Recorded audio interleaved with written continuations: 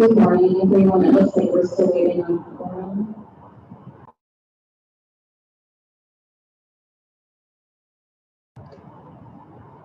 And Candace, not and Bob, can you hear me okay?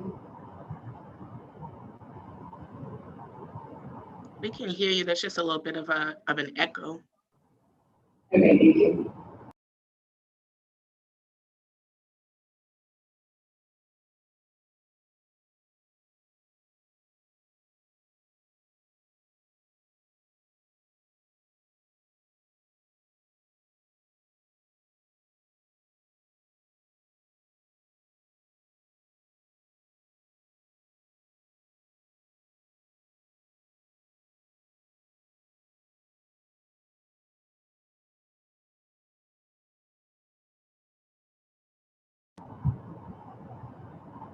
Good morning. Can you all hear me on this mic?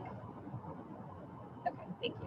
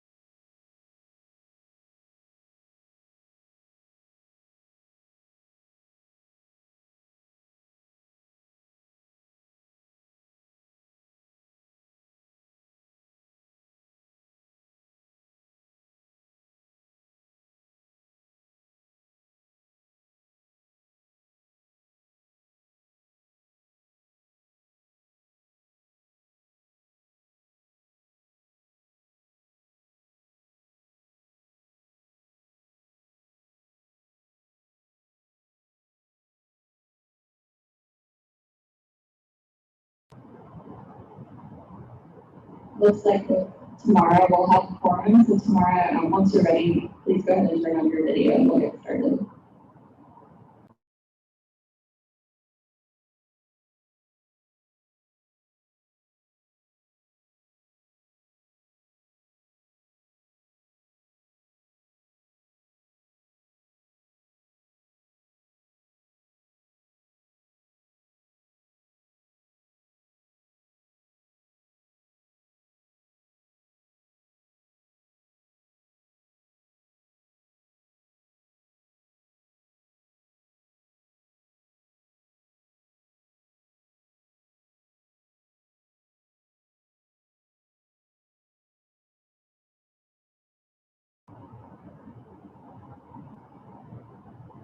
All right. Good morning.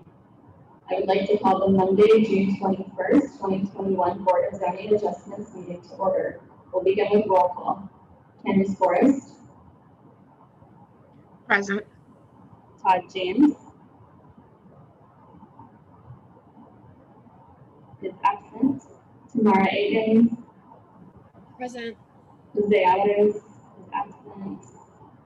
Mira Diaz. Present. Alfonso Gonzalez. Present. And Matt Lugo. Present. Thank you. The minutes from the May meeting are actually not available yet. Missy, do we need a motion to defer this action of adoption to the next meeting? Or should we just proceed? I can't hear you.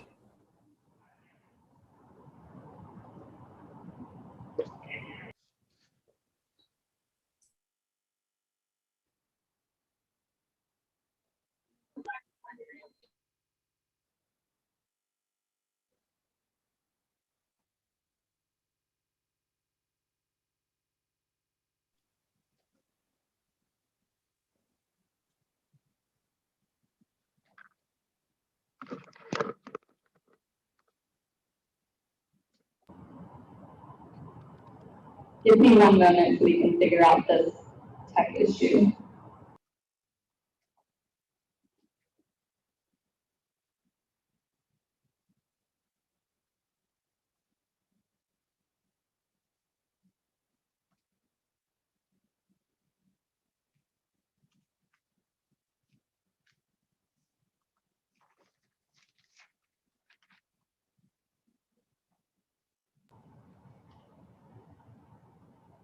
All right, can you all hear me again?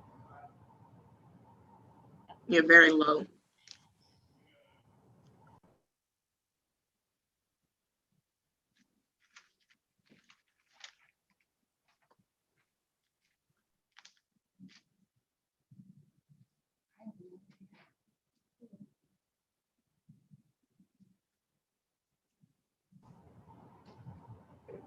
All right, Missy, I don't know if you heard my prior question. The minutes from the May meeting are not yet available. So should does the board need to take any action to defer those, or can we just take them up at the next meeting?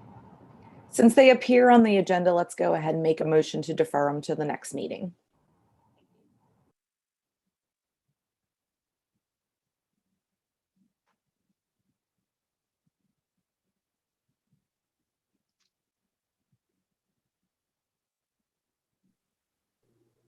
I can make that motion. So Thank you. motion to defer the approval of the meeting minutes to our next meeting. Matt Rufo, I'll second that. Thank you. It's been moved by Tamara Eggins, second by Matt Rufo to defer our May minutes until next meeting. Roll call vote. Tamara Eggins, Yes. Ramiro Diaz, Yes. Alfonso Gonzalez, Aye. Matthew Rufo, Yes. and Candace Forrest. Yes.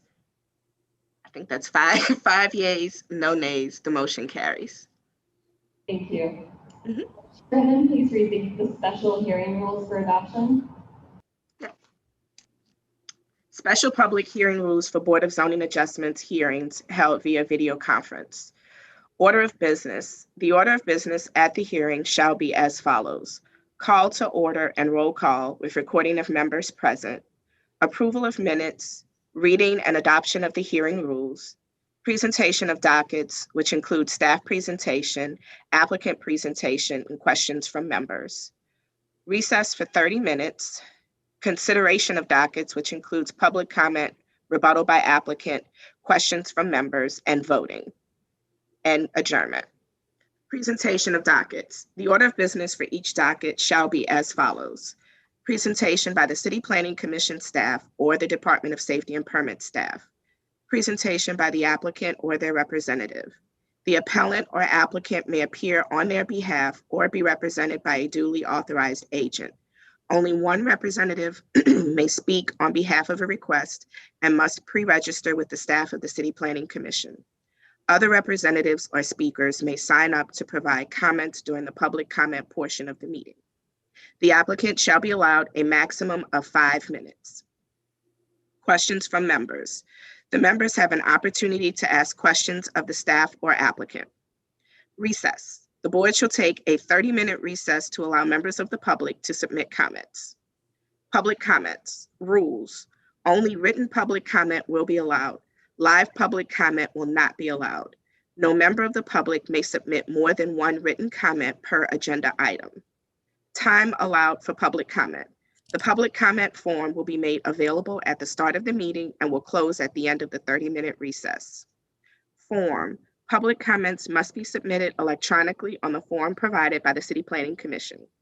Any comment missing this information will not be read aloud. Each submission must contain the commenter's first and last name, the commenter's address, whether the commenter is being paid in connection with his or her comments, and the agenda item. Reading of public comments. A moderator will read into the record all comments pertaining to that item that have been submitted in accordance with these rules. Comments will be read aloud in a normal speaking voice. The moderator will discontinue reading a comment once it exceeds 2 minutes. Rebuttal by applicant. Following the public comment period, if there is opposition, The authorized representative of the application is allowed a rebuttal not to exceed 5 minutes. Questions from members. Following the public comment and rebuttal, the members have an opportunity to ask questions of the staff or applicant. Voting. Making a motion. The member making a motion shall clearly state their name when making a motion. For example, I, Candace Forrest, move to approve or deny the request. Seconding a motion. The member seconding a motion shall clearly state their name when seconding the motion. For example, I, Candace Forrest, second the motion made by the other member. Statement by chair. The chair will restate the motion, confirming who made and seconded the motion. Voting. The chair will request a verbal vote from each member by roll call. Each member will indicate yea to vote in support of the motion or nay to vote in opposition. That's the end of the public hearing rules. Thank you. Would the board make a motion to adopt the special hearing rules?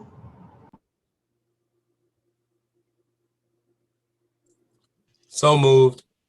I'll second. Romero. It's been moved by Commissioner Gonzalez, second by Commissioner Diaz to adopt the special public hearing rules. Roll call vote, Todd James, Yes. Tamara Eggins, Yes. Ramiro Diaz, Yes. Alfonso Gonzalez, Aye. Matthew Rufo, Yes. and Candace Forrest, yes. 6 yeas, no nays, the motion carries. Thank you. In accordance with the adopted special hearing rules, the public comment form link is available on the city's Granicus website, as well as at nola.gov/CPC. It will be available until the end of recess, after which public comments will be read into the record as part of the consideration of dockets. Ms. Forrest, this is Henry Kinney. Generally, as I appreciate the law, you're required to allow the public to comment when there's a motion in a meeting such as this. I wanted to make it known as a comment to the last motion that I have not seen anything that would allow the continuance of a Zoom meeting in violation of the Louisiana Open Meetings Law. So I'd like to continuously object to the utilization of the Zoom meeting as opposed to the Open Meetings Law. Nothing we have been shown so far justifies the Zoom process.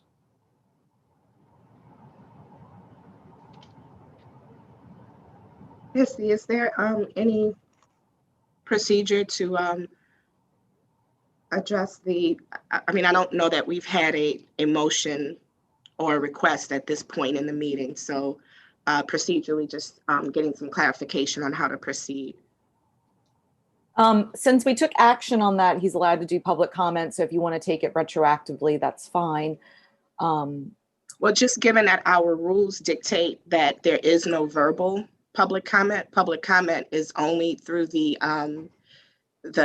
public comment form based on the rules that we just adopted. So that's why I'm just trying to figure out procedurally the appropriate way to address this, because technically that's not an appropriate format to do public comment.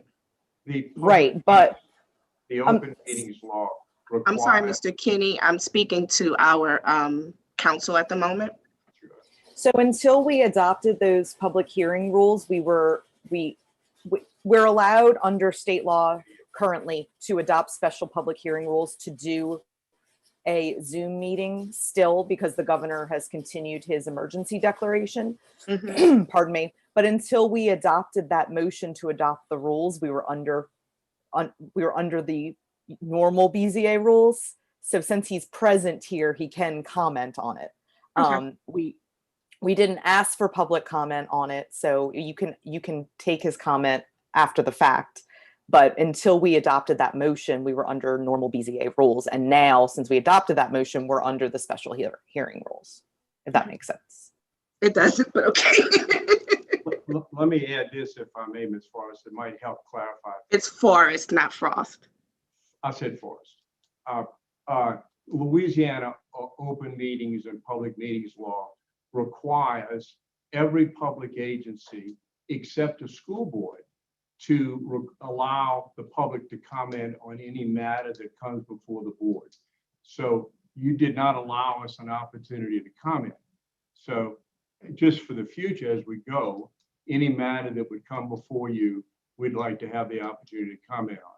But going back to what Ms. Quigley asked, I mean, I'm not going to beat this to death, but it does invalidate, from what we can tell, anything that has to do with this meeting being not conducted in accordance with the open meetings law of the state of Louisiana.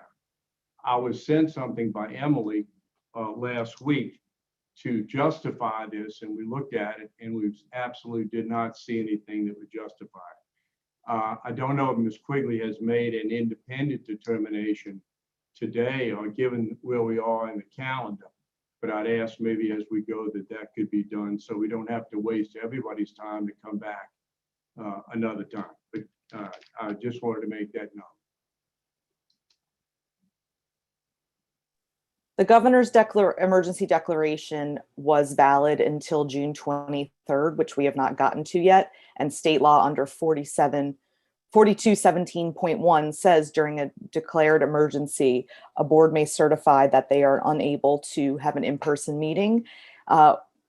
We attached a certification to the agenda. We don't have the staff capacity nor the plan in place that's been approved by the health department to have meetings in person yet. We will work on that, and we are still authorized under state law to do this as long as we have a certification, and we did attach that to the meeting notice and the agenda. Are there any questions from board members? Sounds pretty straightforward. I was going to cite to the certification that's included on the agenda. So you kind of addressed that already, Missy. So thank you. Just for the purpose of the public, since this has come up. Thanks for explaining it, Missy. We can proceed. Thank you. Item 1, BZA docket 033-21 for property at 4910 Laurel Street, and item 7, BZA docket 049-21 for property at 2218 Poydras Street have been withdrawn.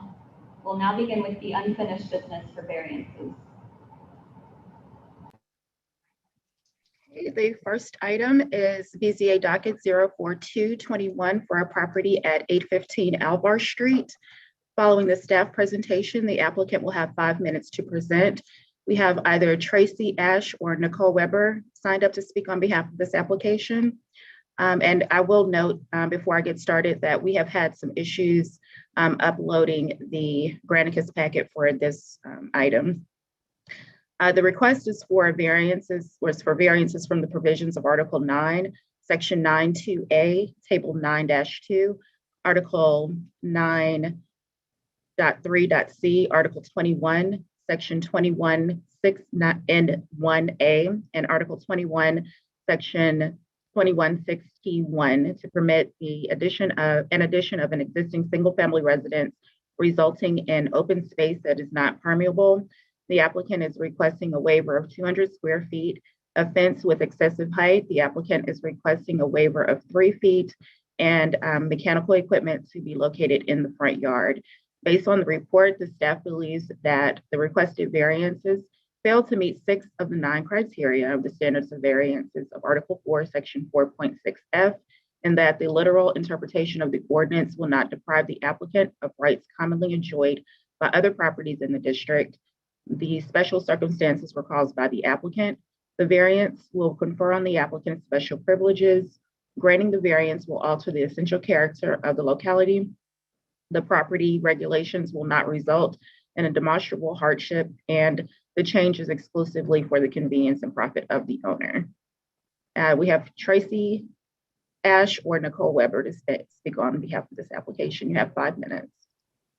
Good morning, Nicole Weber here on behalf of Tracy Ash. We are no longer requesting a waiver on the open space or the fence height. We're only requesting a waiver on the mechanical equipment. So that's for the HVAC condenser, location of the HVAC condenser.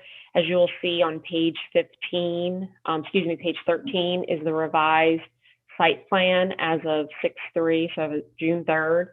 And the equipment has been pushed back 4 feet 1 inch from the front property line. There is no front yard requirement in HMR 3. So therefore, you know, in my opinion, that we only need a waiver of the 3-foot side yard setback, which would be a 22-inch waiver from that requirement.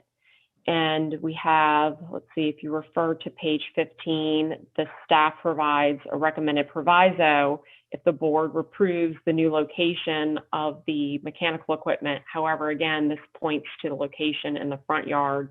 And as you can see on page 13, it's been pushed back. The unit's been pushed back 4 feet 1 inch.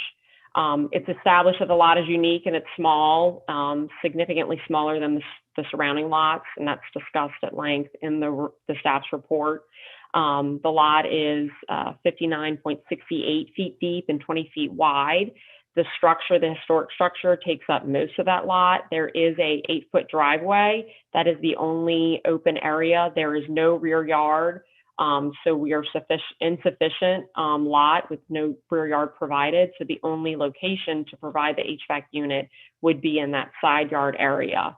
If we place the HVAC unit up against the house, then that would encumber the path to the side yard entrance, which will eventually need to be retrofitted for ADA accessible or wheelchair accessible ramp or lift. So another reason to have the location closer to that side yard property line versus the house, as well as the requirement that we are minimally invasive. So the HDLC requires that the HVAC unit would need to be fenced in. So locating it in the side yard away from the house is preferable. So along the building on Dauphine Street would be the only other location. And again, I've pointed out the reasons why. We have a letter that was submitted from HDLC staff stating that a HVAC condenser on the roof of the house would be prominent or visually obtrusive. So another location that we cannot locate it without having other issues. The documents were submitted to staff on 6/3 discussing the acoustic absorption material that would be used. Excuse me, it was provided on 6/2. The spec sheet that was provided discusses, and it's not located in the current staff report, but it does discuss that this is the same material that's used to damper commercial units for adjacent properties, but this material would be used for this residential condenser. We have a letter from the adjacent property owner who also has their HVAC unit, as shown on page 13 in the site plan, located along the side yard property line. And we also submitted, Ms. Ash submitted letters of support, one most importantly from the only letter of opposition that was originally received from Joan Jensen. She pulled her letter of opposition and is in support now, but unfortunately that is another missing document from what you all are provided. There's also a letter of support from Dorothy Ball, from neighbor Dorothy Ball, that did not make it into the report. Let's see, and then just to close up my argument, we've talked about the location in the side yard, we've talked about the letters of support, and that we've looked at locating it in other areas. And again, we've withdrawn the 2 other waiver requests to do a deck and for the fence height. So we're just asking for this mechanical equipment waiver.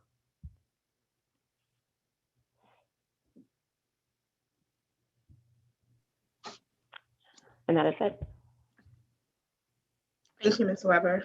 Questions from the board? I know it was mentioned at the outset, the challenges with uploading the staff report. And I don't know if any other board members were able to access it. I know I was having issues accessing it. And it's just, I don't want to make decisions without the ability to have getting tongue-tied, without the ability to have reviewed the report. Is there a way to defer this matter so that we could at least review this report? I don't know if it could be sent to us now and we could review it during the recess, or if not, then I would just ask in fairness to be able to review the report prior to us being able to make a decision. And Just to clarify, oh, sorry, Todd, I was just going to say that my file, I was able to download it, but it says that it's corrupted or damaged, and I've tried with a couple different applications. So, and I was going to say that just much like the chairwoman, I was unable to download the file as well. Same here. Thank you all. We are working on redoing this PDF and re-uploading it. So that should be done shortly. And if you all are able to look at it during recess and move forward with this item after recess, that could be an option. And we'll let you know when it's re-uploaded as well. Okay, and if we're able to, we can try to do that during the recess. If not, Ms. Weber, do you have any opposition if the board were to request a deferral until the next meeting, if we're not able to get everything to look at it? If you're not able to see all the documents, because we were able to view the PDF prior to the meeting starting, and I have a feeling that's going to be the same document that you all are given access to. And as I noted, there were still documents missing that we had provided staff in that new PDF. So yes, we want you to have the full report and all the supplemental documents that were submitted. Okay, and Ms. Weber, let me just clarify, because I know you indicated that there were a couple of things missing. Were those submitted after time? Is it, I mean, are you saying that? No, that they were submitted on time. They Okay. were submitted either on 6/2 or 6/3. Okay, I was just trying to make sure if we needed to make sure that we had the full documents in order to review everything if they were submitted. Yeah, if you all have time to review these documents, because it's the product information and then the letter of support withdrawing a previous letter of objection and a new letter of support, and we can move forward today. That would be great, because I know this has been deferred a couple of times. Okay. You had a question, Commissioner James? No, I just wanted to make sure I know that Ms. Weber is saying that there were some documents that they have on their side, but we're not in receipt of any of them via the download. So even I know we can't receive it piece and parcel, but we don't have any of the documents via the download. This is a point of clarity. Yeah, and that's why I wanted to make sure whatever we were getting was going to be the full Package. Yeah. full package, correct? Yeah, and Ms. Ash did provide an email to staff pointing out what those documents were that were missing. So again, if we're able to just push it back later in the meeting, that would be great. Any other questions, commissioners? I was just going to say, based on my memory of the last report, last version of it, if things have been struck from it, it should be a pretty quick review if we're just looking at the one issue. So hopefully we can get that document figured out and take some action on it. Do we need to make a motion to do that, or is it just something that, okay, cool. No, we're just at the report portion now, so we're not at voting on anything yet. Any other questions? Seeing none, we can go to the next item.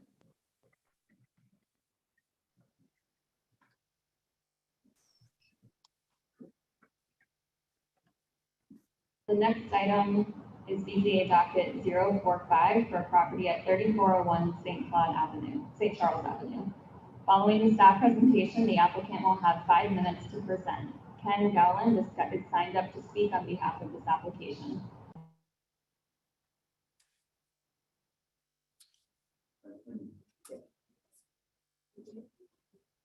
Hey guys, we're trying to start the video, but it's not coming up. You have to start it for us.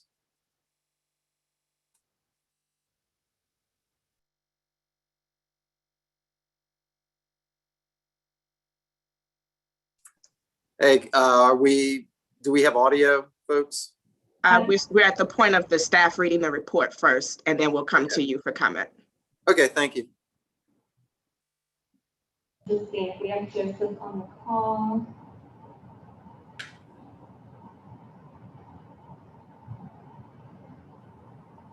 All right.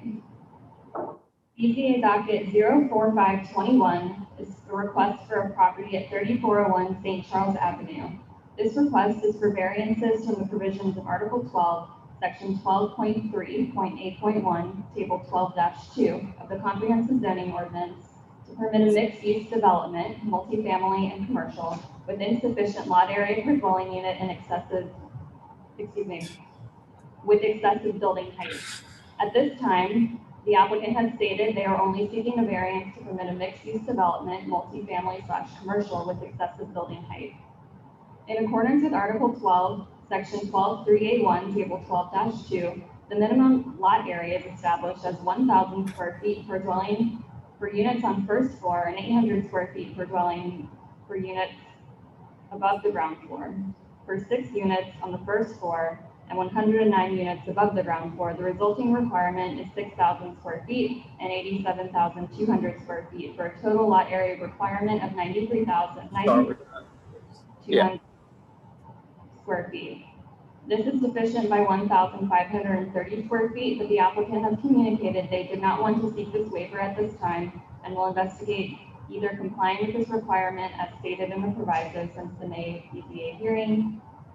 Since the May BZA hearing, the applicant has submitted an application appealing the determination by the Department of Safety and Permits regarding the lot area per dwelling unit. In accordance with Article 12, Section 12.3A1, Table 12-2, the maximum height is established as 40 feet and 3 stories. The applicant is proposing 65 feet and 5 stories, which is excessive by 25 feet and 2 stories. This is non-compliant, and the applicant is thus requesting a waiver of this standard as listed in Article 12. In the time since the BZA meeting, the staff reached out to the applicant, to which the applicant informed the staff that nothing has changed on our end. The applicant has not provided any further documentation that would affect staff's review, and thus the staff's recommendation remains the same. Based on this report, the staff believes that the requested variance of Article 12, Section 12.3A1, Table 12-2 fails to meet 4 of the 9 criteria of the standards for variance of Article 4, Section 4.6F. In that, literal interpretation of the ordinance will not deprive the applicant of commonly enjoyed rights. The special circumstances were caused by the applicant. Denial of the variance would not result in a demonstrable hardship, and the purpose of the variance is based exclusively on the convenience and profit of the owner. Therefore, the staff recommends denial of the requested variance. We have Ken Gallen signed up to speak on behalf of the application. You now have 5 minutes to present. Hi, guys. Just checking to see if we have audio. Thanks so much. Guys, I just want to be clear that we're only requesting one variance for this project. That's just going to be a height variance limited to Building B, which is the building at St. Charles and Louisiana Avenue. The project does not seek to build more area than what is allowed as of right, nor does it seek to build more units than what is allowable within the HUMU. This height request allows the project to allocate the allowable density in line with the demands of the historic context while addressing the CZO requirements, building design requirements, overlay district requirements, land use plan requirements, code requirements, infrastructure requirements, traffic requirements, and departmental requirements. The 2-building variable density design that we're presenting allows the project to shift density away from the residential neighborhoods and towards the higher density commercial conditions at St. Charles and Louisiana Avenue. All project requirements are integrated in an effective manner consistent with the density limitations of the base zoning district, as well as all HDLC design and planning requirements. As the staff points out, the site is unique and presents special circumstances and challenges. The site was historically occupied by the Giselberti Building, a 5-story mixed-use structure that was approximately 75 feet in height. The site exists as a transitionary block between higher density conditions at St. Charles and Louisiana to the lower scale conditions at Carondelet and Delachaise.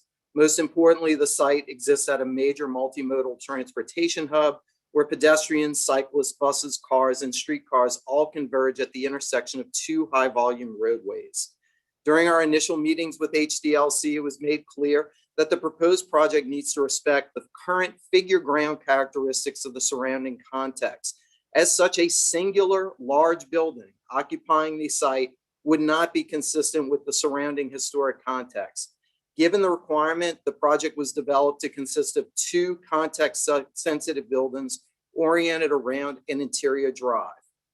The project has 4 frontages that each have a unique scale and density. HDLC has made it clear that the proposed project needs to respect the variety of urban conditions occurring at the different project frontages. As a result of these unique features of the property, a variable density solution was deemed appropriate.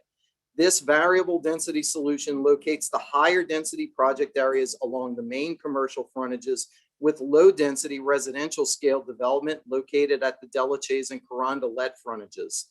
As such, Building A, which is the building located at Delachaise and Carondelet, is a 3-story residential building that is compliant with the height and compatible with the scale of the adjacent residential neighborhood. The second building, which is the one that the request for height variance is limited to, is located at the corner of Louisiana and St. Charles. It is a mixed-use structure that features ground floor pedestrian uses arrayed along completely rebuilt public rights-of-way. This building is 4 stories in height at the Carondelet and Louisiana Avenue corner, with a partial 5th floor at the St. Charles and Louisiana Avenue corner. That partial 5th floor has been set back to ensure that the visible portion of the building will be limited to 4 stories only. The CZO, overlay, and multimodal project requirements mandate the creation of pedestrian-oriented development that integrates all forms of transportation into the site design. The site plan includes an open interior drive that consolidates all access for all parking, waste management, utilities, loading docks, deliveries, and building services at the interior block condition of the site. What this configuration allows us to do is mitigate any impacts to the surrounding neighborhood while improving pedestrian conditions, bike lanes, and public transportation access at all public right-of-way frontages consistent with the overlay and departmental requirements at play on this site. The site has an extremely challenging perimeter area ratio. This is despite its size. The usable frontage of this site is further reduced by the code mandated fire separation requirements at all interior lot line conditions, access drive requirements and limitations, HDLC courtyard requirements, loading dock requirements, utility infrastructure requirements, and all the overlay district requirements for pedestrian-oriented ground floor uses at these primary frontages. As such, the requested partial height waiver will allow the development to accommodate a bit more perimeter so that it can ensure adequate access to light and natural ventilation at every bedroom and living space within the project, while still meeting the demands of all other departmental and regulatory requirements. The project design makes significant concessions in both density and open area as a means of addressing the variable density conditions of the historic context, as well as all of the other CZO, HDLC, DPW, Parks and Parkways, Overlay District, and Master Plan requirements. This plan, in our opinion, represents the best possible solution available to address the myriad of demands and requirements within the confines and contextual realities of the site. We appreciate your consideration today on this request, and we're prepared to provide the facts and conditions regarding the unique circumstances and hardships that have led us to this single request.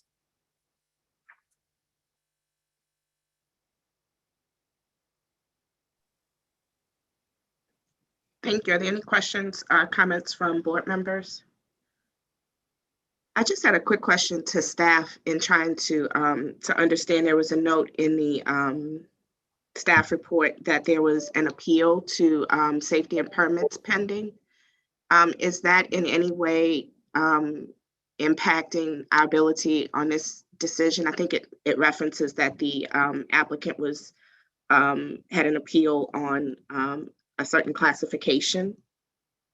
So that should not impact the decision today.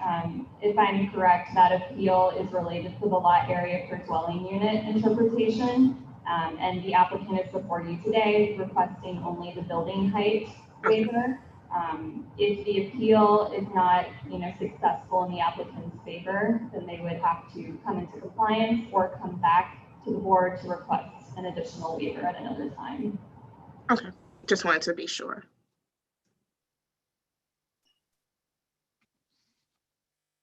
Any other questions or comments from board members? Seeing none, we can go to the next item.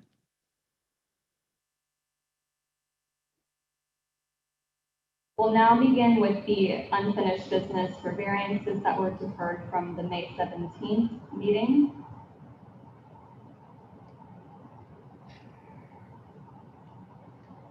The first item is BZA docket 046-21 for a property located at 5651 West End Boulevard.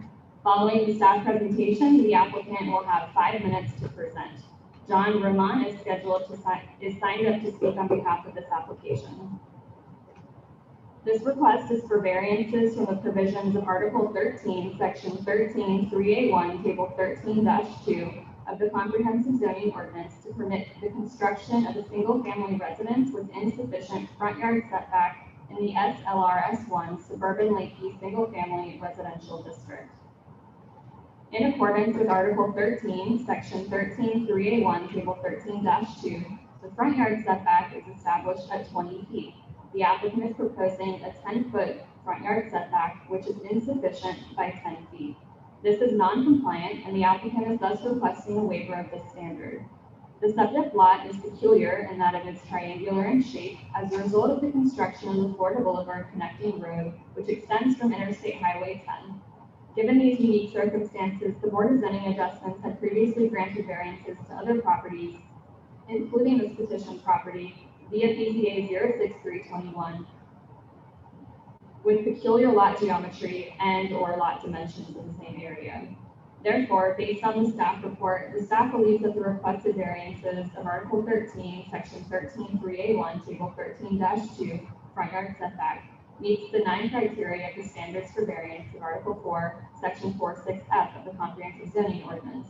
Therefore, the staff recommends approval of the requested variance subject to the standard 3 provisos. Mr. Roman, you're signed up to speak on behalf of the application. You now have 5 minutes to present.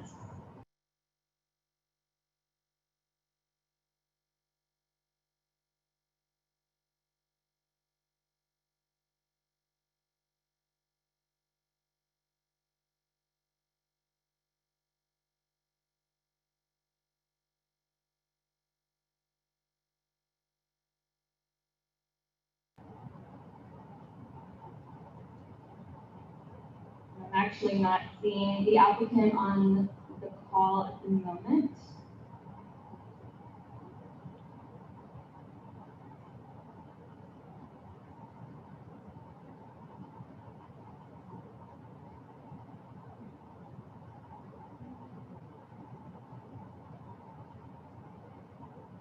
Would the board like to defer the staff presentation for this item? Yeah, can we see if the applicant can come back on? Were they on the call initially? Do you know? We have to look back. I thought I had seen them previously. Yeah, we can see if the applicant comes back. We can take it back up before we go to break for public comment. And just as a recommendation, I think what we could do is just suspend the rules later. And if there's no point of opposition, we could just give them a couple minutes to present so we could just hear it later in the agenda.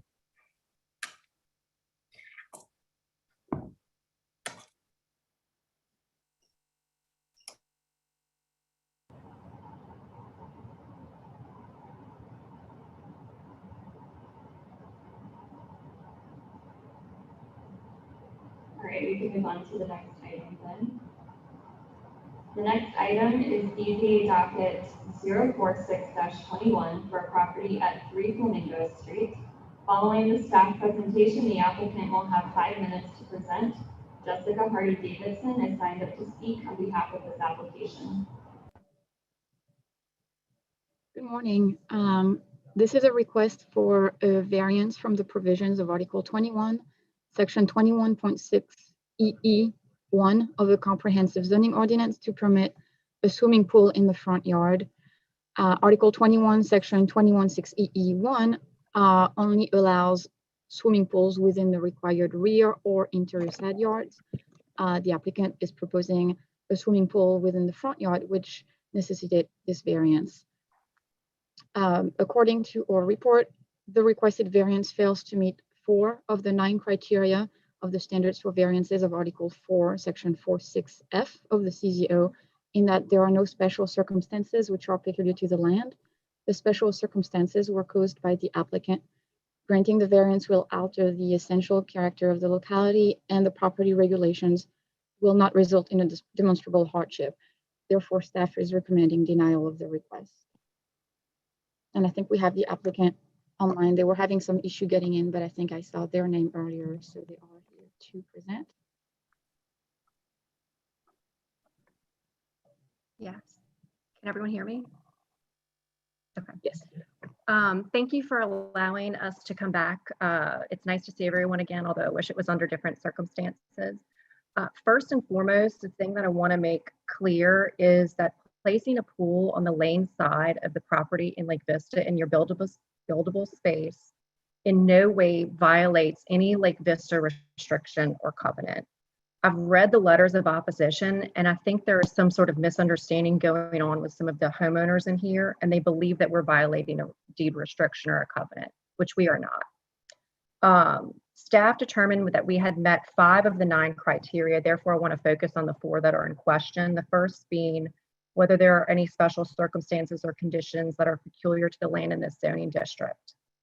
And although there may not be anything necessarily unusual in this zoning district with our lot, what's highly peculiar in the city of New Orleans is the anomaly of the Lake Vista definitions of the front and the rear yards. If you really think about the intent of the CZO, it's to not expose swimming pools to the street side of residences in order to, protect people, prevent public nuisance, protect the safety and the welfare of the citizens. What appears to be conflicting is the intent of the CZO and the reversal of the yards in Lake Vista. The unique arrangement of the yards in this zoning district creates special circumstances on this property that are highly peculiar within the city of New Orleans. And nowhere in the interpretation memo that was circulated in December of 2020 does it address this unique condition. The second condition, which staff has placed in question as to whether or not any of the conditions or circumstances resulted from our actions. The situation is we purchased a vacant lot in 2009, designed a house, and completed construction in 2010. The 2015 CZO code did not exist until 5 years after the construction of this home. And the ordinance regarding pools had never been interpreted to deny pools on the lane side of homes until 2020, when we were targeted by another resident who complained to safety and permits, and our permit was flagged. There was no way for us to know in 2009 that the CZO would change 6 years later after the design of this house. And we shouldn't be penalized for an ordinance that didn't exist at the time the home was designed and constructed. The third condition in question is that granting a variance would alter the character of this neighborhood. And the idea that placing a pool on the lane side of this property within the buildable space would alter the neighborhood is absolutely ridiculous. The precedence in this neighborhood was already set due to the number of pools that exist on the lane side of the properties. In our January hearing, it was determined that if we extended a wall from our home to the length of the pool, we can have the pool in the same exact location that we are requesting. We know of at least 3 homeowners who are in the building process who had to go back after our January hearing and redesign their homes into an L shape to meet the requirements of the CZO so they could place their pool on the lane side of their home. So if the opposition thinks that the denial of our variance is going to stop others from placing pools on the lanes, they're sorely mistaken because people are just going to build their homes like an L.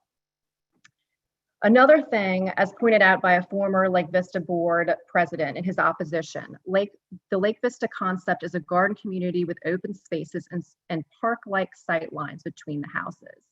What's interesting is that if I add a wall out of my house, the length of the pool, it contradicts this concept of this open space. The way the CZO is interpreted, it states that I can build a 2-story extension of my home into this space, but prohibits me to put the construction of an open pool with green space, just as our plans depicted. And this also contradicts the concept of Lake Vista. The last and the fourth condition, which is in question, is that the strict adherence to this regulation would result in a hardship. The hardship that exists is that we can't use our property to the fullest extent. Staff and the opposing state that we can build a small pool on our street. This is not only dangerous and a safety concern for our children, given our proximity to Robert E. Lee, but we'd also have to remove 2 oak trees on the street side of our home.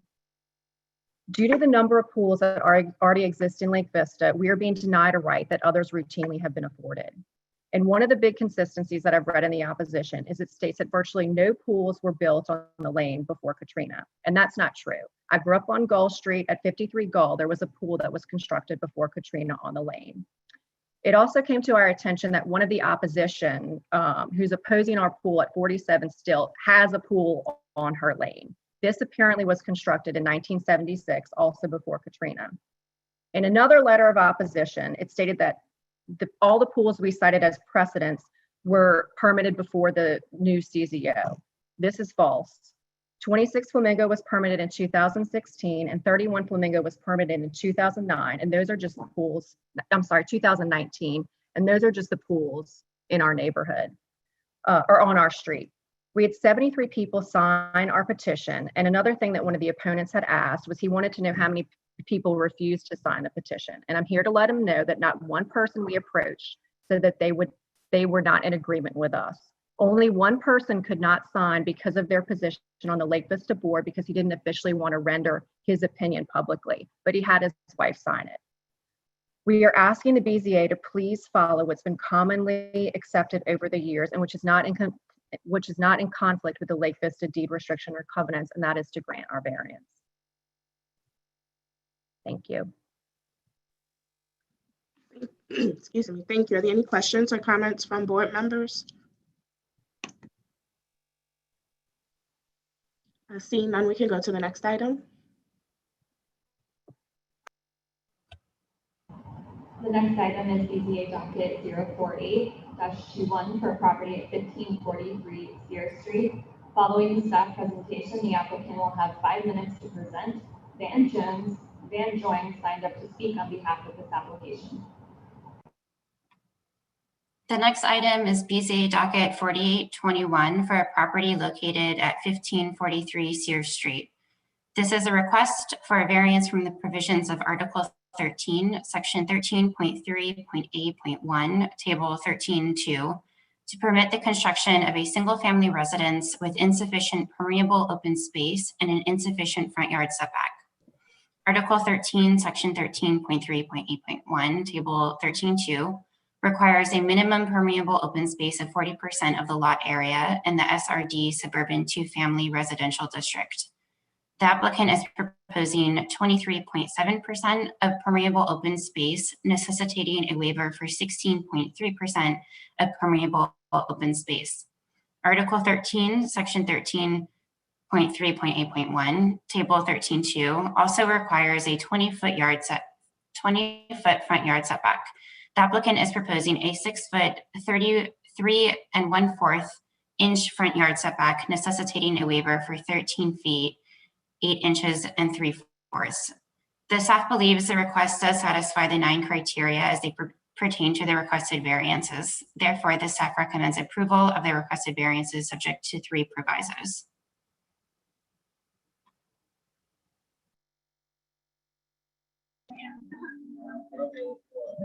Thank you, Rachel. Can you all hear me okay?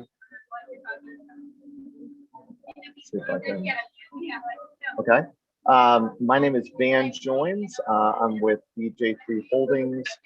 We are a development company focused on building small, affordable 2-bedroom, 2-bath homes throughout the city of New Orleans to promote first-time home ownership.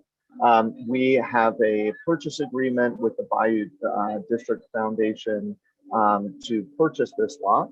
But as you all can see in front of you, the lot is, while it's 33 feet wide, which is substandard, it's also only 60 feet deep, which is also substandard. This is a lot that is in a neighborhood that is semi-historic and also adjacent to an HUMRN2 zoning. And so if you look along Surrey Street, you'll see that almost all the houses on that block base share a 0 to 10 foot conditioned front setback. And so what we wanted to do was, one, build a home that fits appropriately in the historic context. sets back a reasonable amount from the street that matches everything else. And then finally, with regard to the permeable open space, in order for us to build a nice footprint home with 2 bedrooms and 2 bathrooms and have front and back porch space already within, and because we're building 2 stories, we're able to fit this on a relatively small footprint. But we still need, even with the front and back porches, just the lot itself would only be 35% permeable. We wanted to provide a driveway in the rear so that someone who is ADA or disabled can very easily access the rear of the house. And so that's why we are requesting the reduction in the permeable area. I've read the staff report and we agree with the report and are also fine with the 3 provisos that the staff has placed on this item for approval. So I also want to thank the staff for their thoughtful consideration and all the interaction we've had with the planning staff. They've been good. Thank you.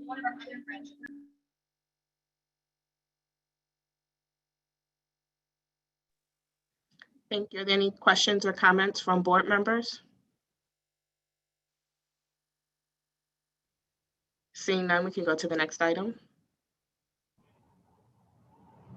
The next item, BZA docket 049-21 for a property at 2218 Coimbra Street, was withdrawn this morning by the applicant. We'll now begin with the unfinished business for safety and permits decision appeals.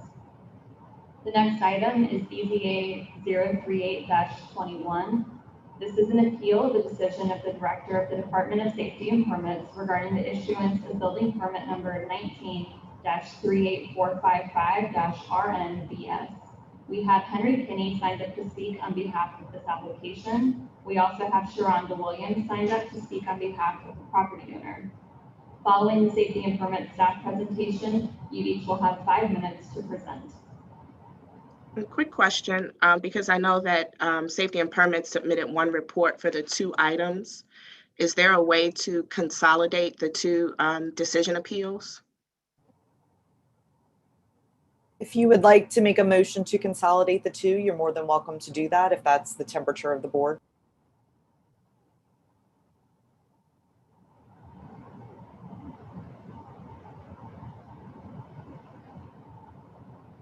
Madam Chair, I wouldn't mind moving to consolidate. Unless there's an objection. I'll second I'll that. second. Go ahead, Tamara. I'll just go with, it's been moved by Commissioner James, second by Commissioner Eggins to consolidate BZA docket 048-21 and 049-21. Is that the right numbers? No. I'm sorry, 038-21 and 039-21. Roll call vote, Todd James. Yes. Wait, Mr. Chairman, I'd like to comment again. I think we have a right to comment. It'd be very brief. That was why I asked if there's any objection. So go ahead, Mr. Kinney.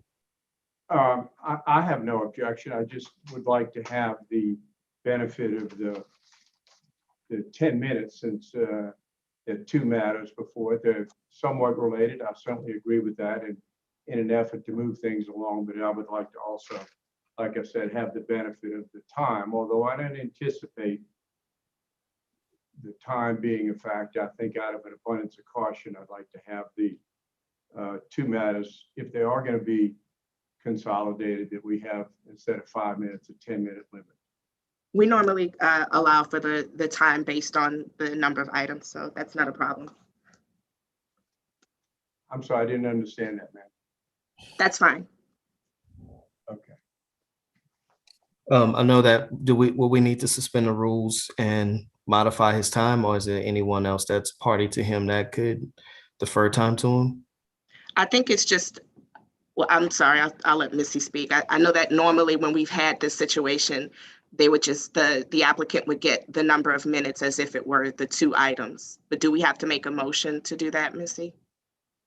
No, it's the two matters combined, so it's still two matters. It's just going to be heard at the same time. So it's as you as the chair are allowing him to have those two times, and also we're not allowed to cede time with the special rules anyway. So, so it's fine that the chair has allowed for this, and so it's customarily what we do. So, Mr. Kenny, you understand that with the current rules and how they've been modified and adopted for this hearing, how the time is being extended for you? Yes, thank you. Okay. Do you show the video? How does that work? We're not at that point yet. We still have to vote on the motion to consolidate. Commissioner James? Yes. Tamara Eggins? Yes. Ramiro Diaz? Yes. Alfonso Gonzalez? Yay. Matthew Rufo? Yes. And Candace Forrest, yes. 6 yeas, no nays, the motion carries. Would you all like me to read into the record the request for BZA 039? I was just about to ask you to do that. Thank you. Okay. All right. So BZA 039-21 is an appeal of the decision of the Director of the Department of Safety and Permits regarding the issuance of building permit number 17-33606-NEWC. As before, we have Henry Kinney signed up to speak on behalf of the application, and Sharonda Williams signed up to speak on behalf of the property owner. Following safety and permits staff presentation, we will have time to present.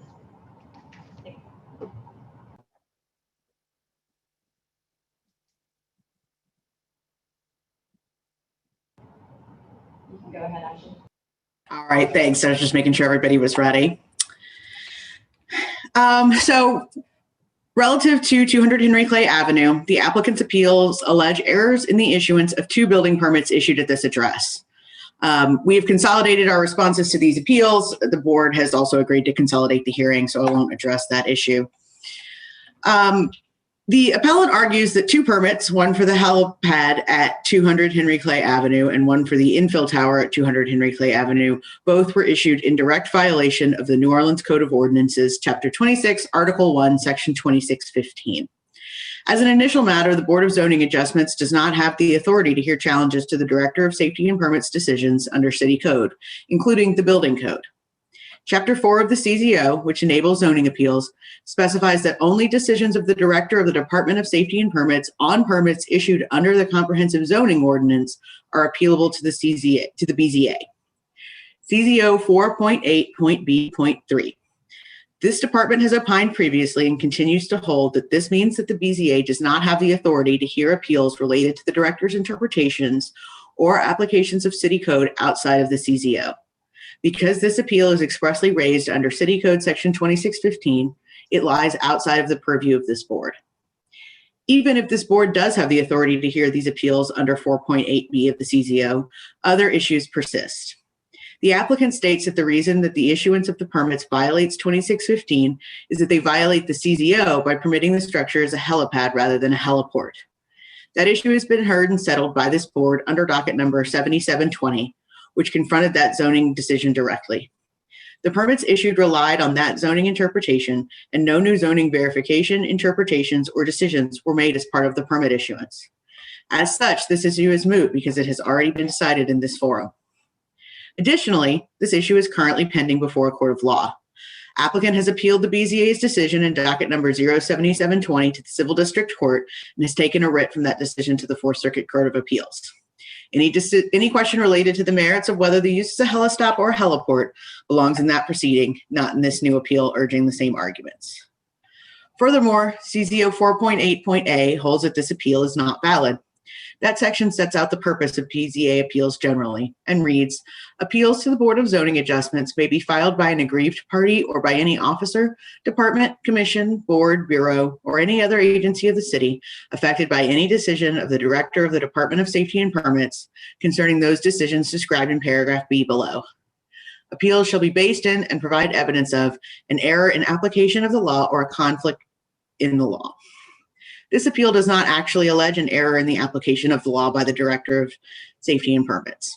Rather, because this board has examined this issue of whether, because this board has examined the issue of whether this use is a helipad or a heliport and has rendered a decision on that issue, this appeal, by bringing that same argument again, alleges an error in the application of law by the Board of Zoning Appeals. Decisions of the Board of Zoning Adjustments must be appealed to Civil District Court, not to this body, in the form of a subsequent appeal related to the same facts and arguments. CZO 4.8.f. Finally, out of an abundance of caution, to the extent that this board finds that this appeal is proper, presents new arguments of some kind, the department responds again that based on the evidence that has been provided, it believes this used to be a helistop. The evidence presented by the permit and zoning verification applicant, Children's Hospital, supports that the facility is used as a helistop rather than as permanent basing.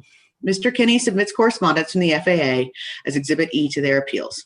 That correspondence states that while official records show a base at Children's Hospital for the aircraft in question, quote, the airport is operating out of New Orleans Lakefront Airport at this time, which is consistent with evidence provided by Children's Hospital to the department.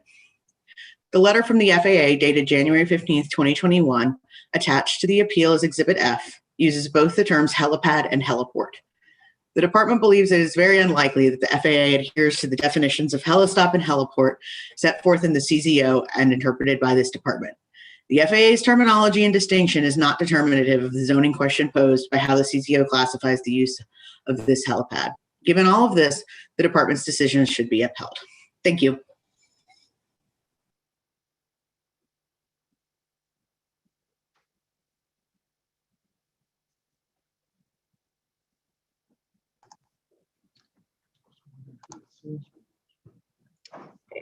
Sorry that we're so unorganized today. Let's see. On that. We have Henry Kinney signed up to speak on behalf of this application. Yes, good morning.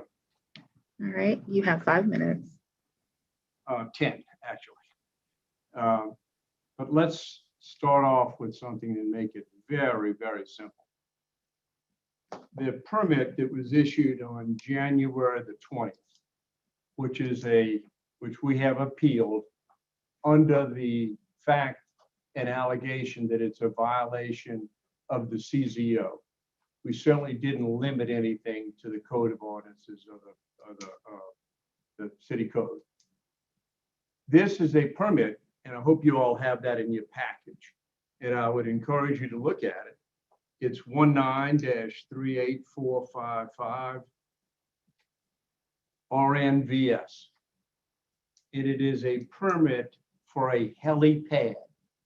It is very, very simple. A helipad and a build out of transport space. Okay. There is no such thing as a helipad in the comprehensive zoning ordinance. Okay, so Ms. Becknell, I don't think has addressed that. And I don't think anybody else has addressed the fact that a permit was issued for a use that does not exist. That's not subject to interpretation, nor debate, nor excuse. All right. By the way, the original application for a building permit was not for a helipad. It was for a heliport. You may recall that this is a violation of the construction of this building that resulted in a $15,000 fine to the contractor who built these structures without a building permit. The building permit was not issued till after everything was finished. So, starting point.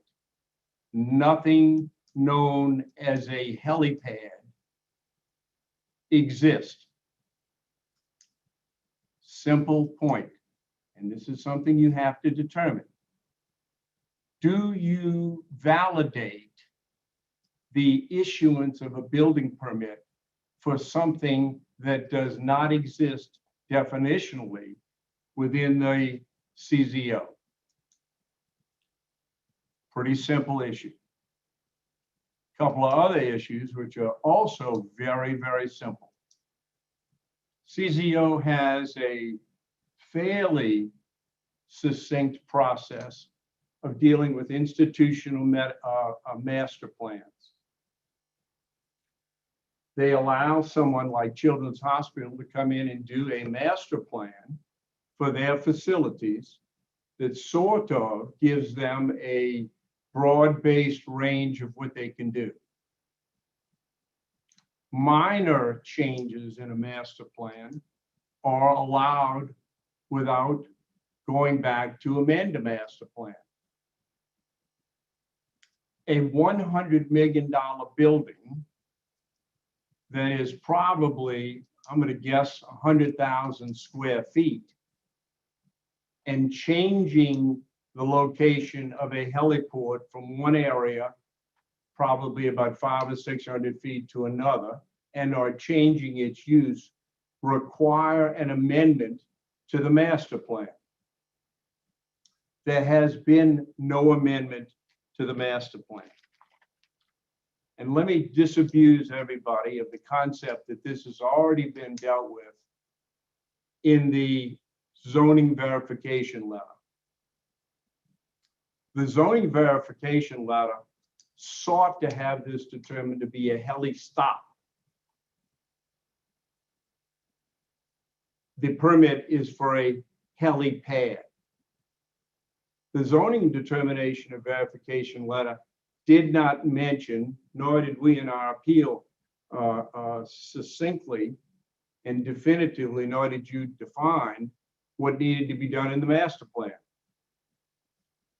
It's appropriate now in the appeal for the actual issuance of the building permit. There are things that are more appropriate to be brought up now than when just merely a zoning verification letter. So if the master plan by law needed to be amended for both of these permits, then under that scenario, it needs to be sent back to the Department of Safety and Permits. All right, so fairly simple issues that we're presenting to you guys today, okay? Now, let's talk about why this is not a helipad, which we've already said. It might as well be for a Ferris wheel or a, roller coaster. This is just not an allowed use, or a petrochemical plant in the middle of uptown New Orleans. Not allowed. I don't know whether this is sloppy, if it was done intentionally. I just don't know that. But you cannot approve the issuance of something that doesn't exist. But let's talk about what does exist up there. What exists up there is a heliport. And it's interesting that I think Ms. Becknell sort of made reference to the fact that even the FAA says, well, it's only temporarily out at the lakefront, but that it is permanently based here. Now, let's go to definitions. The definitions of what a heliport is a place where helicopters and aircraft land and take off and have service facilities. This has service facilities, beaucoup, shower rooms, flight planning area, offices, weather station, sleeping quarters. All of those are service facilities. But what else does it have? It has a 5,000 gallon Jet A fuel tank. Now, it's not a 5,000 gallon water tank. It's not a 5,000 gallon diesel tank. It's Jet A, 5,000 gallons. Now, if that's not a service facility, then we're losing sight of reality. So in essence, all of the factors that make this a heliport, the service facilities and the permanent basing, all make this a heliport. Incidentally, you never hear from the user. You never hear from the user saying, no, these are not service facilities. You never hear any evidence to the opposite. The only evidence you have strictly is the application for the building permit. And the evidence that we presented showing that it's permanently based there, as well as the testimony from our neighborhood, which says it's permanently based there. So in order, I guess you can consolidate them. I would suggest, Ms. Forrest, that you may want to, for voting purposes, you may want to take each one of them individually. But, and again, I'd like to reiterate the concept of the illegality of the meeting. Ms. Quigley said something about an executive order. I would refer her during the rest of this meeting to the last governor's executive order, which is 94 JBE 2021. It only applies to certain state departments and certain departments that are not covered, such as the Board of Zoning Adjustment. I'm so sorry that this is going to have to wind up in the court declaring every single thing you did illegal and to be a violation of the open meetings law. At some point, guys, we've got to stick to what the law is. I hope Ms. Quigley will go back and take a look at that, what we're talking about. I'd be happy to answer any questions and think that, again, we have presented within the law, the violations of the zoning ordinance. That is what our appeals have said, concisely that. So I'd be happy to answer any questions.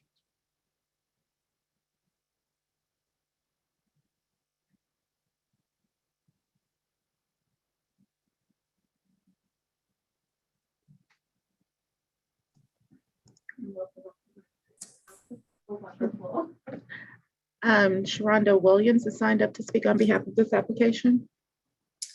Good morning. This is Sharonda Williams. I represent Children's Hospital, 201 St. Charles Avenue, Fishman Haygood Law Firm. My comments are very brief. I think that the board has heard most of this before. I stand by the staff report that's been presented by Ms. Becknell. As the board may remember, procedurally, this matter was deferred because of the pendency of this action in civil district court and then the subsequent appeal by Mr. Kinney to the Fourth Circuit Court of Appeal. And there was action taken by the board to defer it until there was any ruling from the Fourth Circuit Court of Appeal. That matter has now been ruled upon. The writs were denied. Mr. Kinney has now filed an appeal that has not had the record lodged yet. So this matter is still pending before civil district court in some form or fashion. And I think it's just procedurally not proper for any further action by the board at this point. In addition to that, the board has already taken action because substantively, this is this exact same matter that was before the board on Mr. Kinney's appeal of the zoning verification. And so with that, I think that the ruling would be duplicative and this matter is moot. And finally, just some of the factual inaccuracies I wanted to clarify for the record. And I think we've already presented this to the board previously. The fueling and maintenance facilities that Mr. Kinney has discussed at length, it's just not an accurate representation of what exists at this helistop, which this board has already determined.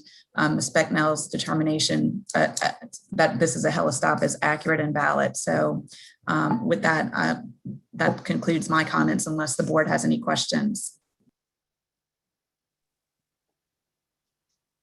Thank you. Ms. Williams and Mr. Kinney, any questions from the board?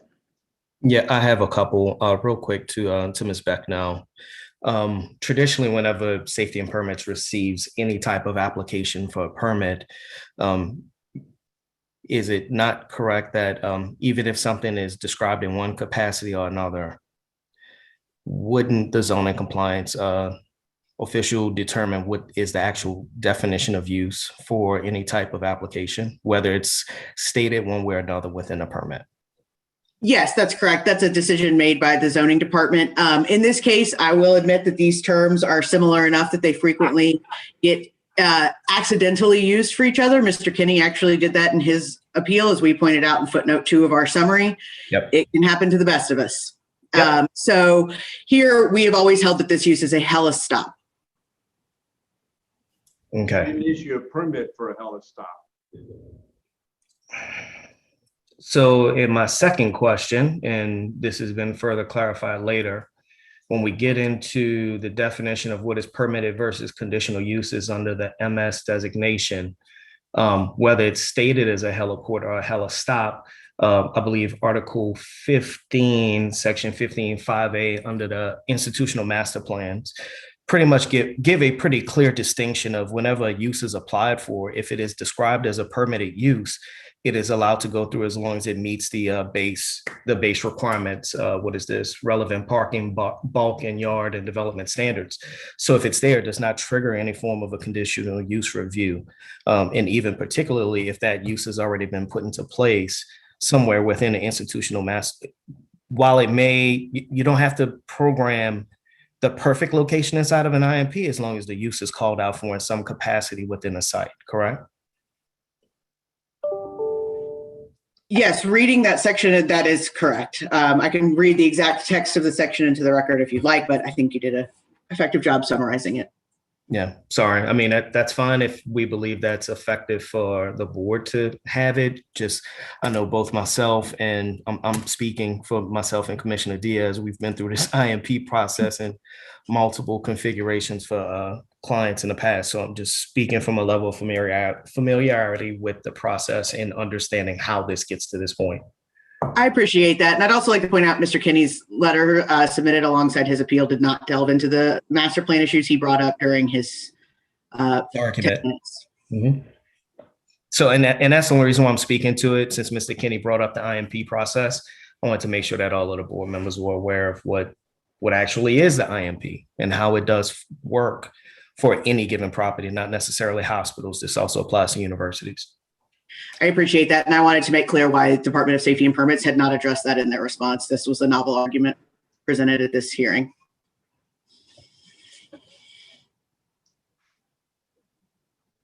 Thank you. Any other questions or comments from board members? Seeing none, we can go to the next item. Oh, just a quick note, Commissioner Forrest, because I know Mr. Kinney did try to object to the rules, but that's why I clearly asked in the beginning of this agenda item when we consolidated them, and understanding of knowing that we were also, that the rules had been modified. He acknowledged at that time that he didn't have any objection and hence took the 10 minutes of speaking time, but then proceeded to object in terms of how we were reviewing this in any capacity of this meeting. So I just feel like we're kind of speaking out of both sides at this point, but just wanted to go on record to that point. Thank you. And Ms. Forrest, we'll have a rebuttal time, is that correct? Yes, after the public comment, if there's any opposition, there will be a rebuttal. If there's not any opposition, there isn't rebuttal time. Well, I think since there's speakers on both sides, there would be rebuttal. Thank you. Any other questions or comments from board members? Next item. Well, oh, sorry, Candace, this is Ramiro. I guess it's a question for Ashley, or safety and permits. The text, Todd touched on this, the text that's in a permit, can you just clarify how that gets decided upon? Because in reviewing it, it's, it's a pretty messy paragraph with lots of typos. And so I'm just curious, like how does, I mean, I know that from my own projects that it's usually just it's not the most accurate kind of description sometimes. So right, there's a couple of different ways that can be entered, and I can research over the break exactly what the process was for this one because I don't know offhand. But in general, if you apply for a permit online, that's something that's typed in by the applicant. It's reviewed by safety and permits, but as long as we understand what you're saying, we don't generally make changes. If you apply in person or not online, but by an emailed application or something like that, it would be entered by one of our permit analysts who are very knowledgeable and super, dedicated staff, but may not understand all of the nuances of the distinctions between specific uses in the CZO, especially in a highly contested case like this. Or it can be entered in by the building side. There's a few different people who can enter it, and it's not always a perfect description. We do have some naming conventions, and we're working on making sure that they're followed all the time, but that's a training issue that we're trying to work on with staff. But to clarify, it's it's not a statement of this is a review. This is the word of the zoning person. No, it's not. It's not. Generally, zoning is the last group that would set that description. It's possible, but it's unlikely. And I think it's even the perfect example in just dealing with naming nomenclature of projects. It's no different from someone saying a triplex when it really means multifamily. The same rules apply. So yeah, anyway, I digress. Any other questions or comments from board members? We can go to the next item. Okay, we will now begin with new business for variances. The next item is item number 10, BZA docket 05321 for the property located at 2332 Terpsichore Street. Alec Adamick is signed up to speak on behalf of this application, and following the staff presentation, you will have 5 minutes to present. BZ 5321 is a request to permit the construction of a single-family residence with insufficient interior yard setback, excessive encroachment of uncovered steps, and insufficient parking space depth. The subject property is an undeveloped, roughly rectangular corner lot located in Central City that features 16 feet of frontage on Terpsichore Street and approximately 57 feet of frontage on Ferret Street. It's zoned HURD2. In the HURD2 zoning district, single-family dwellings built on lots that are 30 feet or less in width are exempt from the minimum off-street parking requirement. However, the CZO requires that any off-street parking spaces above the minimum required number of spaces shall meet all CZO design and location requirements. Since no off-street parking is required for the site, the proposed off-street parking space is a convenience. On a street where on-street parking is permitted and available, not having an off-street parking space is not a hardship. Therefore, the staff recommends denial of the parking space depth waiver. Regarding the other two requests, at approximately 13 feet in width, the proposed dwelling is designed to fit onto a 16-foot wide rectangular corner lot such that the minimum required 3-foot interior side yard setback can be met. However, the subject property is neither perfectly rectangular nor uniformly 16 feet wide. There's a point along the interior on the southeast side property line where the lot is 15 feet 6 inches wide. Accordingly, a 6-inch waiver is a reasonable request to develop an already challenging lot. The width of the uncovered steps and the associated landing is the minimum required by the International Residential Building Code. Given the lot's narrow width, the steps occupying all but 4 3/4 inches of a 3-foot wide interior side yard is unavoidable. Therefore, the staff recommends approval of the lot width waiver and the waiver to allow the uncovered steps in the interior side yard to be 4 3/4 inches from the lot line in lieu of the required minimum 2 feet, with both waivers subject to the 3 provisos in the staff report.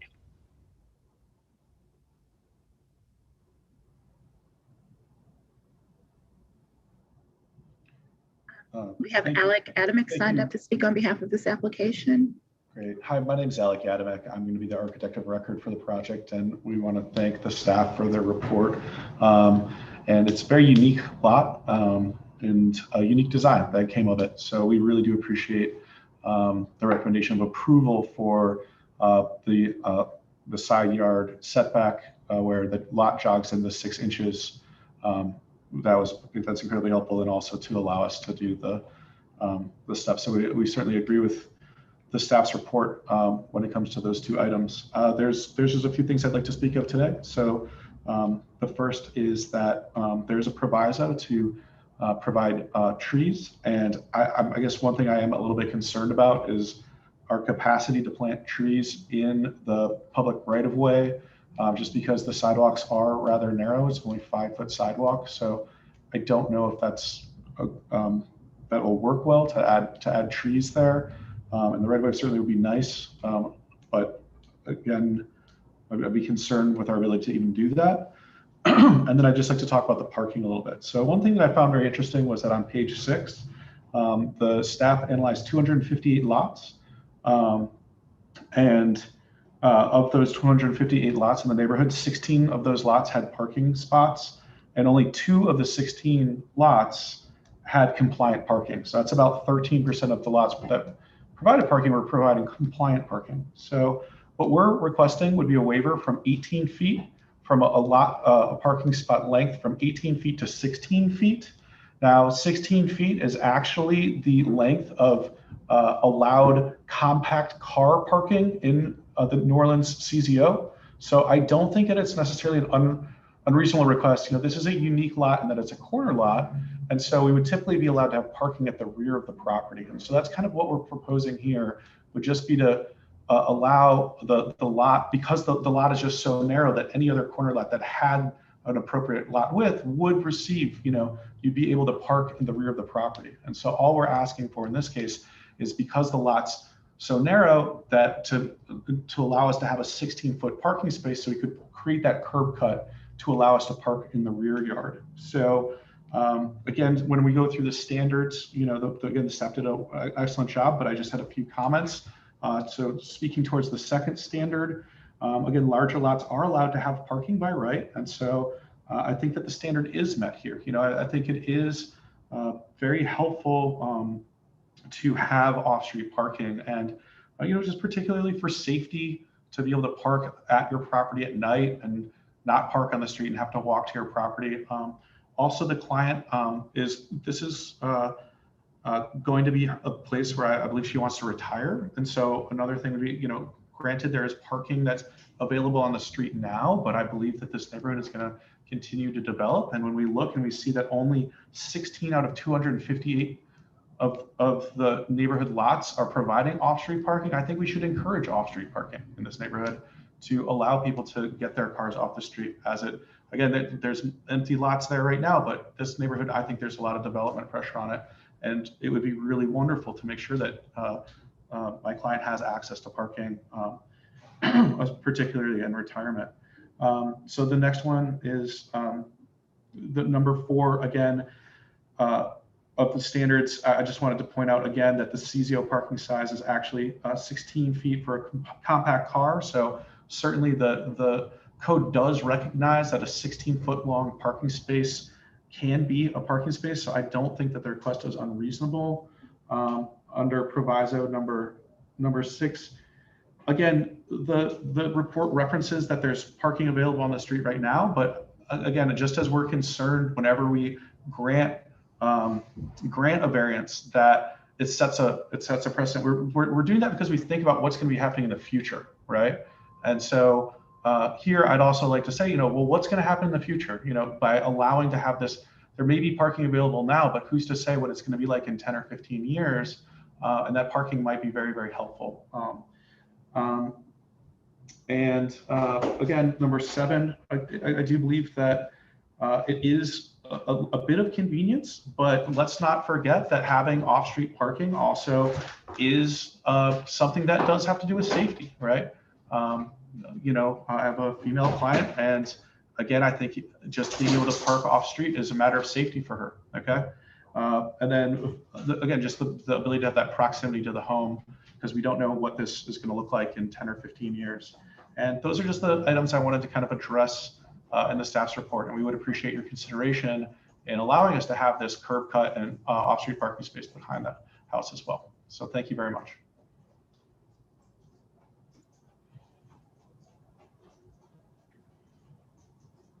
Thank you. Are there any questions or comments from board members?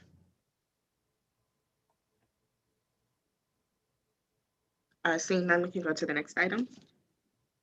BZA. Thank you. The next item is item number 4, BZA docket 05421 for a property located at 5735 Chamberlain Drive. Claudette Bardwell is signed up to speak on behalf of this application. And I do believe, Haley, are you on the line? Yes. Do we have a different applicant, a different speaker rather? Misty Alexander. Missy Alexander? Misty. Okay. Following the staff presentation, you'll have 5 minutes to present. Haley? Thank you. BZA 5421 is a request for variances from the provisions of Article 13, Section 13.3.8.1, Table 13.2, to permit the construction of a single-family residence with insufficient interior side yard setbacks for a property located at 5735 Chamberlain Drive. Table 13.2 requires interior yard setbacks to be a minimum of 10% of the lot width or 3 feet, whichever is greater. In this case, the property is 60 feet in width and therefore the minimum interior yard setback is 6 feet. The proposed house would be set back 3 feet from both interior property lines. Therefore, the applicant is seeking a variance of 3 feet on both the Burbank Drive and Prentice Avenue interior side yards. The requested variances of interior side yard fail to meet 4 of the 9 criteria of the standards for variances, in that there are no special circumstances which are peculiar to the land. The special circumstances were caused by the applicant. The property regulations will not result in a demonstrable hardship, and the change is exclusively for the convenience and profit of the owner. Therefore, the staff recommends denial of the requested variances. The applicant now has 5 minutes to present.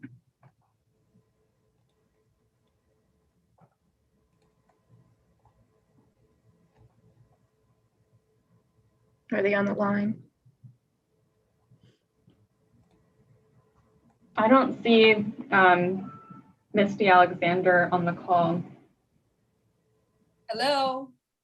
Hello. Can you hear me? This is Misty Alexander. I can't see, you can't see me. Can you guys see me? All right, good morning. I'm gonna start with the first one because this is unfamiliar to me, so it's new. But there are no certain special circumstances which are peculiar to the land. By changing the setbacks from 3 to 6 feet would deprive reasonable use of the structure because the 2-car garage would then become reduced to a 1-car garage. We now live in a subdivision where we have a 1-car garage, and our vehicle has been vandalized, and actually many in our subdivision. As well, the facility that we're going to build in has also become a high crime area for car vandalism. The neighbor right next door had her car stolen in front of the home while sleeping. They were able to recover it maybe 2 weeks later, and they have a 1-car garage. In addition to that, the next door neighbor has a 3-foot setback next to our lot, and on the other side of the lot that's used, they have the lot next door where they use their yard to an existing home as a leisure for their yard.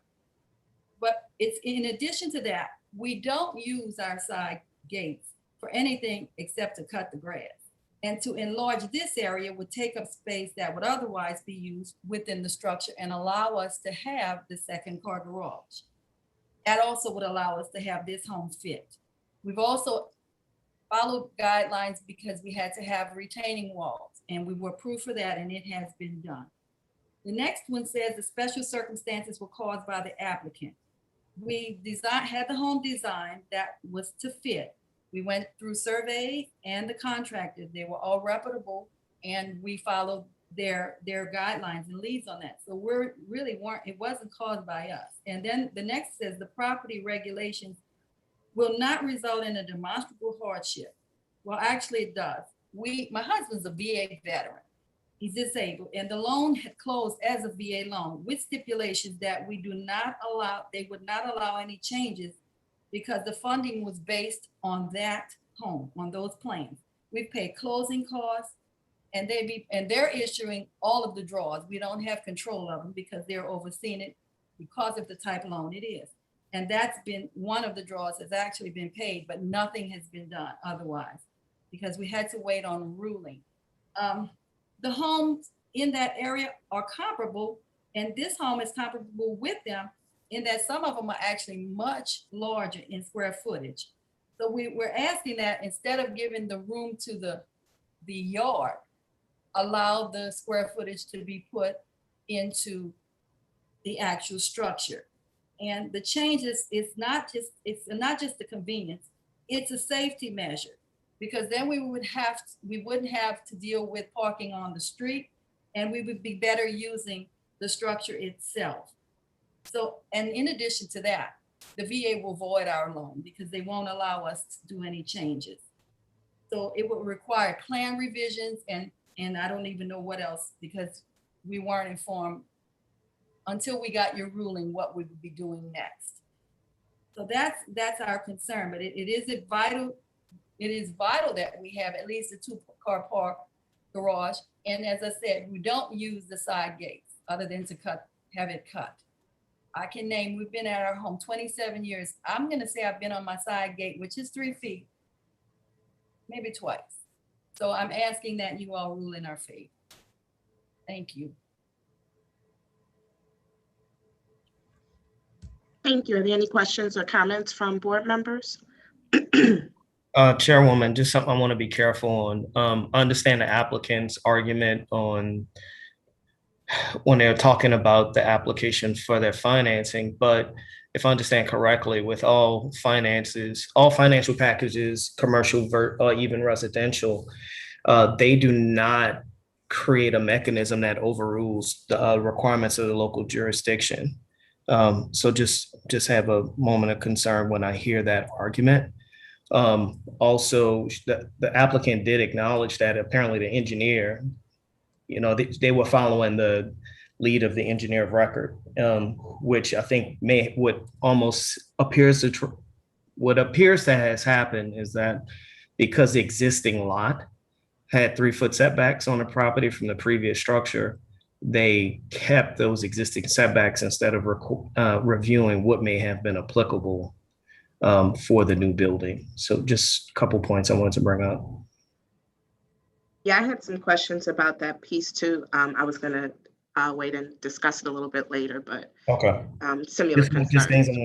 I think it's important for us to at least let the applicant know that part of it, that we have to be careful in terms of how we review it, considering those arguments. Yep, that makes sense. Any questions or comments from board members? Seeing none, we can go to the next item. The next item is item number 12, BZA docket 05521 for a property located at 905 Moss Street. We have Libby Graham signed up to speak on behalf of this application. Following the staff presentation, you will have 5 minutes to present. Well, that's what they need to tell us. If they do, then I'm going to present it to them and they'll have to reverse. Well. What do we have to have? Can you please mute yourself? There we go. Just went ahead and muted them. Sorry for the delay in my presentation. This request is for a variance from the provisions of Article 11, Section 11-3A1, Table 11-2A of the Comprehensive Zoning Ordinance to permit the construction of a 2-family residence with excessive building height. The Comprehensive Zoning Ordinance, which permits a 2-family dwelling on the subject lot by right, sets a maximum allowable building height of 35 feet in the HURD1 district. The applicant is proposing 38 feet and 3 3/4 inches and is seeking a waiver of 3 feet and 3 3/4 inches. Note that following application submittal and the original advertisement, the applicant revised plans to reduce the building height, and thus the waiver amount, which was previously for 6 feet and 6 inches, was reduced. The staff believes that the requested variance of Article 11, Section 11-3A1, Table 11-2A fails to meet 3 of the 9 criteria of the standards for variances of Article 4, Section 4.6F of the Comprehensive Zoning Ordinance, in that the special circumstances were caused by the applicant, the property regulations will not result in a demonstrable hardship, and the change is exclusively for the convenience and profit of the owner. Therefore, the staff must recommend denial of the requested variance. The applicant now has 5 minutes to present.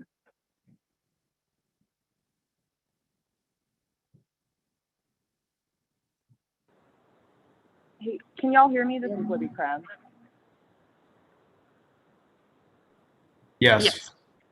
Yeah, okay. Odom Stamps with our design team would like to present. Is that all right if he speaks in my turn. Apparently. Okay. Good morning, board members. My name is Odom Stamps, and I'm here to represent this design and the family that commissioned it, the Haydel family. I would like to use some of this time to dispel things that were raised at the numerous collection of letters that were published with the report. Number one, we are not a California development company that's coming in to do a project.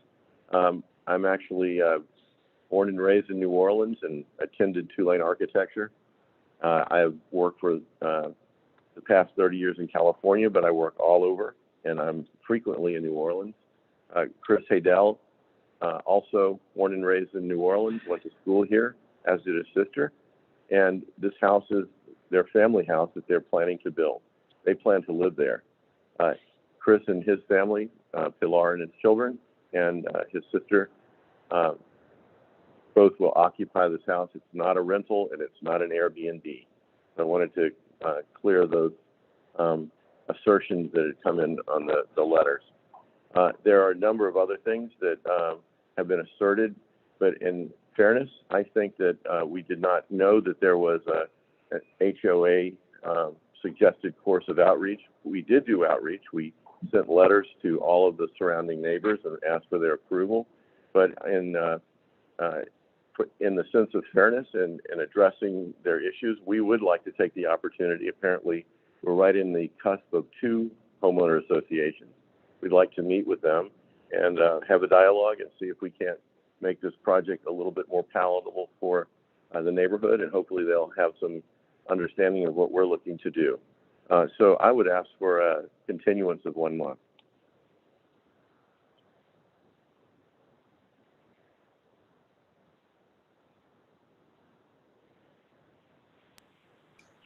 Is that the end of your comments, sir?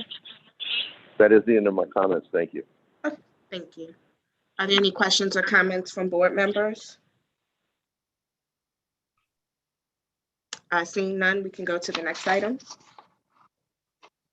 And very quickly before we go to recess, the applicant for 046-21 has joined the call. I know we had talked about giving him time to present. Would the board like that to happen prior to recess? Yes, that's fine. Thank you. And Mr. Ramont, you have 5 minutes to present for your item BZA 046-21. Hello, my name is John Romont. I'm one of the owners for 5651 West End Boulevard. When I purchased the property, it had an approved variance, and once I finished doing my plans, that's when I realized, that's when I was notified that the approval had expired. So this is just a resubmittal. We've already addressed all of the provisos. That's really all I had to say. Thank you. Are there any questions or comments from board members?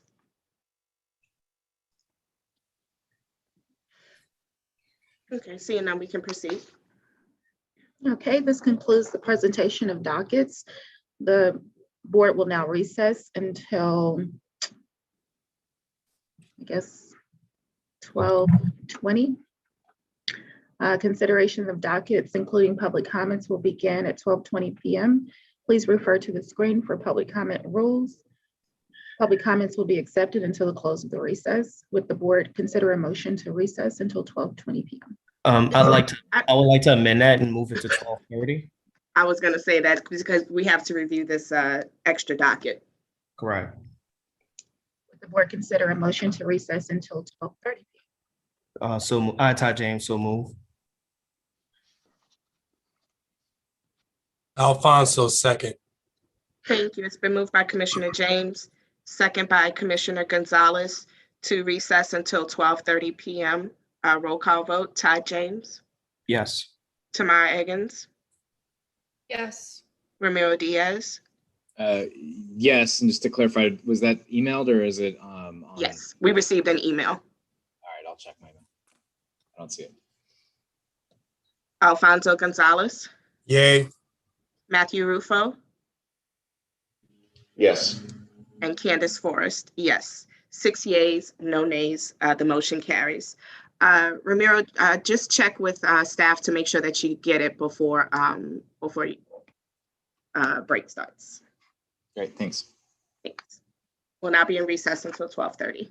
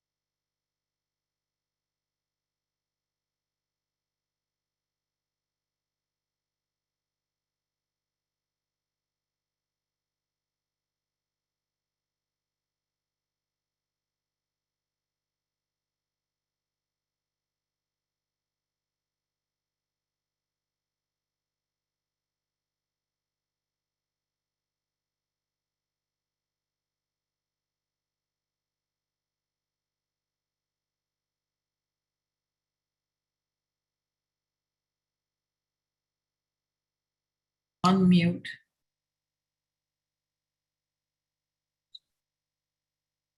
Start screening. All right. Shouldn't know. Start video. Ain't ready. Ain't fucked up. It's not.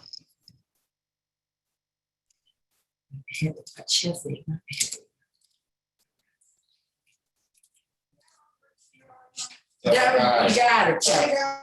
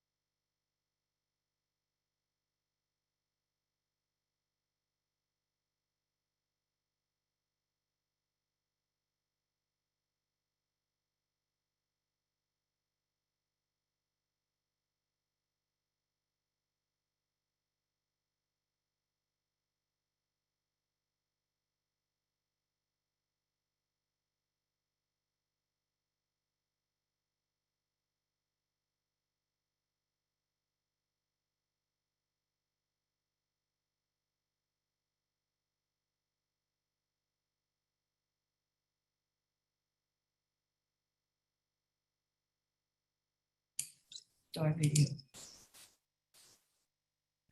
They muted me though, right?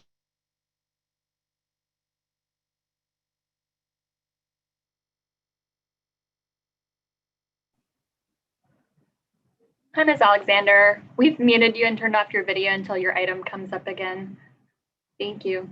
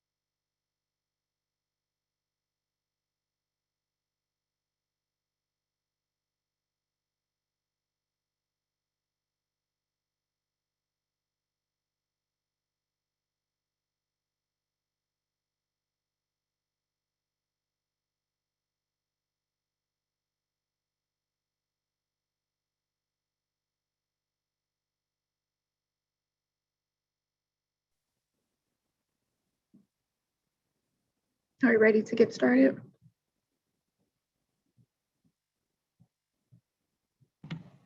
Yeah, let's go ahead and get started since we have quorum. Move to Nat Rufo moving to return. James, second. Thank you. It's been moved by Commissioner Rufo, second by Commissioner James to return from executive session. I'm sorry, to return from recess. Roll call vote. Ty James, Yes. Tamara Eggins, Yes. Ramiro Diaz, Yes. Alfonso Gonzalez, Yay. Matthew Rufo, Yes. and Candace Forrest. Yes. 6 yeas, no nays. The motion carries. We are back from recess. Did the public comments get sent out? Yeah. I'm usually copied on it and I didn't see it, so They should be sent out momentarily since we just came out of recess. They have not been sent yet.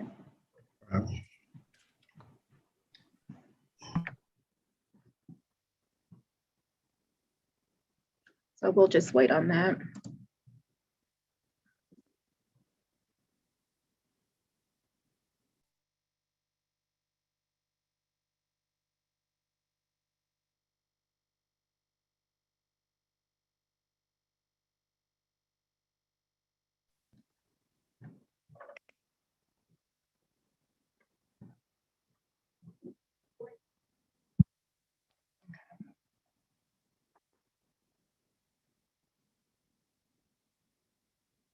Okay, so the public comments have been sent.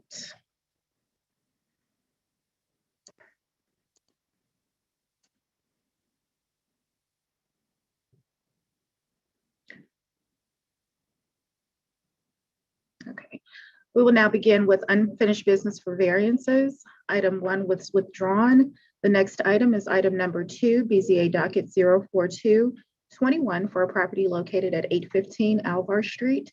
This request is for variances to permit the addition to an existing single-family residence, resulting in open space that is not permeable, a fence with excessive height, and mechanical equipment located in the front yard. As a reminder to the board, the staff recommendation is for denial. Let me check for public comments for this item. Open yet. So there's one comment. I'm sorry, no, that's for 33. There were no public comments received for this item, so therefore no need for rebuttal.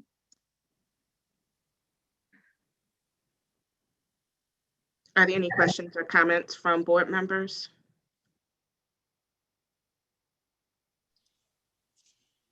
Just looking for clarity on,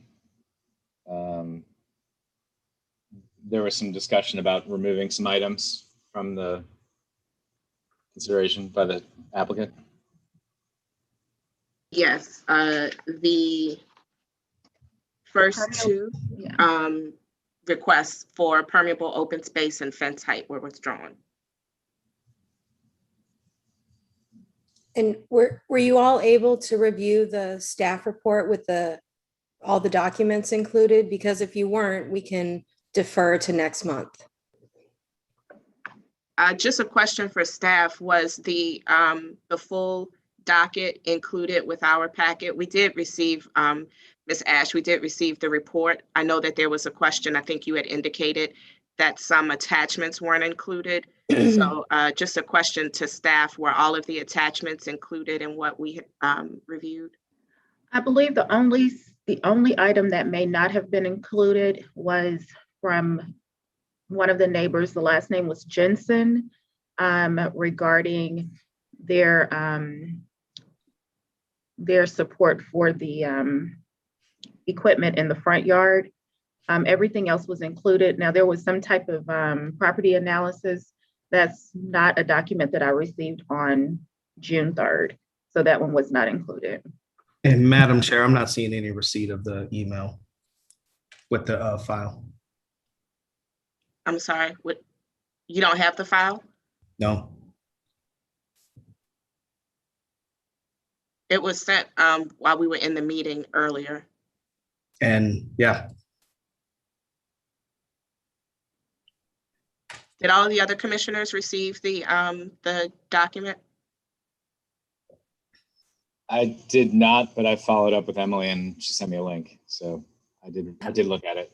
The It looks wrong, I the sent it wrong, to the wrong Todd. side. Yeah.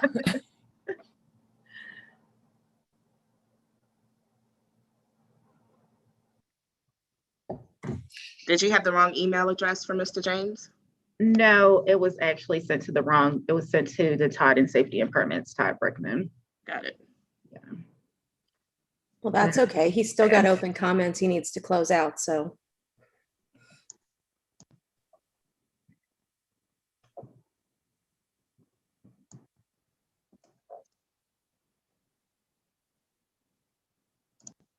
At this point, Commissioner James, if they're able to get the document to you, are you able to review it and we can move this item to later in the agenda? I'm not objecting to moving it to later in the agenda. I do have a 3:30 hard stop, so not sure if I'll be present for that portion or not. Have you received it now, Todd? Not yet. No. I would just ask to defer it to later in the meeting. Even if I did receive it right now, I don't want to do this on a. Right.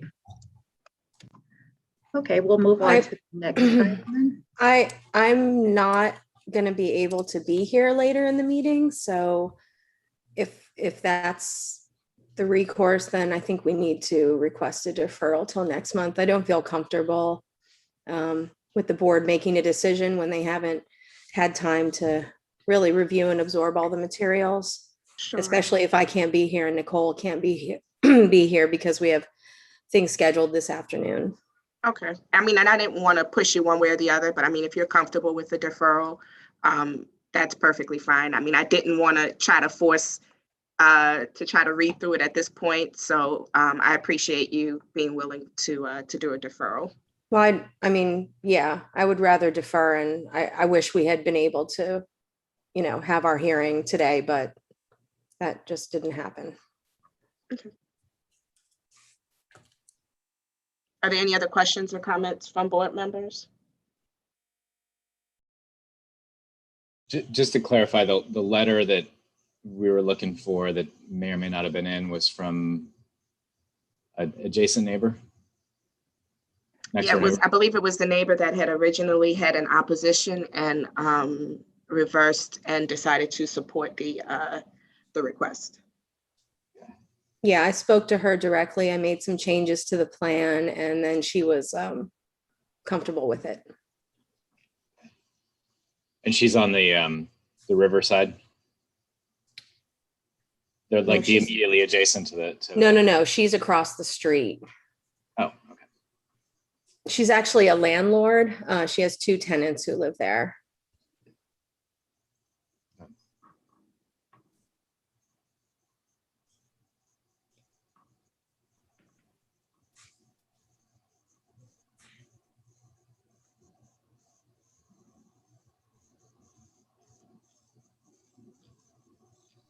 Are there any other questions or comments from board members?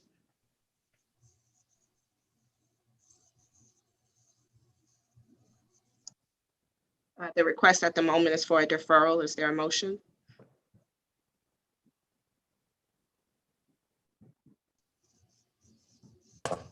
Madam Chair, I'm actually just receiving the file. So Madam Chair, for motions in order. Yes, proceed.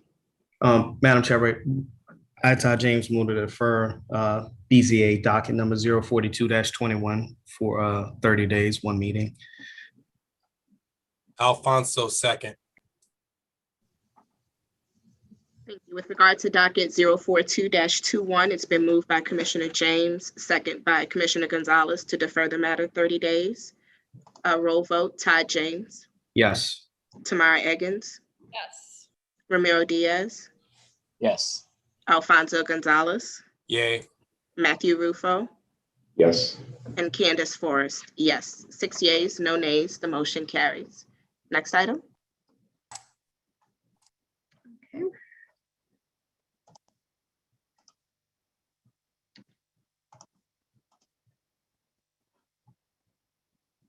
All right, just making sure I'm not on mute. The next item is a request is item number 3, BZA docket 04521.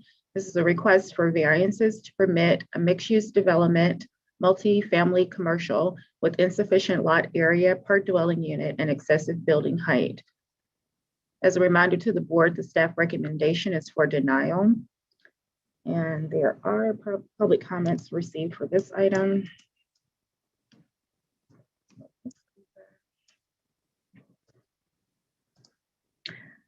All right, the proposal, this item is in support of the application. Robert Rice, 7027 Green Street, New Orleans, Louisiana, 70118.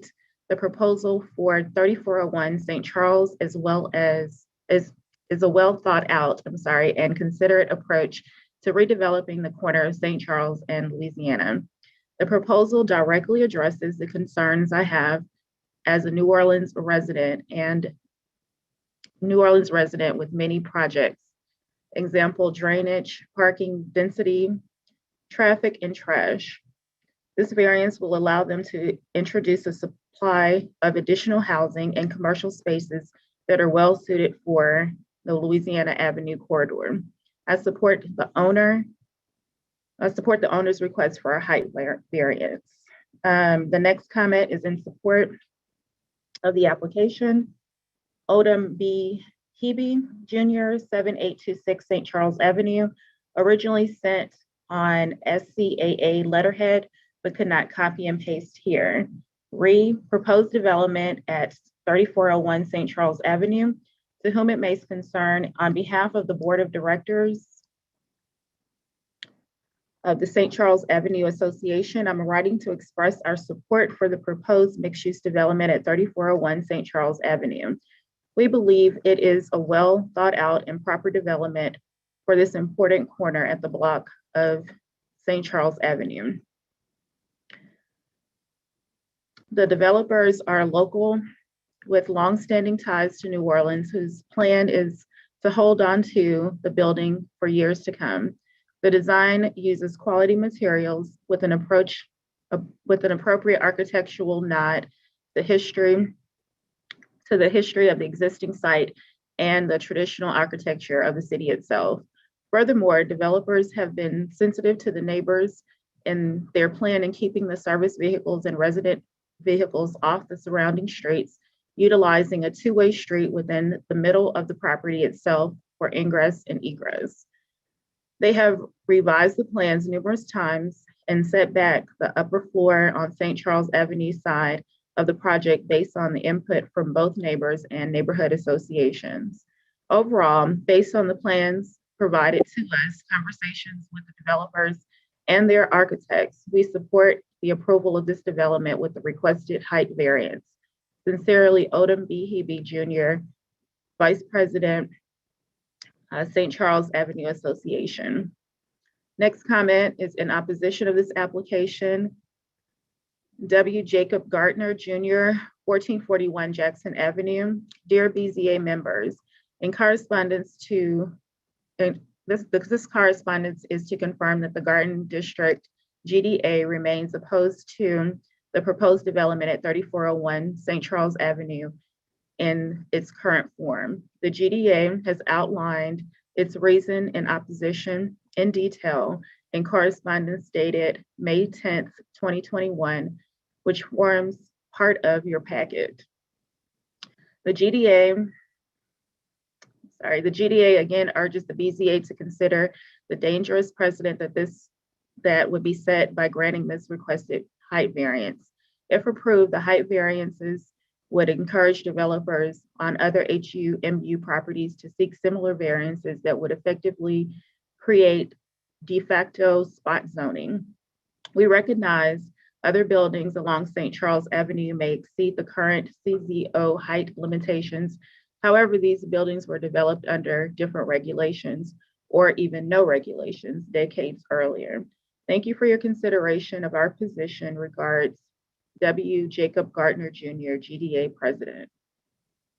Next comment is in opposition of the application. Josh Williams, 1215 Louisiana Avenue. I remain opposed to this project. This is not a decision for the BZA to even make.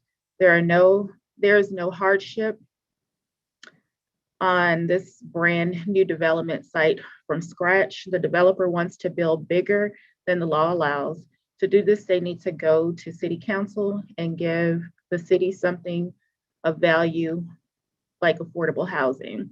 They want something from the city that they should, if they want something from the city, they should give up something. If the Board of Zoning Adjustments approves this variance today, it will be complicit in affordable housing, in the affordable housing crisis of the city. Next comment is in opposition of the application. Erica White, 2233 St. Charles Avenue, New Orleans, Louisiana. Please oppose this. Your staff has been clear that there is no hardship.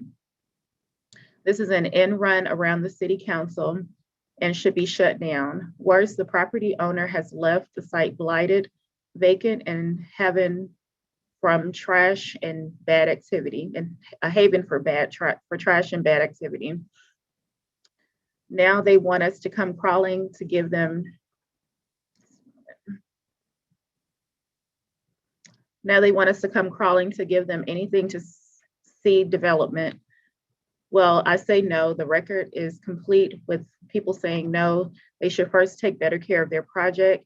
Mr. Sidney must be ashamed. This must be so ashamed. This is what has become of his property. And now his project offers nothing and demands more height. I say no. Your staff says no. Please say no. Next comment is in opposition of the application. Justin Ellis, 3101 St. Charles Avenue. This project is asking for more height. That is not allowed. What are they giving up to get more height? Nothing. Did they provide any affordable, provide affordable housing? No. We shouldn't reward people for bad behavior. These owners have left the site empty and a mess. They need to follow the rules and the law. If they want more height, they need the AHPD. That is the Affordable Planning Development. If they give up something of benefit, they get something of benefit. We don't want their additional height without offering anything. The Garden District Association doesn't want their additional height at all. Please say no. This is not allowed. No special treatment for special developers, no matter how wealthy they are. Next comment is in opposition of the application.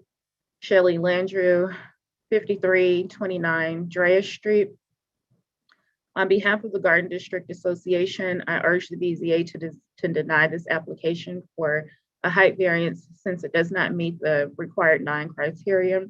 While the board and its membership approves the concept of a mixed-use development on the site, it believes that approving such a significant variance sets a precedence that will allow future developments to do the same, thus negatively affecting the ambiance of one of the city's most beautiful and iconic boulevards. In short, the GDA finds the plans for the site is too excessive and asks the BZA to reject the request for a waiver. That's the end of the comments for that item. Thank you. Any questions or comments? Oh, I'm sorry. I forgot about opposition. There was opposition, so the applicant has an opportunity to rebut, and we have Ken Gallen signed up to speak on behalf of the application. Hey guys, thanks. I just want to confirm we have audio with you again. Yeah, you're good. Okay. So again, just to be clear, and as I mentioned in the initial presentation, let me start my video real quick. As I had mentioned in the initial presentation, the proposed development does not seek to build any more units than are allowed as of right within the HUMU zoning. And also to the proposed development does not even attempt to build more buildable area than what is allowed under the current base zoning. All the height ask does is allow us to reallocate the allowable density and number of units in a manner that is consistent with the demands and challenges of the building site. And so as mentioned in the initial presentation, we have some real concerns with meeting the requirements of the historic context. Those were worked through with HDLC. The project that you see before you has conceptual approval. And what we've done is to mitigate any sort of negative impacts at Delachaise and Carondelet, we've shifted that allowable density to the higher density commercial conditions at Louisiana Avenue and St. Charles. So we haven't gone past what's allowed. We're not trying to create more units than what's allowed. All we're trying to do is allocate the allowable density in a manner that is consistent with the site and the historic context and the fact that this is a transitionary block. So we've got higher density conditions on part of our frontages, and we have these lower density neighborhood conditions at the rear of the site that we need to be respectful for. And so I'll just point out, and the diagrams show this, guys, we're 500,000 cubic feet below what's allowable in terms of the buildable area. And we're providing 3 times the amount of open permeable space than what is required at the site. And so that open area is what results when we pursue this multi-building strategy, which allows us to have this variable density condition with low density components of the site located where appropriate, and the higher density components located at St. Charles in Louisiana.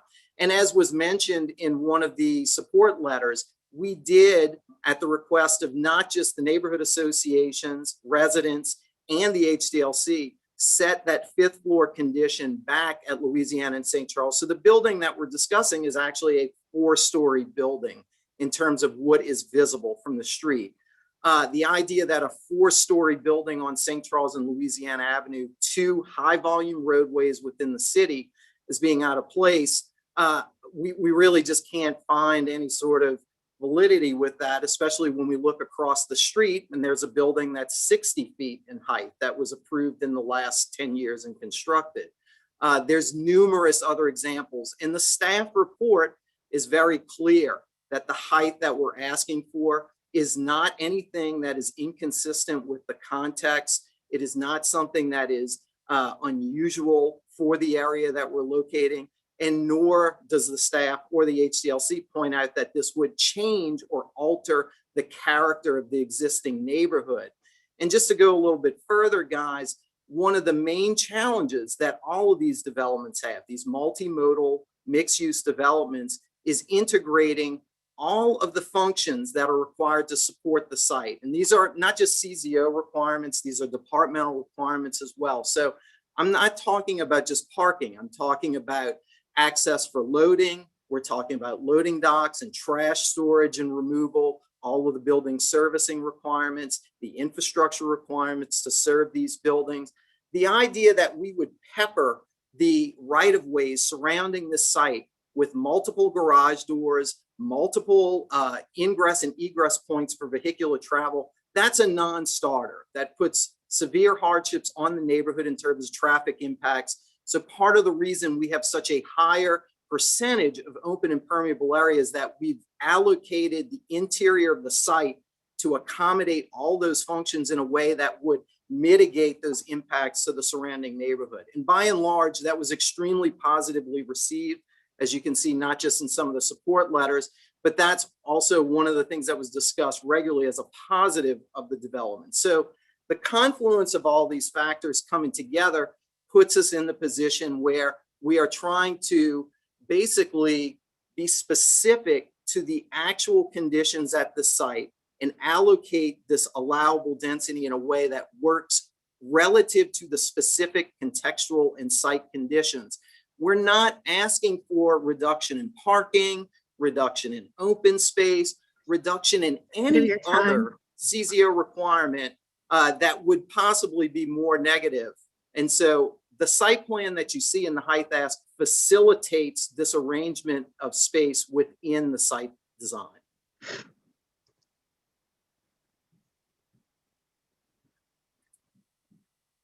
Thank you. And any questions or comments from board members? Just a quick question, because I know when Valerie introduced this one again, it came up again. We're no longer looking at the number of units, correct? We're only looking at height. That's correct. Okay.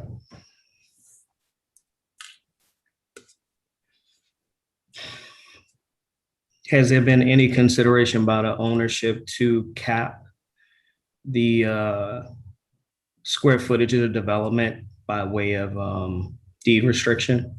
Would they be willing to consider such? I could ask ownership, but I think ownership's understanding, Mr. James, is that the development envelope that is being presented to you guys today is what we would be held to moving forward. So there would be no mechanism by which we could maybe increase the size of the buildable envelope other than what has been presented without triggering us coming back to you guys. So I think if in staff, staff can just confirm this for me. I believe traditionally whenever we give a height variance, that creates a volumetric that could go across the site. And that you could still build within that allowable X, Y, and Z volume. Otherwise, I'm trying to just at least make sure that we have some type of mechanism there to kind of help restrict how much additional square footage could be added to the building. And not sure if we have like a set square foot that's been presented, with the understanding that you guys had I know there was a discrepancy on the number of units and we're not touching that. I'm just trying to make sure we have something here that allows flexibility because we know plans do change once they go through initial concept of approval. If that would make you guys more comfortable, Mr. James, our owners have confirmed that they would be willing to agree to a deed restriction, which would limit the volumetrics to what's being put forth today. Okay. All right. So I'm one person. I'm just asking that question for the sake of conversation.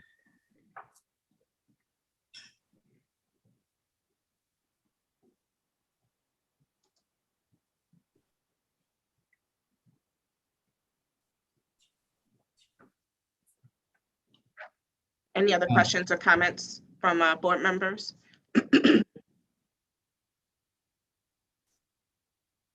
Yeah, this is Ramiro. It came up in the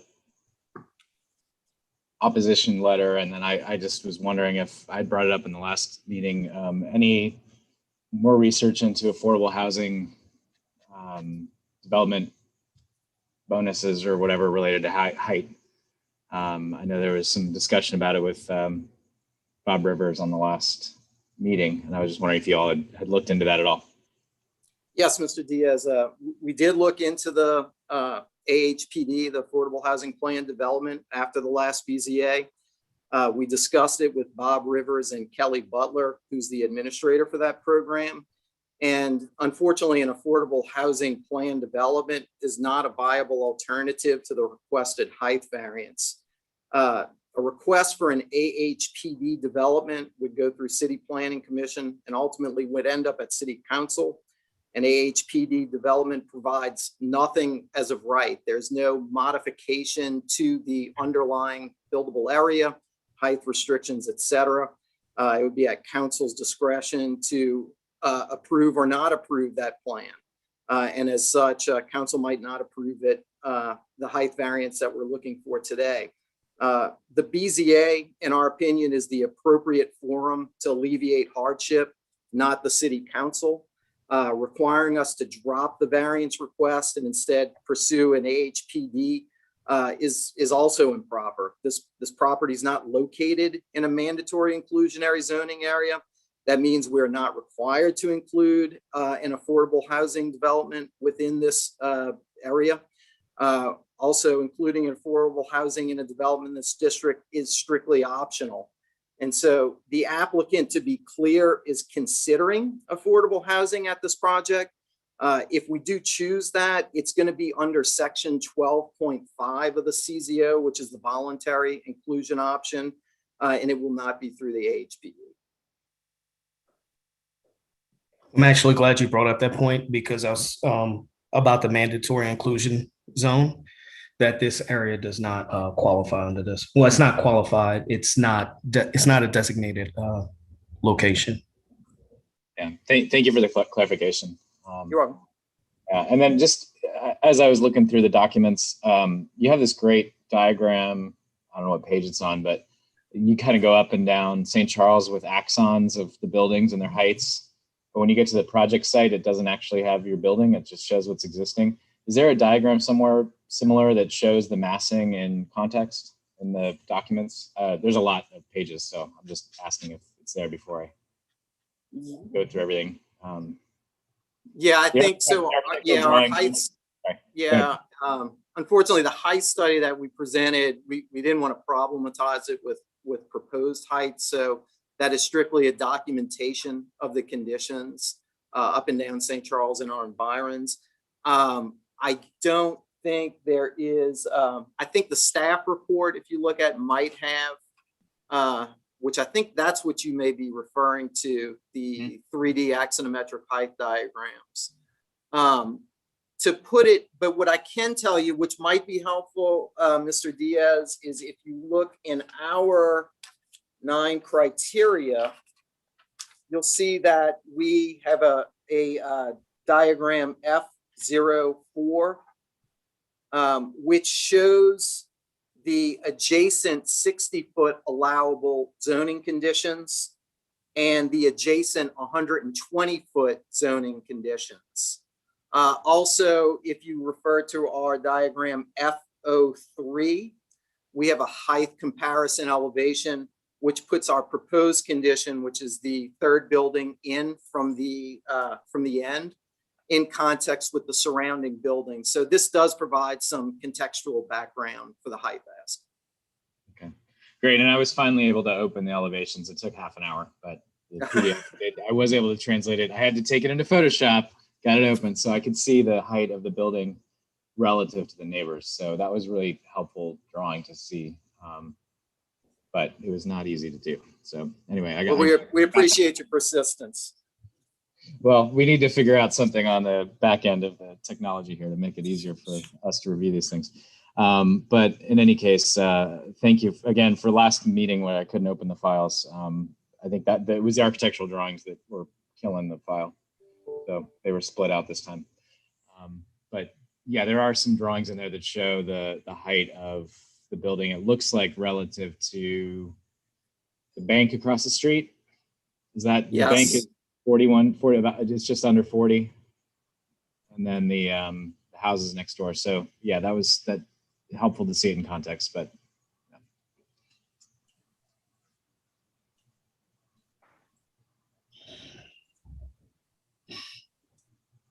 anyway, that's it for me. Okay. Any other questions or comments, board members?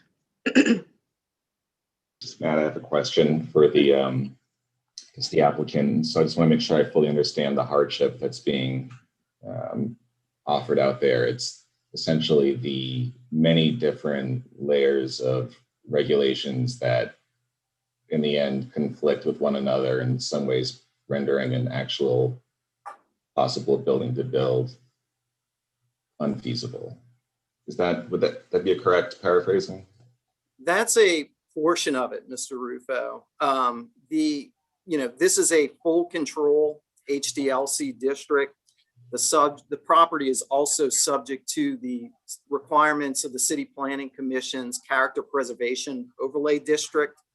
And so while the points that you're bringing up are definitely part of the mix in terms of developing a viable plan at the site, we have to be clear that one of the main drivers is finding a site development strategy that is going to integrate with the surrounding historic context. And so what that's forced us to do is have a much lower density condition on a rather large portion of the site. It is also forcing us to consolidate all of the servicing, what I would call servicing functions, and traffic impact functions into the interior of the site, because we have a requirement for these developed pedestrian-oriented ground floor uses along the primary street frontages.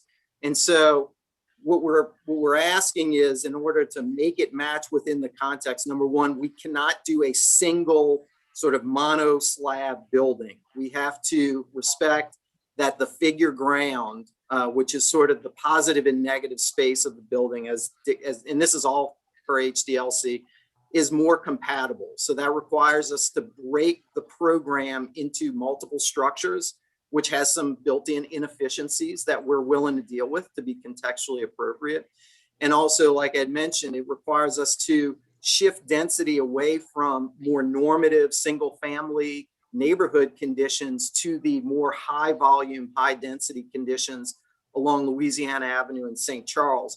And what I would also bring up too, which because of the timing on the meetings, we have also been required to introduce 2 public space courtyards along Louisiana Avenue by the Historic Districts Landmarks Commission as a means of breaking up the facade and providing a multifamily building that, in their opinion, is consistent with other multifamily buildings in the neighborhood. And so HDLC's contention was that most of the multifamily in St. Charles is sort of a U-shaped configuration around a courtyard. So we actually, again, are having to have much more open and permeable space to satisfy HDLC. We're having to shift allowable density away from low density conditions, consolidate servicing, and have these right-of-ways that do not create a lot of vehicular and pedestrian and cyclist interactions.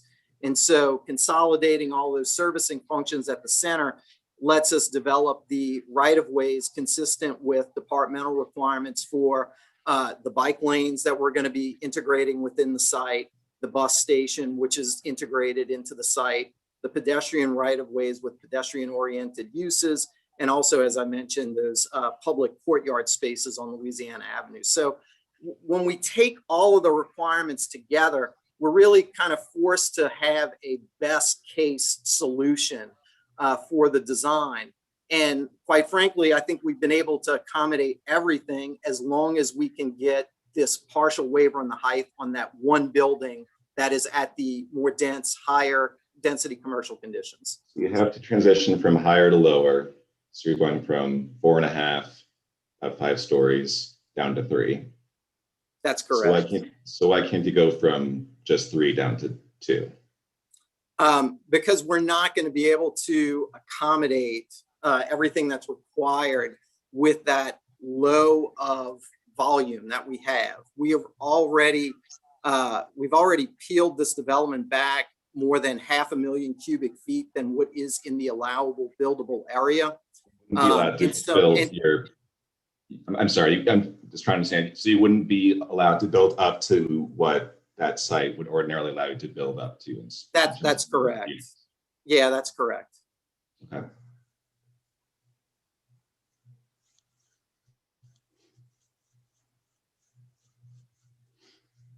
I'm just trying to understand if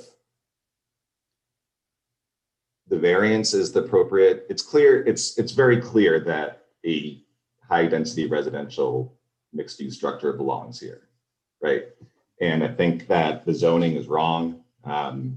Historically, and now there's been a market demand for high density at this location, and it's understandable why. The St. Charles streetcar, we probably spend more money operating than any other transit route in the city, I would guess, 9-minute, 10-minute frequencies.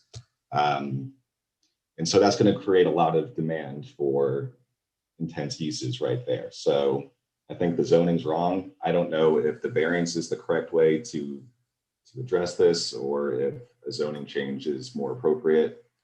I know that the city planning commission is working on, and I brought this up last meeting, this transit-oriented communities amendment.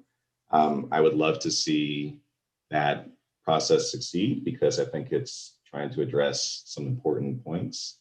And this is, I think, a really good example of where the current zoning is, in some places, not matching up to what the market demands and to what I think good public policy really is. And so I'm curious to hear others' thoughts on that question then.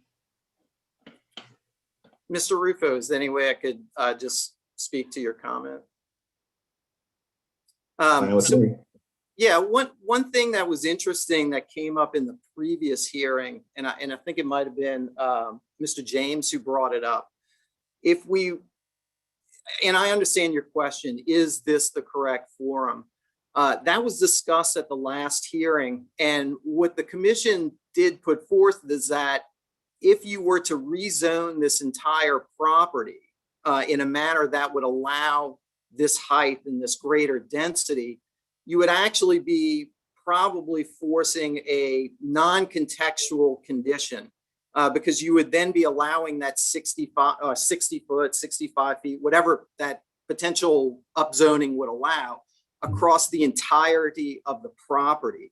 And so we would have potentially a much taller building than really what is contextually appropriate being allowed at a single family neighborhood context near Delachaise and Carondelet. So in my mind, the BZA is a better forum because it allows for a very targeted and almost surgical approach that is triggered by the unique site conditions, the site context. And so I think it's a better forum because this is a hardship that is specific to the site. The site conditions and site environs are very specific and unique to this location.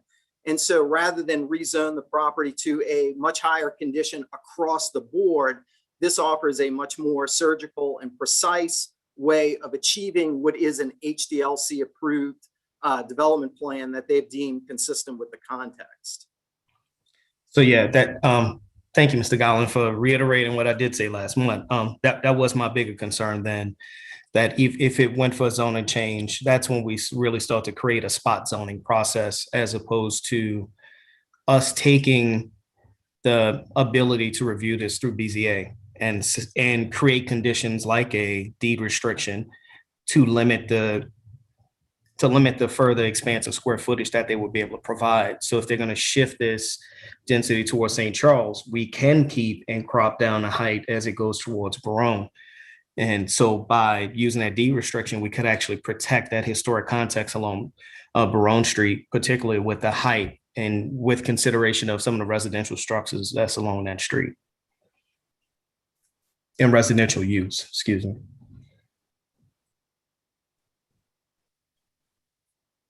Because and I know we're protecting residential use, but I want to say that block of Barone on the is it Barone or Carondelet? Carondelet. Carondelet, I'm sorry. Okay. That block of Carondelet actually had commercial uses on it for a long period of time. I want to say that there was a nightclub as well as some other functional uses along that stretch. So considering what we're doing, we're helping to actually reiterate more of his residential use standard and preserve how that scale can be protected along that stretch as well.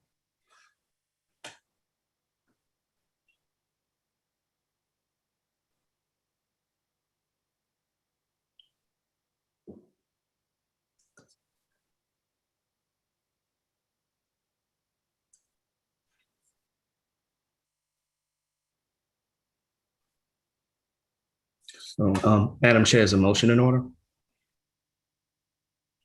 Are there any other questions or comments from board members? Proceed, Mr. James. Madam Chair, I, Todd James, would like to move to approve the request for BZA docket 045-21, accepting the criteria that the staff had established within a report, but then accepting the letter from Metro Studios, clarifying and remaining provisos that were not met, and as the 4 criteria that were not met, as the staff noted, for Article 12, Section 12.3A1, Table 12.2. And actually, I was supposed to ask one question. Sorry. Mr. Gollan, what is this square footage that's being requested for this project right now? I know I'm doing this mid-motion. I'm sorry. That's okay. If you'd allow me to pull up my spreadsheet, I can give you a total.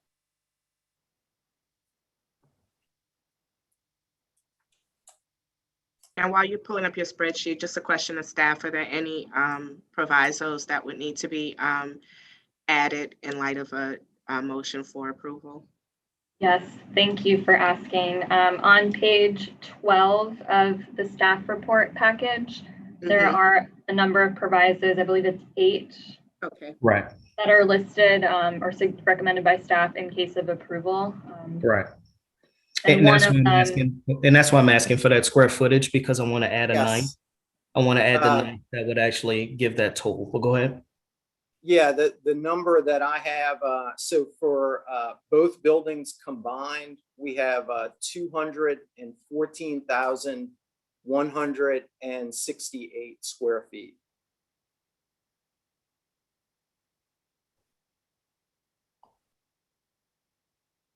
Okay. What I'm gonna recommend is actually, I'm gonna say for an allowable square foot volume not to exceed 135,000 square feet. The reason why I'm increasing that number is because this is in a conceptual phase and it never fails. Whenever a Sorry, project, Todd, I didn't mean to interrupt you, Mr. James, but it's 214,168. 214, Yes, sir. Is what- 214. Yes. 214,168. Okay, so sorry, and I mistyped it. So Yeah, no give worries. bear with me 1 second. Okay, so all right, I'm sorry, and I did do my miscalculation. So what I'm actually do is 220,000 square feet will be the max building square foot allowed. That gives at least some room for flexibility if modifications to the plan need to be made as this advances, because I'm assuming you're only at a design development or conceptual design level. Yes, sir. Okay.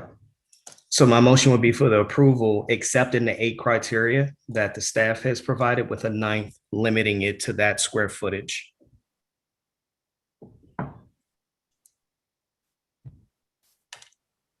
To the 220,000 square feet, sorry.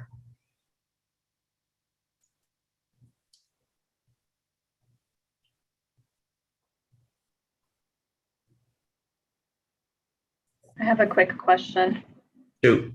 Are you requesting that they file a deed restriction to Yes. restrict to the 220? Okay, thank you. Yes, sorry if I didn't clarify that. We have a motion. Is there a second?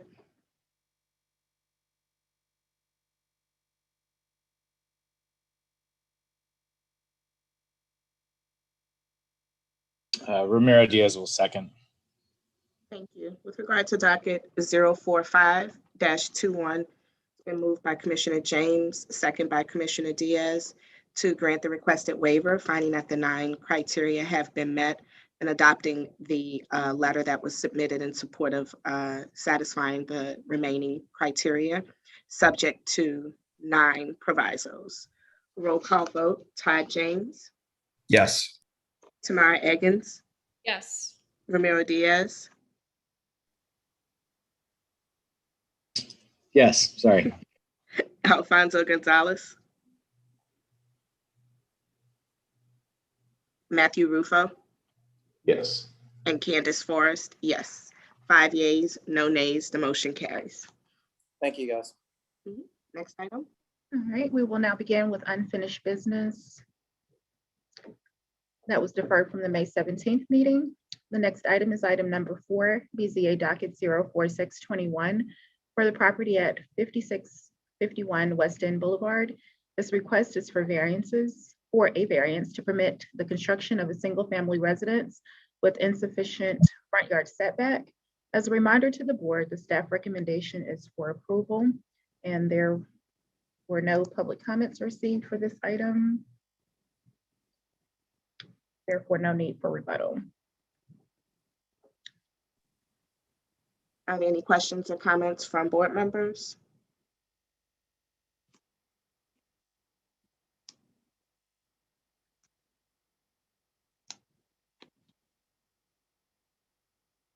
Is there a motion?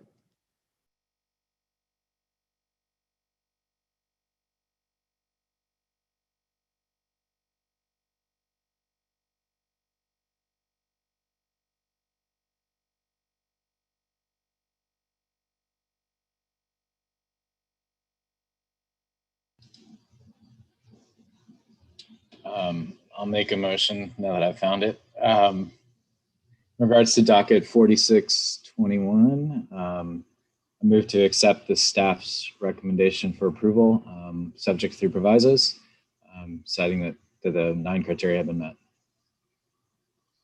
And I, Todd James, second, since mine finally reloaded as well. Thank you. With regard to docket 046-21, it's been moved by Commissioner Diaz, second by Commissioner James to grant the requested waiver, finding that the 9 criteria have been met, subject to 3 provisos. Roll call vote, Todd James, Yes. Tamara Eggins, Yes. Ramira Diaz, Yes. Alfonso Gonzalez, Yay. Matthew Rufo, Yes. and Candace Forrest, yes. 6 yeas, no nays, the motion carries. Next item.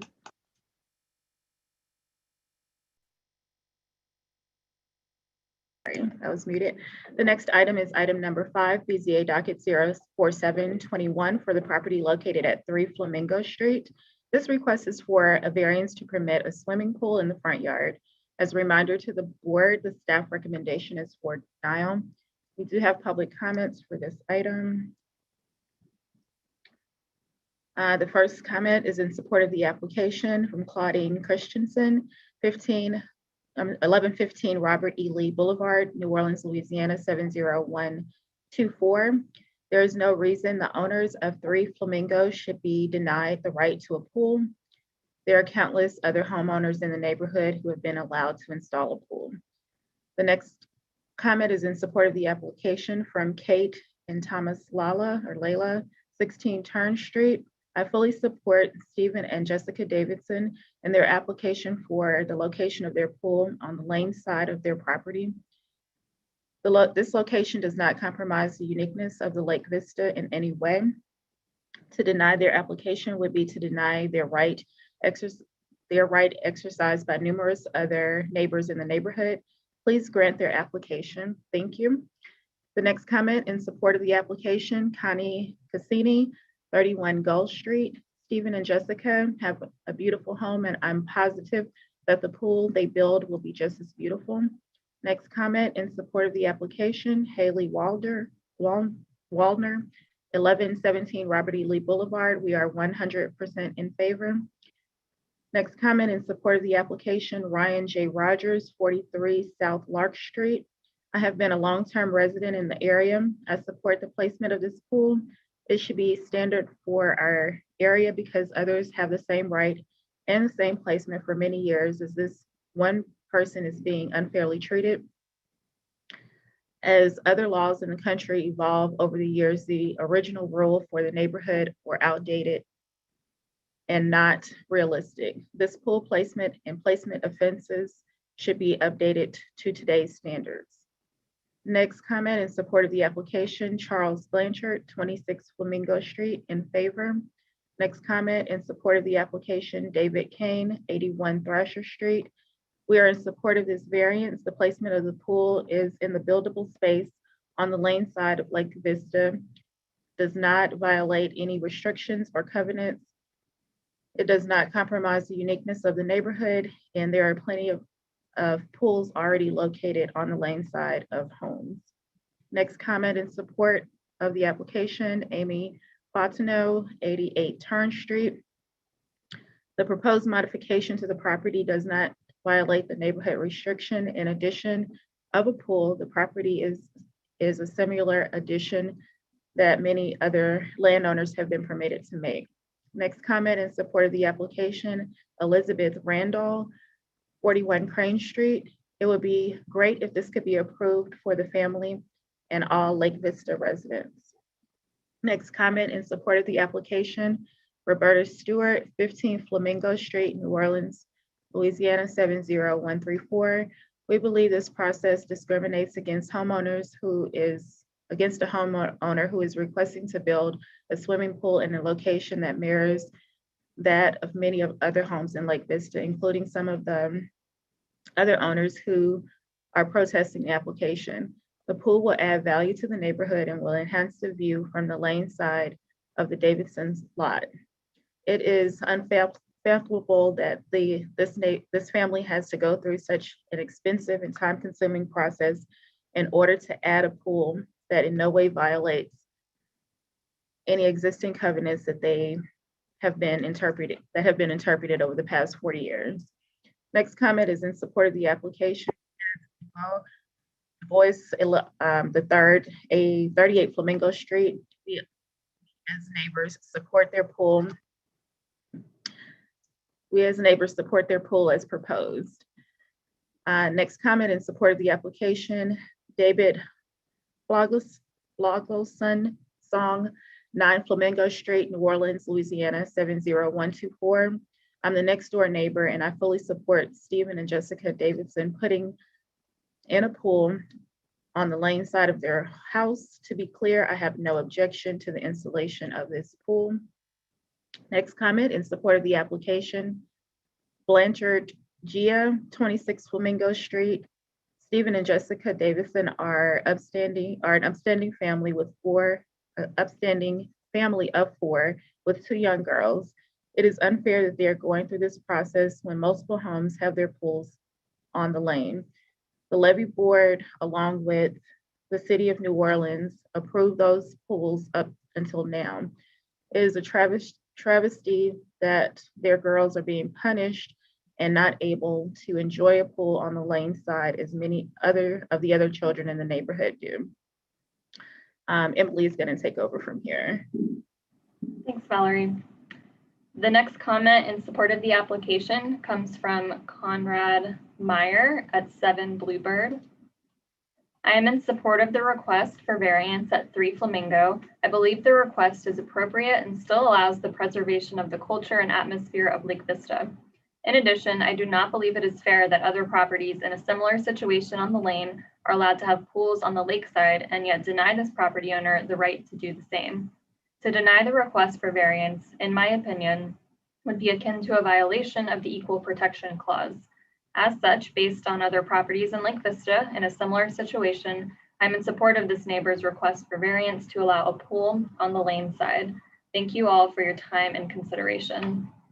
The next comment in support comes from Patrick and Lisa Hardy, 45 Gulf Street, New Orleans, LA, 70124.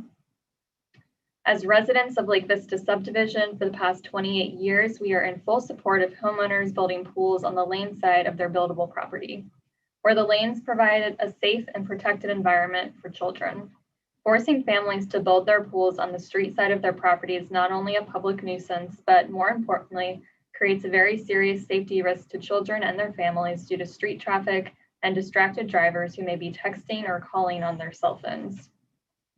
Isn't the safety of the city's residents one of the primary reasons why New Orleans has an ordinance against building a pool in your front street side yard? The residents in Lake Vista who have voiced opposition to homeowners building their pools on the lane side rather than the street side of their property obviously have not taken into consideration the safety issues. Interestingly, at last count, there are over 40 existing pools on the lane/park side of Lake Vista properties, and ironically, some opposing voices have a pool on their lane side. The next comment in support of the application comes from Tony and Donna Pasernostro at 2 Spanish Fort Boulevard, New Orleans, LA, 70124. Our house is directly across the lane from this applicant. As such, we would be the most impacted neighbor by this pool addition.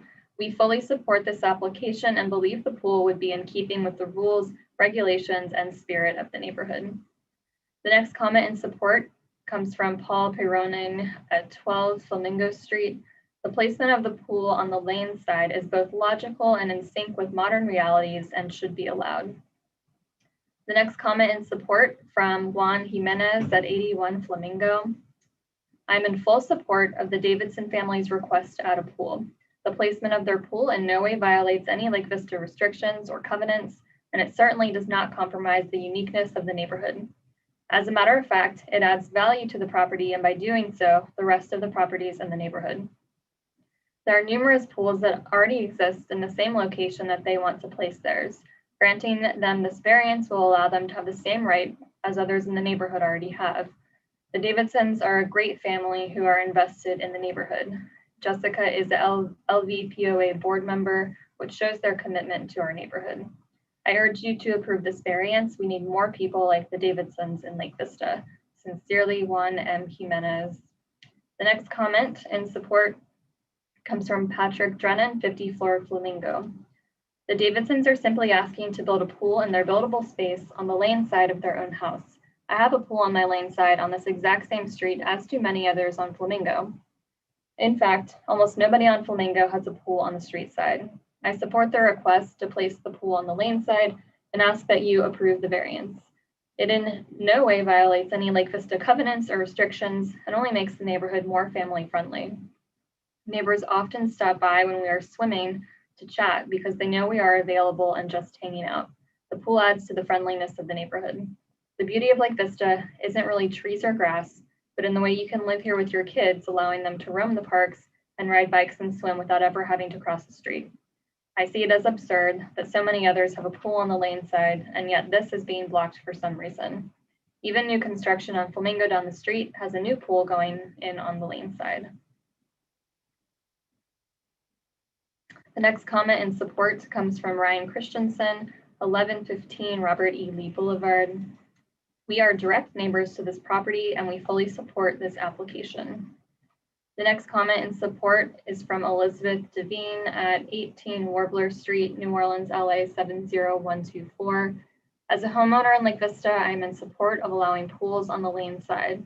Many homes in Lake Vista already have a pool lane side and it is within the homeowner's rights to build on their own property.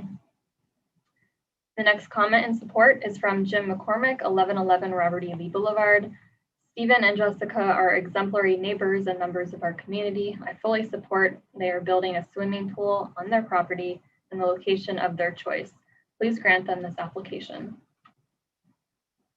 The next comment in support of the application from John Gravelet at number 53 Gulf Street, New Orleans, LA. As a former board member of the LVPO Association, I can attest that the location of a pool in the front yard, lane side of a house, is not in violation of neighborhood building restrictions. A recent inspection by a real estate agent reported 40+ properties with pools located in the front yard. With neighborhood required open design fencing at a height required by the city and insurance on the front of the property, and shrubs maintained at a low height, of course all within the property boundaries, the location of pools in the front yards does not compromise the aesthetics of our special neighborhood. The next comment in support comes from Charlotte Smith, 24th Rush Street, NOLA 70124. This application to allow the pool in the front yard, as defined by the Lake Vista deed restrictions, is not in conflict with the deed restrictions, is located on the building pad, and is consistent with many other approved pools existing in Lake Vista today. If the CZO is enforced as currently written, it puts Lake Vista in conflict with the rest of the city, and that the preferred location of the pool is not to the public street, the public side front street, or if a corner lot to the corner street. The next comment in support comes from Charles Higgins, 54 Flamingo Street, New Orleans, 70124. We live in a very unique subdivision which promotes interaction with neighbors through a system of parks and lanes. Most of the interactions I have is on the lane side and not the street side of my home. I have a pool on the lane side of my house. While enjoying the pool, I also get to interact with my neighbors who are walking the tree-shaded lanes. On Flamingo Street, there are a plethora of pools on the lane side of the homes. The Davidson family would like to put a pool on the lane side of their home. I feel it is appropriate and beneficial to the neighborhood. The pool would be in the area of their lot, and that the pool would be in the area of their lot that they would be allowed to build. There is a new home currently being built on our street that has a pool being constructed on the lane side of the lot.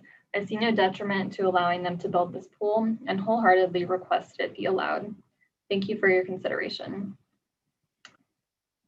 The next comment comes from Chris Devine at 68 Flamingo, and I just want to make sure that this is not the same person who previously, okay.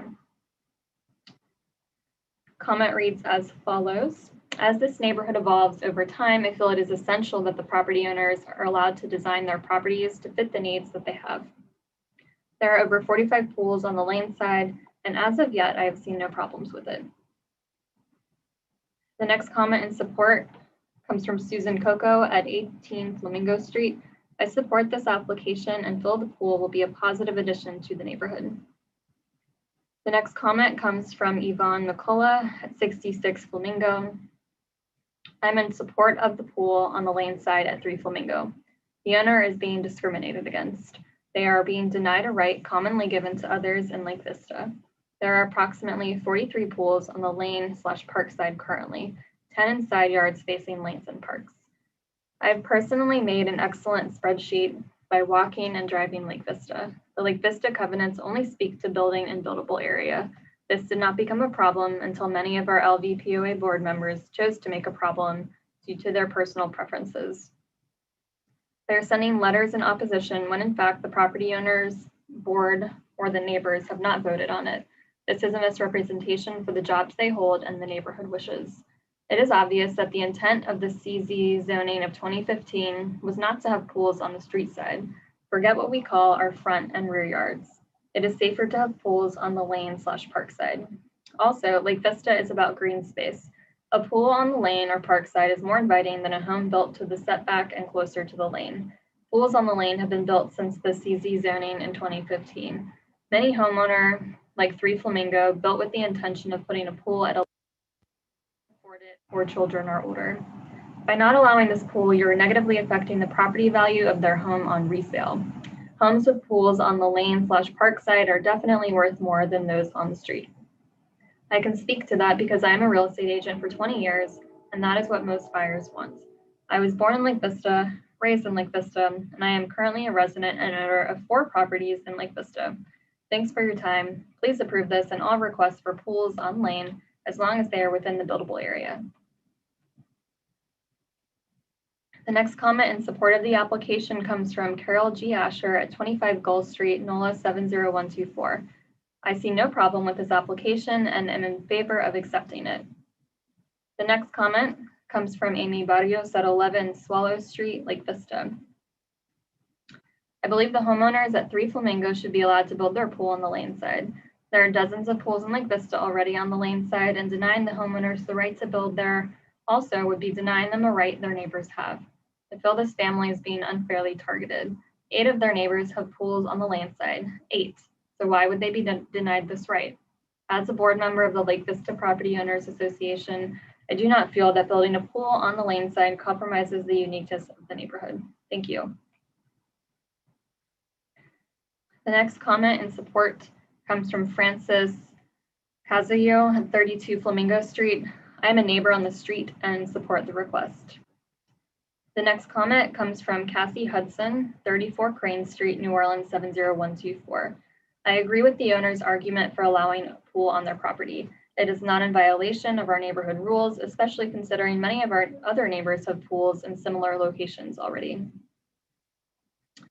The next comment in support comes from Marianne Brannon, 38 Gull Street. The proposed plans do not negatively impact anyone in the neighborhood and should be allowed to proceed. The next comment comes from James McCullough, 66 Flamingo Street, New Orleans, LA 70124. Stephen and Jessica Davidson at number 3 Flamingo should be allowed to build their pool on the lane side of their home. 43 pools have already been built on the lane side in Lake Vista. They are being denied a right that other neighbors have already been given. They're not violating any Lake Vista restrictions or covenants. The opposition is basing their decision strictly on opinion, not on the neighborhood restrictions. The CZ zoning for New Orleans was intended to prevent residents from building pools on the street side of their property. The next comment in support comes from Antonio Barrios at 11 Swallow Street, New Orleans, LA 70124. I support the homeowners at 3 Flamingo putting in a pool on the lane side. It doesn't violate any Lake Vista covenants, and in no way does the beautiful pool compromise the uniqueness and integrity of our neighborhood. Lake Vista homeowners have been building pools on the lane side for many years. There are dozens of them throughout the neighborhood, and in fact, there are 8 pools already on the same lane as the Davidsons. I'm not sure what changed or why this homeowner is being singled out.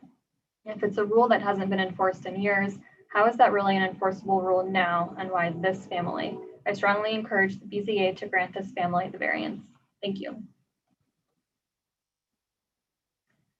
The next comment in support comes from Denise Elliott, 7 Gull Street, NOLA 70124. Lake Vista is a wonderful community. We have existing pools on both the lane side and the street side that add beauty to the neighborhood. The proposed pool on 3 Flamingo is following the building footprint and should be allowed. These pools have been in existence in Lake Vista since the 1960s, and there's no reason why this should be restricted now. In support of the application, William LaCourte, 50 Finch Street, New Orleans, LA 70124. I support allowing the Davidsons to enhance their property by building a pool on the lane side of their lot. There are already numerous other houses in the neighborhood that have pools on the lane side, and I don't think building the pool lane side would take away any of the charm or character of our neighborhood. The next comment in support comes from Sherry Jimenez at 5855 Sylvia Drive, New Orleans at LA 70124. I completely support Three Flamingo and being able to put a pool in their desired location. This is what they were told years ago, and they should be able to fulfill their dreams of putting in a pool. In support, a comment from Desiree Dubois at 38 Flamingo Street. I support the building of this pool. The next comment in support comes from Michael Schenk at 23 Stilt Street, New Orleans, LA 70124. I support the request for variance regarding pool location. The requested placement for a pool is very commonplace in the next comment in support of the application from Missy Dubois at 38 Killdeer Street. I'm for this pool on the lane side. The next comment in support comes from Anthony Brannon at 38 Gull Street. The neighborhood was intended to have openness on the lane and parks. You would allow them to build a 20-foot wall and call it a 2-story addition, but not a pool. As long as they are within their buildable space and maintain the open nature of the neighborhood's interior, why would we as a community fight against it? The next comment in support comes from Rachel Fruitfully at 5 Warbler Street.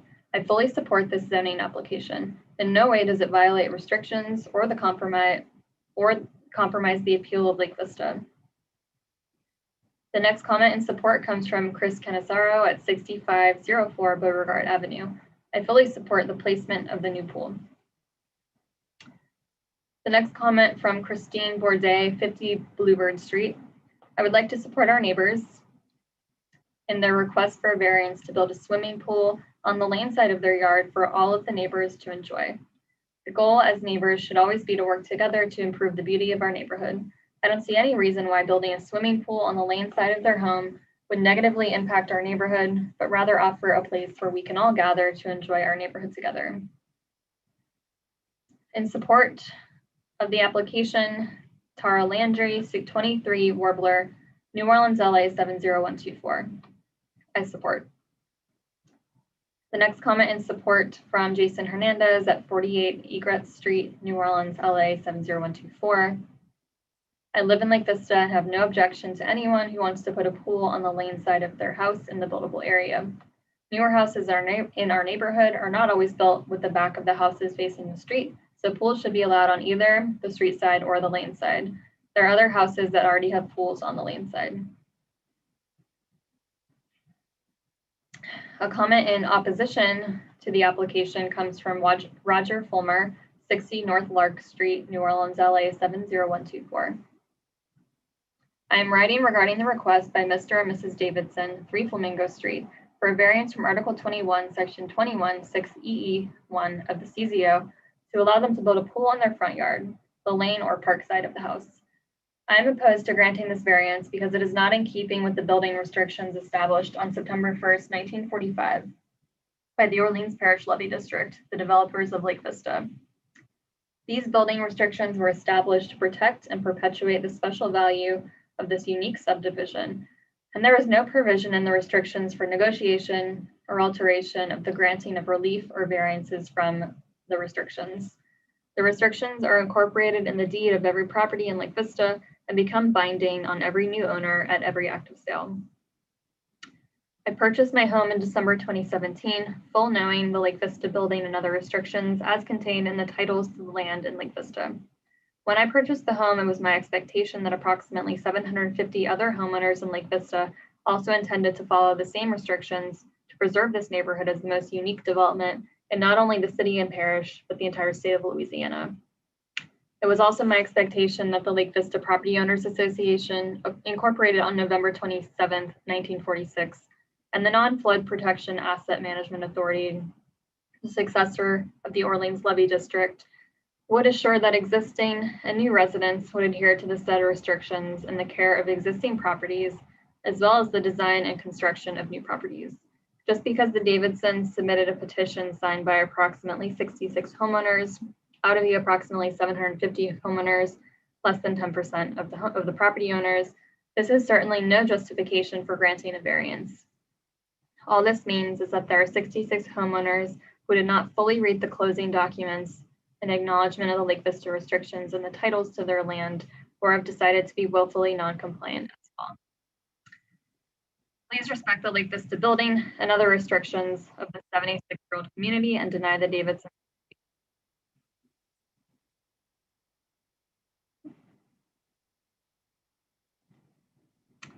The next comment in opposition comes from Lisa Taylor at 76 Hawk Street, NOLA 70124.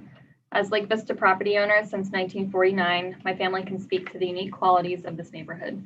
Because our front yards are parkside, all residents enjoy the openness.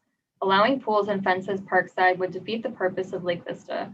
I believe that all of the requirements for a variance have not been met, and that as a matter of law, the BZA should/must adopt the recommendation of the staff. Another comment in opposition from Kenneth Tedesco at 38 Swallow Street, New Orleans, LA 70124. This is not a popularity contest, and that the legal standard for granting any variance is meeting the 9 criteria for a variance set forth in section 4.6F of the CZO. I do not believe that 8 of the 9 criteria are met as set forth in my opposition. I believe that the property owners have failed to satisfy the criteria for a variance in section 4.6F of the CZO, and that as a matter of law, the BZA must deny the variance. Valerie, would you be able to read, starting with the next one after this one? I sure can. Thank you.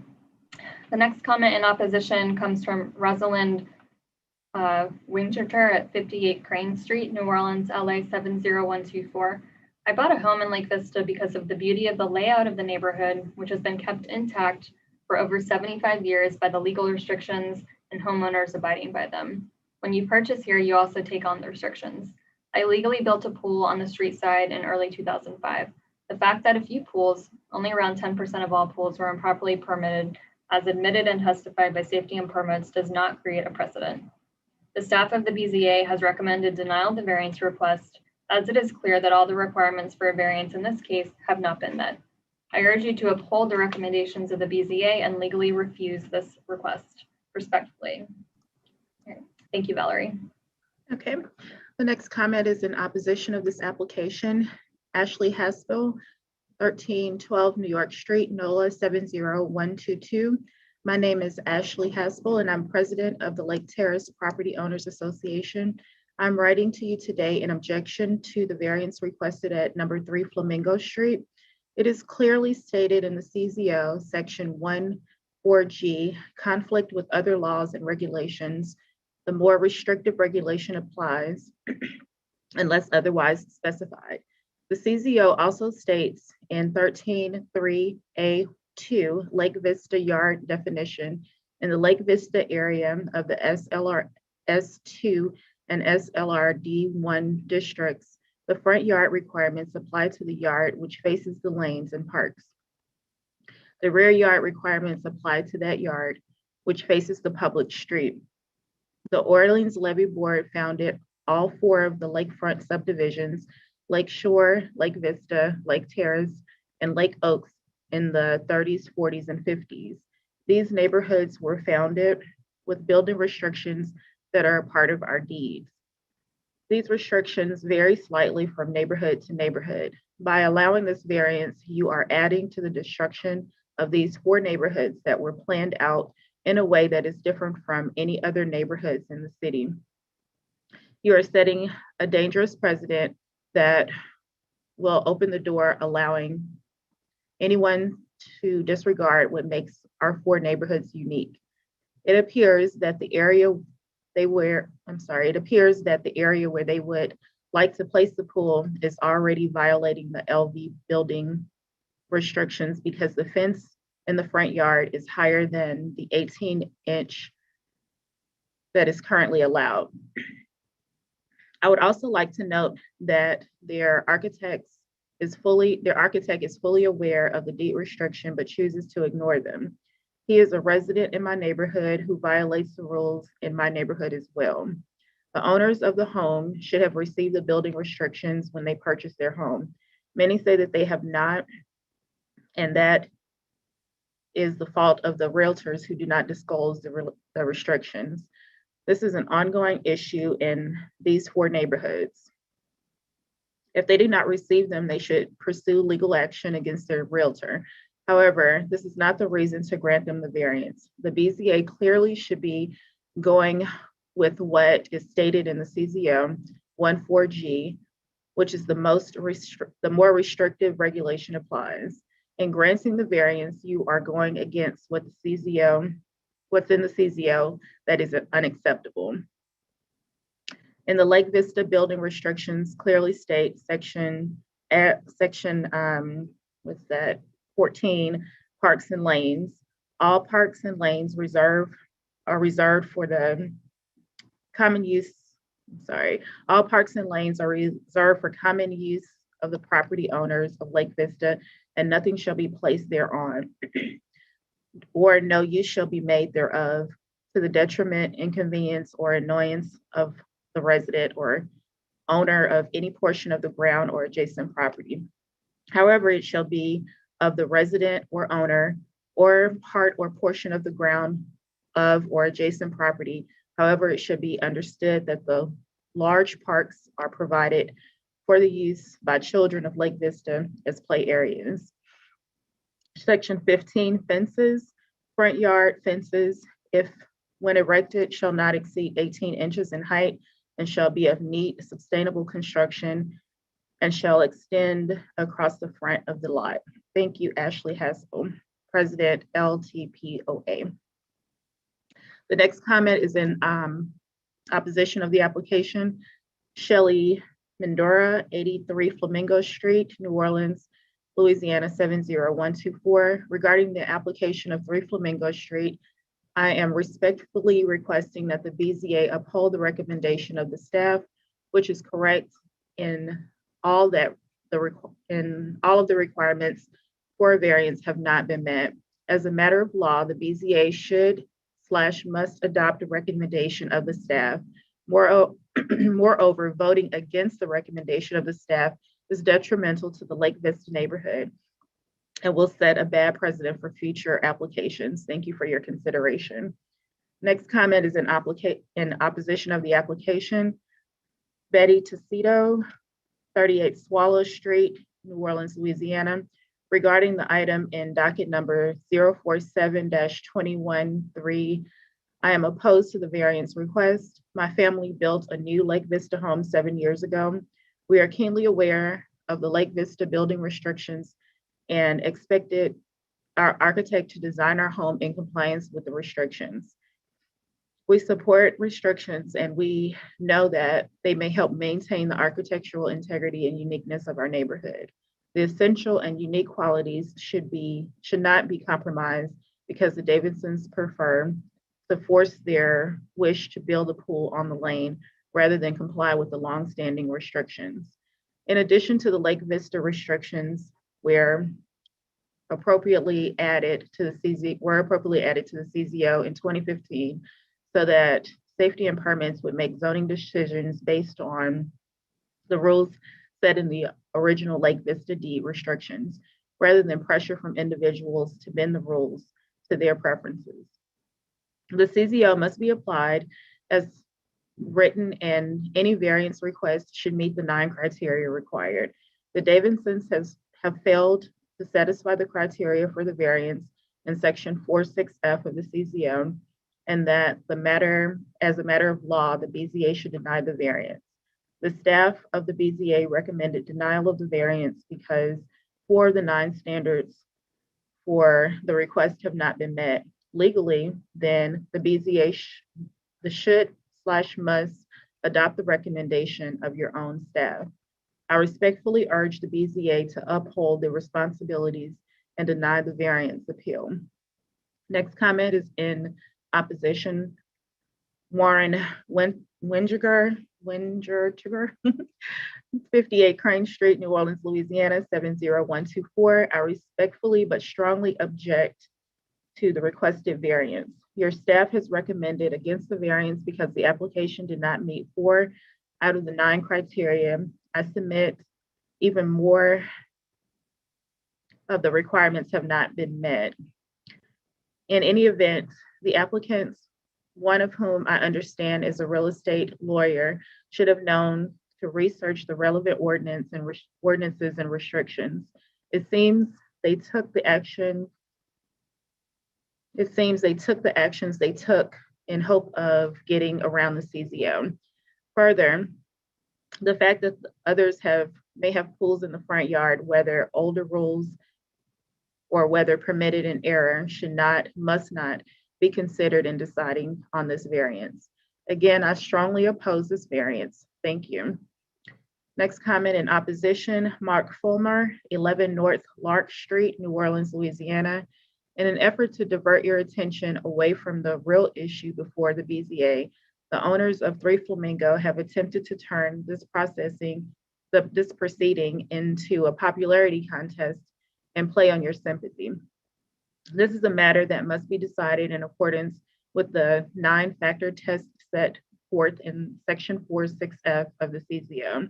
The staff of the BZA is correct that the owners of 3 Flamingo have failed to satisfy at least 4 of the 9 factors set forth in Section 46F. The preservation of the unique design and attributes of Lake Vista are paramount to the desires and wishes of any resident in Lake Vista. As a matter of law, the request from the owners of 3 Flamingo for a variance to build a pool in their front yard must be denied, and the staff report approved and adopted by the CZO. Next comment in opposition of the application, Barbara Mullery, 1185 Robert E. Lee Boulevard. This request for a variance at 3 Flamingo for a swimming pool does not meet the requirements for a variance stipulated in the current codes.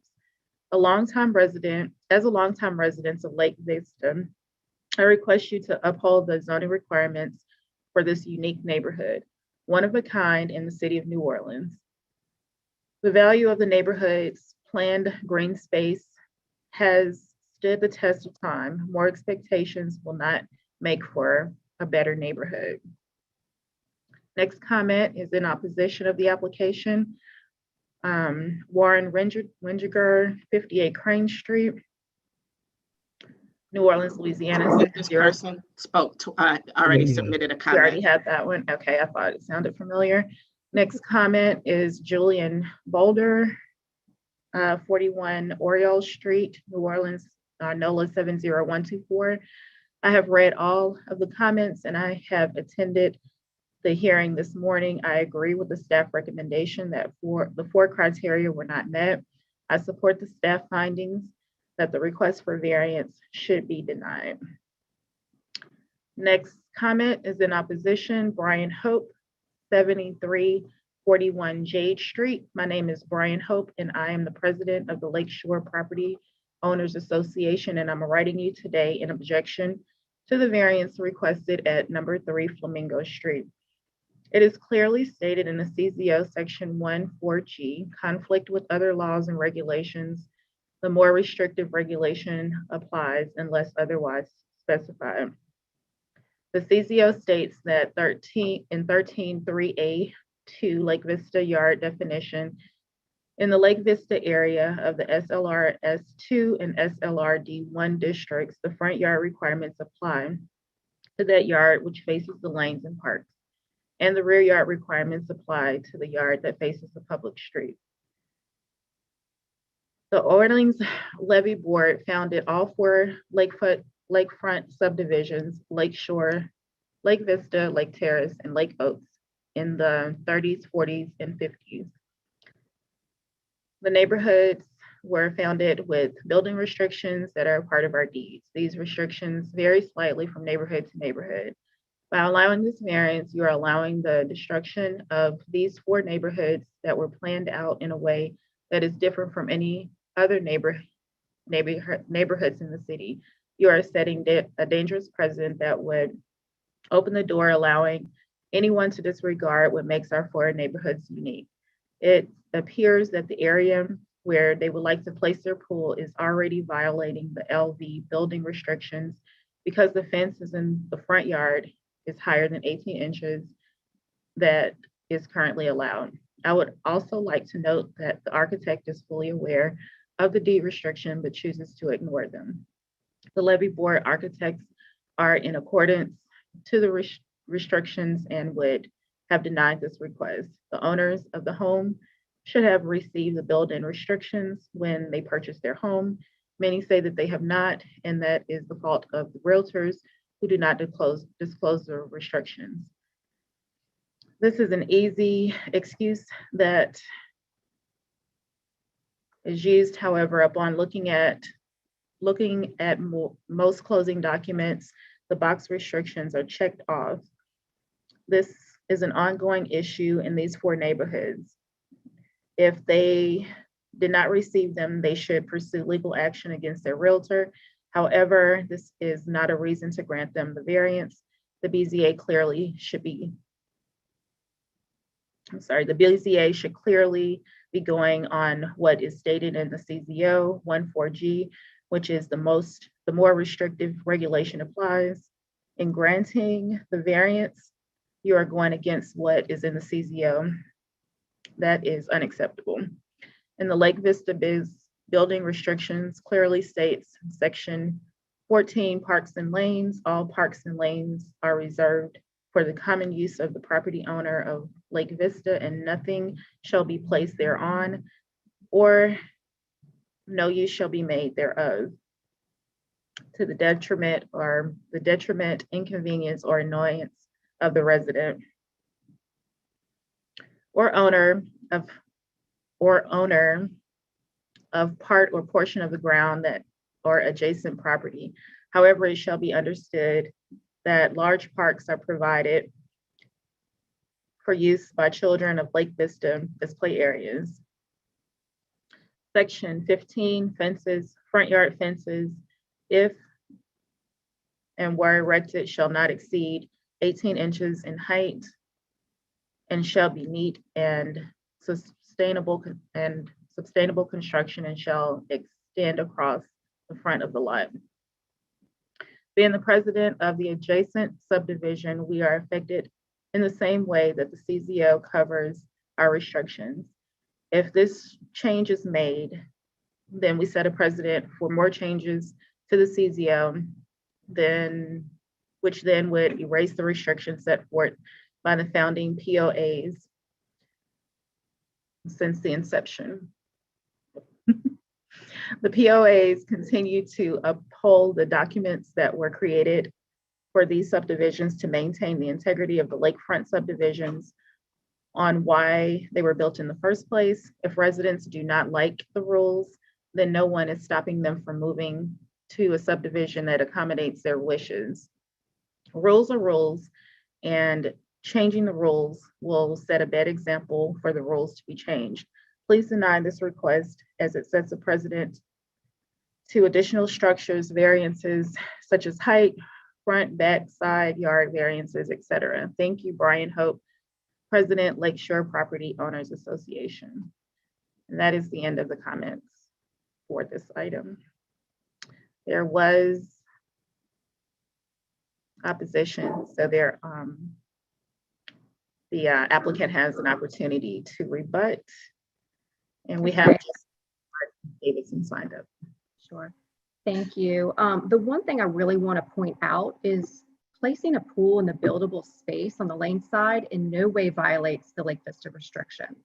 I've read the restrictions. I'm not sure if some of the people who are making the comments have not, but it in no way violates any of the Lake Vista restrictions. You know, I'm not sure why we've got presidents from other homeowners associations commenting on this that are not residents of Lake Vista. You know, with regard to fencing, the fence on this property has been up for 11 years. So the fencing should not be an issue at all. And then one of the people who wrote an opposing comment doesn't even live on the street anymore. So, I mean, realistically, I'm not sure where the misconception is coming in with a few of these residents who are opposing this, but there is no Lake Vista restriction or covenant that says you cannot put a pool on the lane side of your house. Thank you. Thank you. Are there any questions or comments from board members? Just one quick comment. I just noticed that I think it was actually in our packet, not in the comments provided after. Just even a contradiction between one person who states that they're chairman of the LMA committee, but the LMA letter states a point of no objection, which, I mean, if I understand correctly, that's by a committee for review. So if that's already establishing a point of no objection, why is there so much of a discrepancy between so many points of interest in this argument? Just kind of really confuses me. But at the end of the day, we're not here to hear LMA guidelines. We're here based on the CZO, the merits of the CZO and the 9 criteria and how we review them from there. I do have to make a personal comment, just my concern of someone even making the reference as if though I own the BZA, which I think is ridiculous for someone to even put that in writing. When I do remember my comments, and I think I say it quite a bit, I'm one person, I'm one vote. I just don't mind speaking up. So I just take issue when I see so much stuff and we're not really keeping it to the merits of what's actually within the CZO and what's actually the purview of the BZA under any certain review. I just have to at least make that statement, Chairwoman.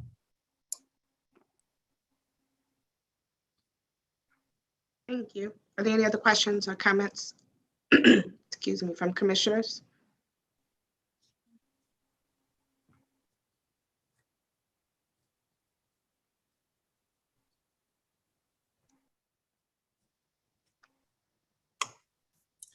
Is a motion in? Well, just a real quick question. I do believe that Ms. Davidson answered it, but just to cross my T's and dot my I's, you mentioned a lot of the comments obviously do kind of point to the deed restrictions for this particular neighborhood. And as a layman who I don't have a copy of those that I poured over in detail, just wanted to be sure that that the requests being made today don't violate those, right? Just wanted to kind of reiterate that. There's actually no mention of pools in the deed restrictions. Awesome. Just thought I'd ask. And just to clarify, we are not the body that would kind of monitor whether or not it would be a violation of the deed restrictions. That would be a separate action if that were to be the case. So I didn't want to make it seem like that would even be an issue one way or the other, because that would be something to be resolved exclusively with the neighborhood association if they were to take the matter to court somehow, but it wouldn't have any bearing on our decision. Yeah, that's what I thought, but sometimes it's good to just verbalize and put it out there. I appreciate the response because there seems to be some confusion from the folks who are putting up some of these opposition notes that we have anything to do with those neighborhood restrictions and rules, and we don't. But that was all I had to kind of clarify. Thank you. And I'm gonna say again, that's the premise of the LMA, not us. So if the LMA is given a letter of no objection, that's within their purview, not ours.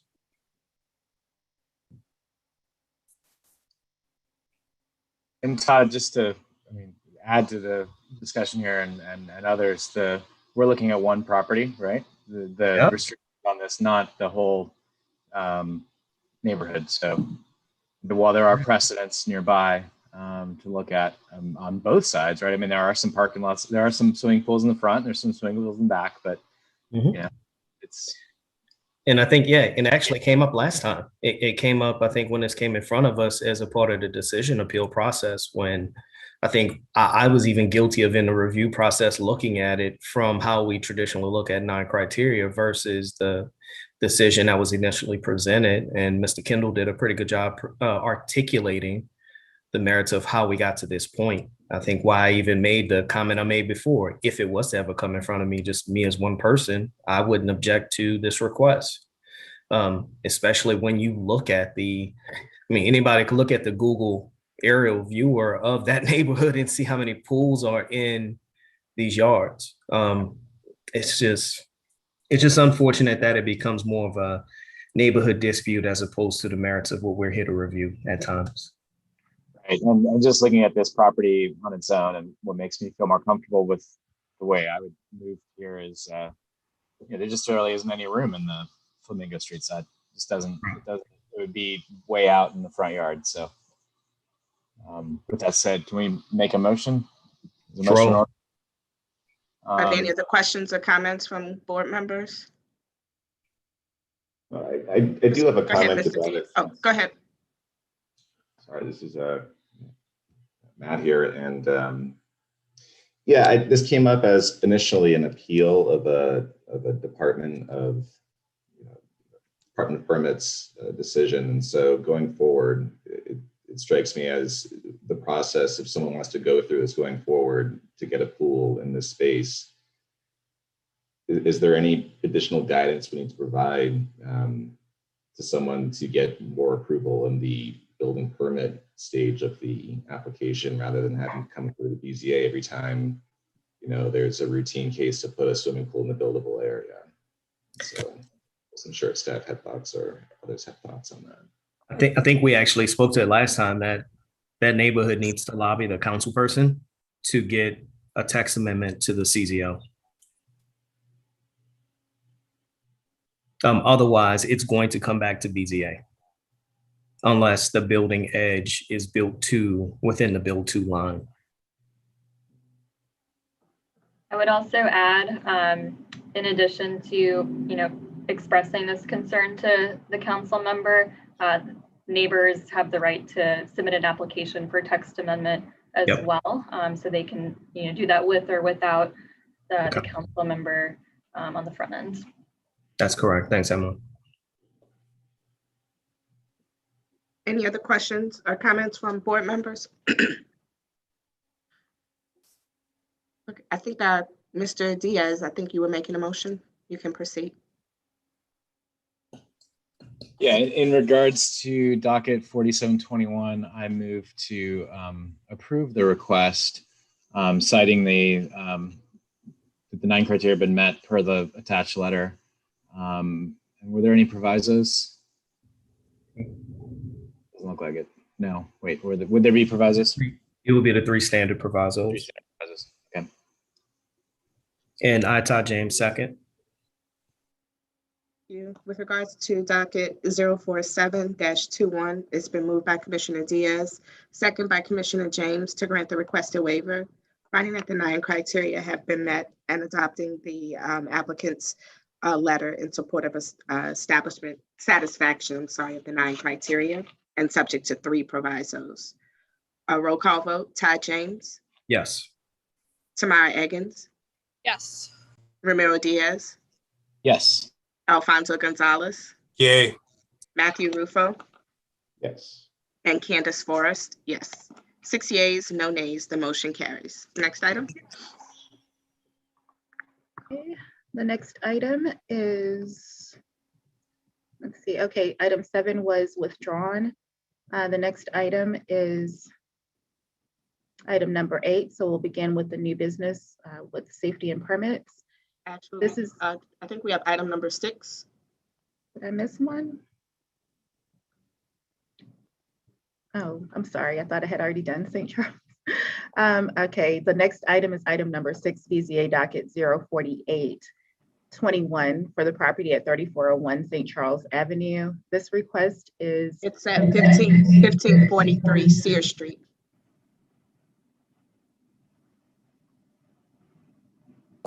Item I'm 6. looking at the wrong thing. I think it's 6. just the wrong address was inserted. Yeah. So Yeah, 46 or 4821 is for 1543 Sears Street.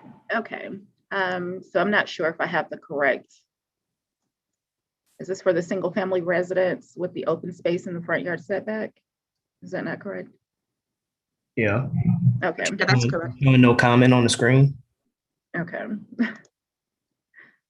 All right, so there's no public comments for number 6, so no need for rebuttal. Are there any questions or comments from board members? I have one. The calculation for permeable open space, I saw that there was a parking strip in the back. Is that counted as permeable or impermeable? Is there any intention to make that permeable surface?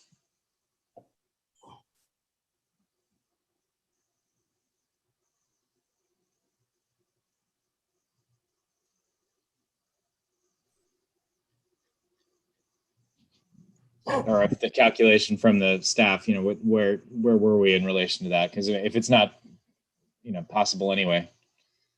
Sorry, I thought maybe Van would speak to that, but my understanding is that the driveway is not pervious, and so it was not counted towards that calculation.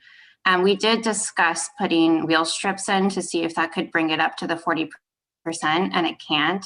And the applicant was hesitant to do so for access reasons, depending on the potential future homeowner.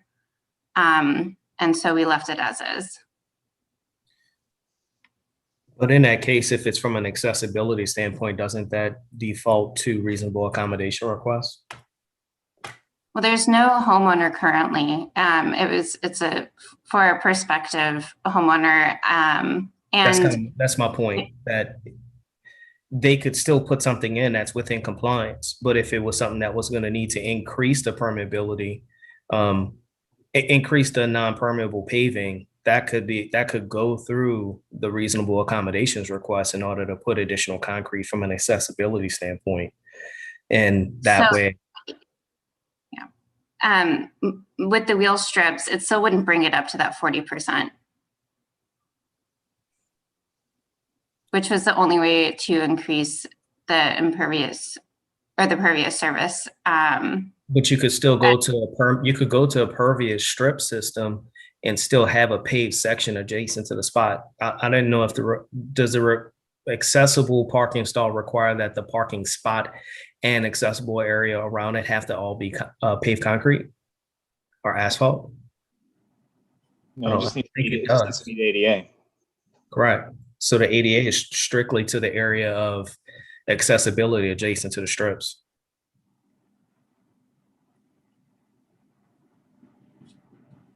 It's just a question of the surface and whether was looked at as being some sort of permeable, whether it's gravel with some sort of true grid system, or it might actually save money than pouring concrete slab down. And with that said, that's my only.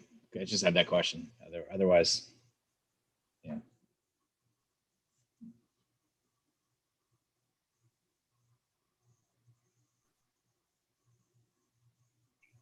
I would agree with Commissioner Diaz. I feel like there's at least a way to help resolve what they're requesting, but they need to at least exhaust the remedies that are the administrative remedies that exist for them.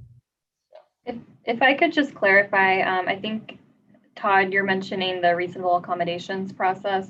Is that right? Is that the administrative process you're referring to? No, two different things. What I'm saying is that they could still put in strips or a true grid type system or something that still allows for the permeability for some type of parking stall to be provided in the rear of the property and still probably meet the permeability requirements. Their justification of why not to do it was not sure if it's someone who may need accessibility later on. If that was the case, that would have the reasonable accommodations would be the administrative option for a future homeowner. which then they can do the modifications at a later date, subject to review by CPC. So I feel like they're trying to disqualify the work by something that actually goes through a different review process and could actually come in compliance, or at least provide a better way to achieve what they want to achieve here.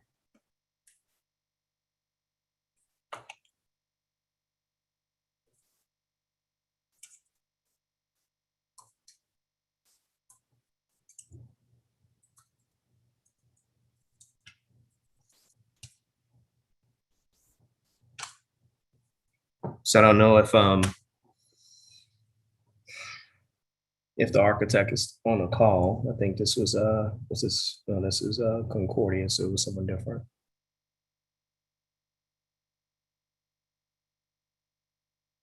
I'm not sure, is the applicant still on a call or not?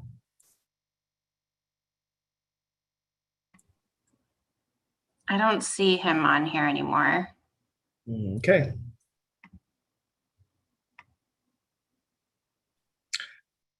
Madam Chair, I mean, I guess if we could defer to the end of the meeting, if they come back, otherwise defer it to the next meeting. I mean, I think there's a way to address that other element.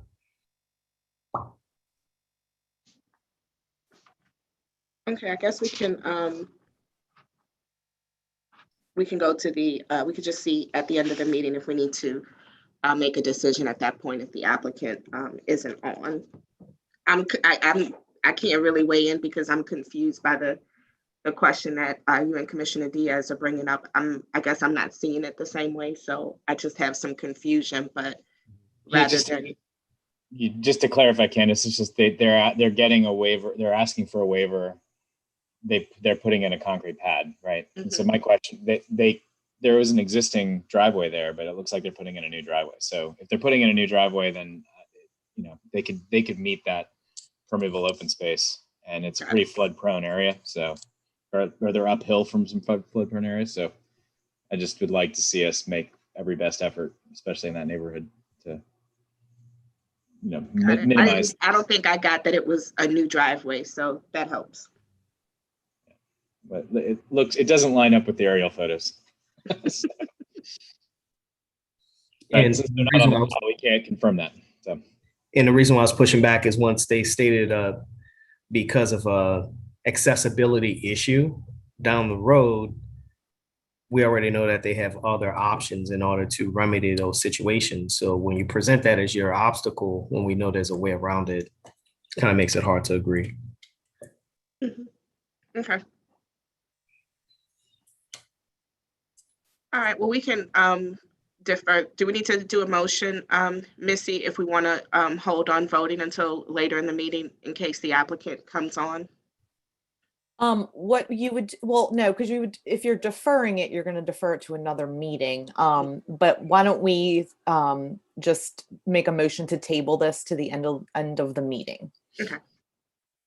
Todd James, so move. Romero Diaz, second.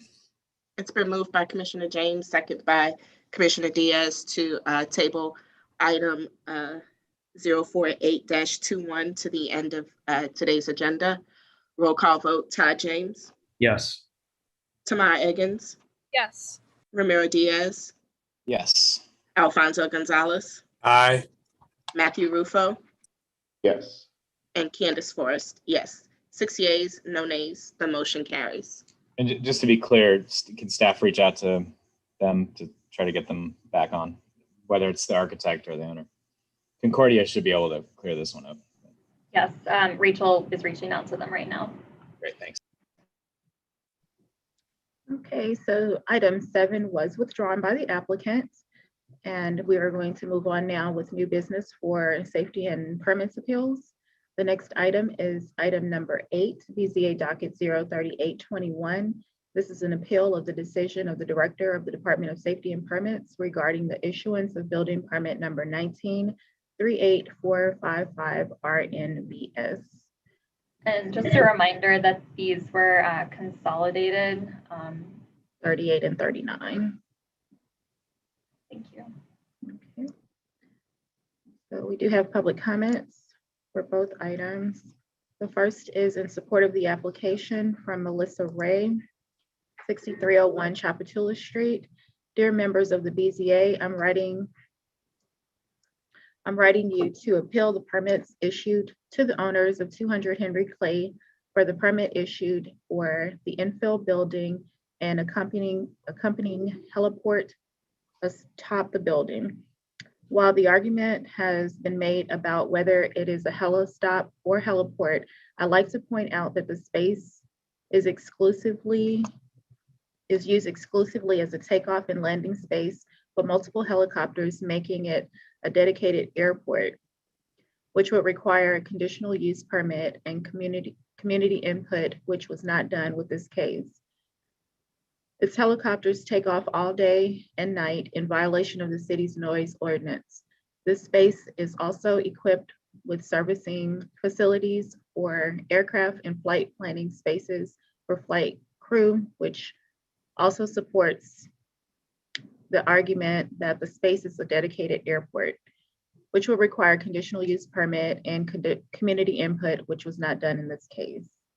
The owner of the property has also built and operated fueling capacities up until the hours before the previous BZA meeting regarding this matter was when parts were removed on Sunday afternoon in an effort to disguise the fact that they built and operated fueling services for the heliport, which will require conditional use and community input, which was not done in this case.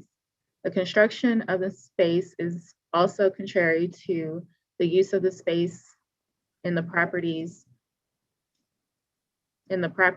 own master plan approved by the city, and is a violation of the property's zoning, which would require the community input before construction, which did not happen in this case. The impacts of the neighbors from Explosion Boulevard to Jefferson have been detrimental and also well documented in a previous BZA hearing. I'm asking that you rescind the permits issued and making the owners go through the same processes as everyone else in the city. I implore you to please defend the integrity of this board and approve this appeal of the permits issued. Thank you, Melissa Ray. Next comment is in support of the application. Bruce Goodwin, 6301 Annunciation Street. It is clear that the management of LCMC made a mistake. Dr. Hales admitted on television that they had no idea how devastating the effect of their new heliport would be. They certainly did not realize that hundreds of neighbors would be enraged and protesting the LCMC action for over a year. But they refused to take responsibility, and we the neighbors, are paying the price for their mistake. Instead of correcting it, they have used their PR muscle to portray the neighbors as oversensitive NIMBYs who do not care about sick children. But it was not healthcare providers who made the decision to move the heliport. It was the corporate MBAs, ultimately the president and CEO, John Nickens, who is not an MB, who made the decision and made the mistake. In their own sound studies, LCMC determined that the constant helicopter noise at street level is louder than a jackhammer from 10 feet away. The penetrating noise has dramatically damaged lives of hundreds of neighbors every night and day for over a year. We are not just a few angry complainers.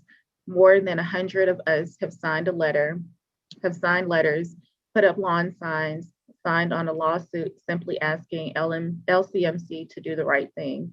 But LCMC has exhibited bad faith, taken advantage of our willingness to discuss the problem, and exploited their connections, influence, and political power to avoid taking responsibility for a situation they alone created. We, the neighbors, are asking you, the BZA, to do your job as our public representatives and stand up for citizens of the city against a corporate power that broke the law, covered up the violation, and continues to deny the impact of their illegal action.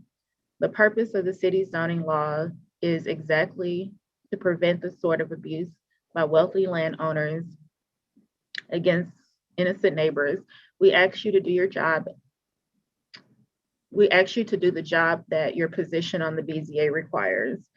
The old heliport is still there. CH uses it for 9 years and 2,650 landings with no problems. They stated explicitly in a public presentation in June 2020 that it was safe and usable. All we ask is that they return to using it. Sorry. It is the responsibility of the BZA to require them to do so and to stop them from using the illegal heliport. Hold LCMC accountable. Do not excuse their failure to follow the law. Next comment is in support of the application, Robert Denny at 6334 Annunciation Street, New Orleans, Louisiana, 70118. With regards to the new heliport at Children's Hospital, there is no question this facility serves as a permanent base for the helicopter owned by LCMC. Nevertheless, the city and this board continuously ignore mountains of evidence establishing the facility has a heliport subject to conditional use approval and have issued LCMC a permit in violation of the clean language of the CZO, the clear language of the CZO. LCMC's helicopter is a permanent fixture visible from many homes of our neighborhood at any time of the day. The helicopter leaves from and always returns to Children's Hospital. In short, there is no question it is based at the hospital, and the tangential flights to the lakefront are a front to circumvent the city's zoning laws. LCMC itself admits to this FAA, which it indicated the helicopter was only temporarily based at the lakefront until zoning/noise dispute was resolved. The heliport unquestionably has service facilities and essentially serves as an airport for the hospital's helicopter, as well as others. Children's Hospital IMP also refers to a heliport. According to the CZO, definition for heliport is satisfied and the permit issued incorrectly. While I have seen the board apply this zoning law stringently to taxpaying citizens, I've yet seen it applied to zoning laws to a corporation in our neighborhood with legitimate zoning disputes arrive. Unfortunately, the issuance of the permit, despite clear evidence to the contrary, serves as yet another example of the city government and administration valuing anything but its residents. Hopefully, this board will do what it was formed to do, evaluate the evidence and apply the law so that it actually has meaning. Next comment is in opposition. Alex Goss, 6319 Tchoupitoulas, New Orleans, Louisiana, 70118. While quality of life is a neighborhood concern, that is not a reason for this appeal. That is not the reason for this appeal. The hospital failed to apply for a permit prior to constructing or completing the heliport. It only then applied for the permit when the neighbors raised concerns about the sudden appearance of the new location. The helicopter was based permanently 24/7, 365 at the hospital. They built permanent fueling, maintenance, and support facilities for their permanently domiciled helicopter. Only after the neighborhood hired counsel did they move the helicopter to a technical basing location. No different than having a vacation home and trying to claim residency there. when everyone knows it's a real location. Their real location is at the hospital. The equipment remains. This was made clear to those who approved the permit and dismissed the objective facts in favor of accommodating the helicopter. There is no objective way to determine this is anything other than a heliport. While the hospital may not like that, and while we all want to make sure the hospital is able to support its operations with a helicopter, they must go through the proper steps to get a heliport approved. It's a hard thing to do, but BZA has one job, and that one job is to ensure that our city's residents comply with city permitting ordinances, like it or not. We implore you to do your job here and designate the landing location as it is objectively defined, a heliport. Next comment is in opposition to the application, John Williams, 920 Poifar. What kind of horrible human beings fight a children's hospital, bringing sick children to the hospital? If you live next to a train, there is train horns. If you live next to a highway, there is vehicle noise. If you live next to a hospital, there are helicopters and ambulances. How entitled must these people be to fight this? The lawyers talked about this being a Ferris wheel or being a roller coaster. He must be an idiot. This is a helicopter, or this isn't a helicopter or a Ferris wheel. It's a helicopter bringing sick kids. Shame on all of these people. I pray their family or children never have to use this hospital. The next comment is on opposition of the application. Josh Keller, 432 Calhoun Street. I lived in the 400 block of Calhoun for 42 years. I've never noticed a helicopter until they recently moved in 2020.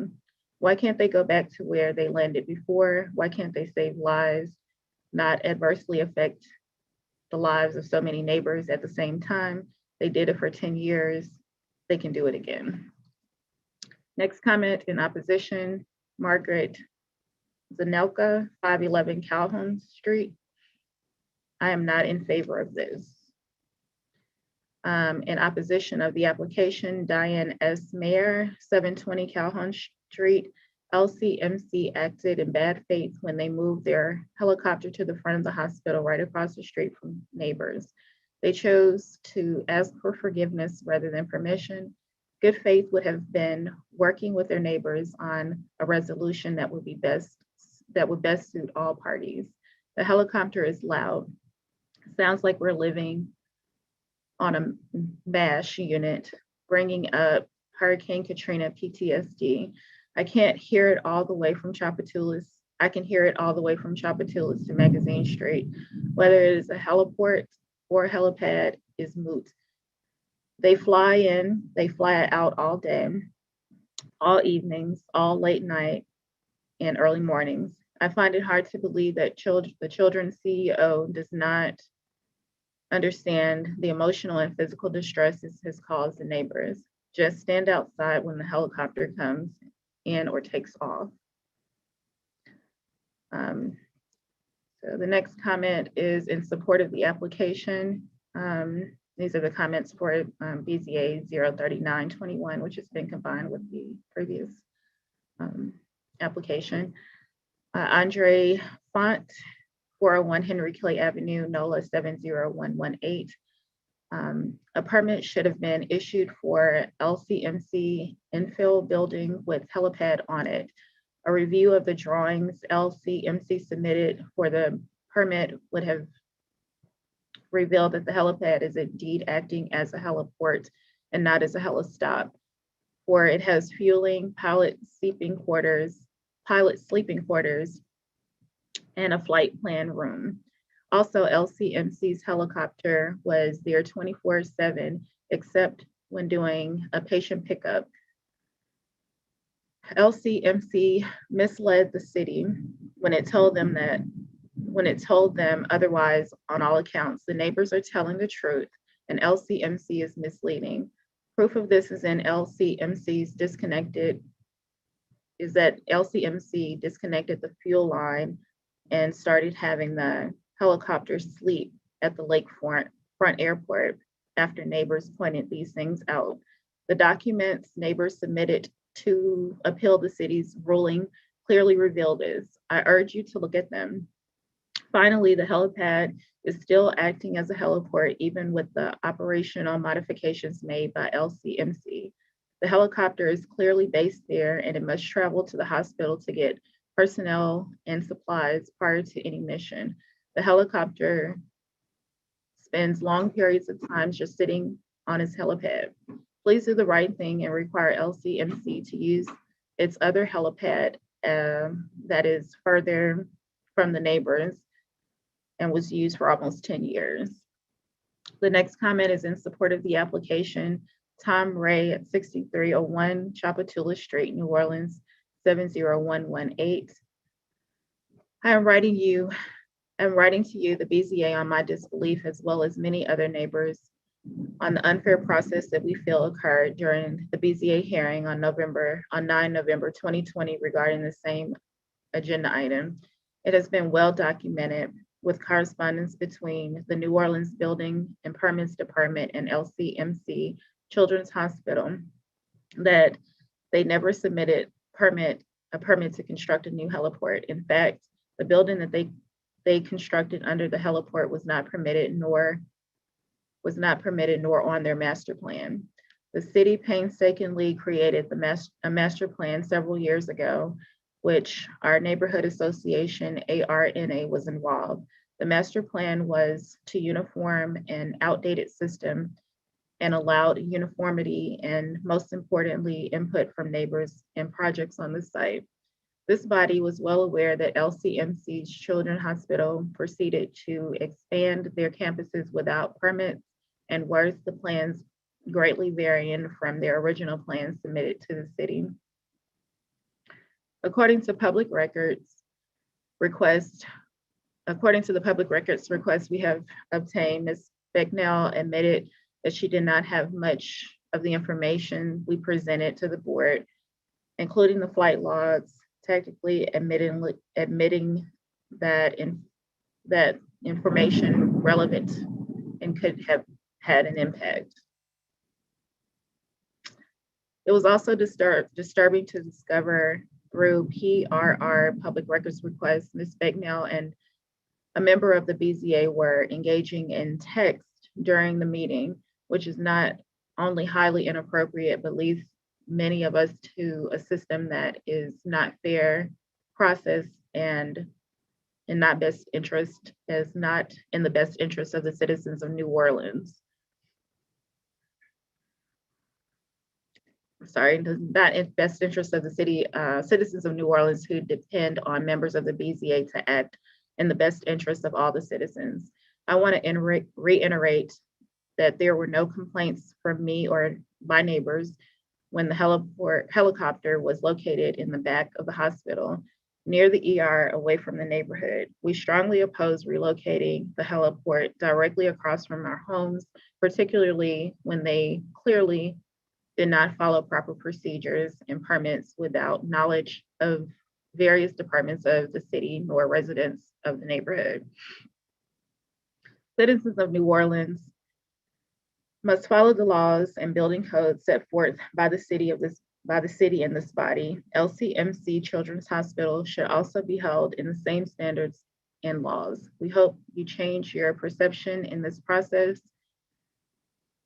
We hope you change our perception in this process is not fair and above board, and look at the facts and deny the permits granted to the LCMC Children's Hospital. Emily, are you available to read after this one? Yes. Okay, thank you. In support of this application, Victoria Emmerling, 6334 Annunciation Street, New Orleans, Louisiana, 70118. The reference permits were improperly issued, first pursuant to CZO 15.0 5F LCMC CH was required to amend its master plan in order to obtain a permit for the structure, which it did not do.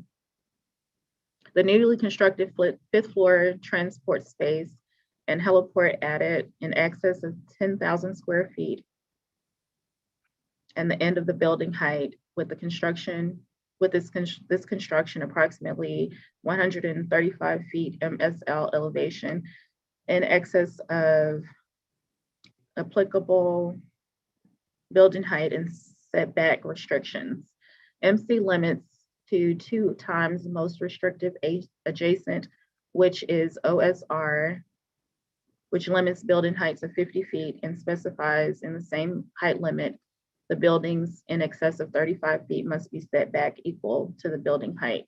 Thus, under the CZO 15.5F LCMCCH, which requires to seek and obtain approval of the amendment of its master plan before the permit could be issued, which it did not do. Accordingly, it was an error for safety for SMP to issue the permits. Second, the facility is used as a heliport. On January 19th, 2021, Evan Bertucci, the Director of Transport Services of LCMC/CH, signed the official FAA Airport Master Record for this facility in the record. And he affirmatively certified 1 helicopter was based at the heliport. This was certified to the government days prior to the issuance of the permit at issue. This is also consistent with the evidence in the record that the repeated affirmations by those living in the neighborhood that the heliport can and does serve as a permanent base for takeoffs and landings, with hundreds of landings and takeoffs by the helicopter a month. The board should take LCMC/CH at its word to the federal government that the helicopter is based at the heliport and find that it was an error for SMP to issue the permit without LCMC/CH going through the conditional use process. Third, the permit failed to set an expiration date. The helistop cannot, by definition, serve as a permanent base for the landing and takeoff of helicopters. By failing to set an expiration, SMP impermissibly is allowing this purported helistop the permanency only granted to a heliport. Therefore, it was an error for safety for SMP to issue the permit without any time restrictions. Thanks, Valerie. And I also I need to go back in the comments. Somebody had submitted their comment under the wrong item. So I moved it and I'd like to go back and read that into the record. Was that the one for 33, Emily? Yes, they submitted it under 33 by mistake. Yeah, I thought that I added that one. Yeah, it was already read, I believe. Okay. Perfect. Let me go back down here. All right. The next comment in support comes from Mary Fanning Horace at 6016 Annunciation Street. I would like to change from in opposition to this application to in support of this application, as this body adds confusion to the process. Therefore, I am in support of Mr. Tutt's application, but my words still stand as the permitting process has been undermined. The next comment in support comes from William McIntyre, 6035 Chapatula Street, New Orleans, LA 70118. I'm in support of items 8 and 9. The next comment in support comes from Joseph G. Casiola at 307 Webster Street, New Orleans, LA 70118. Good afternoon. I want to bring to the attention of the BZA that Children's Hospital has altered the quality of life for residents in its immediate area with the relocation of its helicopter operation. Certainly not opposed to the work CH does. We are requesting that Children's Hospital relocate back to the original heliport location. The move to the present location was without proper permitting, but just as important, this has affected the health, sleep deprivation, quality of life, home value, and even some suspected damages to my home, vibration. It is unconscionable that the BZA and City of New Orleans has permit this to happen right before our eyes with no weighing of the circumstances and how they affect tax-paying residents of the neighborhood. I respectfully request you analyze the situation from the neighborhood standpoint as a resident and not a corporation whose sole purpose seems to be profit at the expense of residents. To not recognize and take action, having CH locate back to the original or other location away from the neighborhood speaks volumes about what some are beginning to see as corporations' ability to step all over the permitting process and the residents that it affects. Please do the right thing. Who wants to live in this type of environment? The next comment, I think we have already received one from Mary Fanning Haraist. Should I just skip this one, Missy, since they're only allowed one? Yes. Okay. And does it make a difference if her previous one was well under 2 minutes?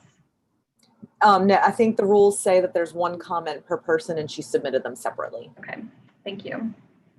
The next one, Diane Mayer. We've already read her comment into the record previously. That is the end of the comments for 038 and 039.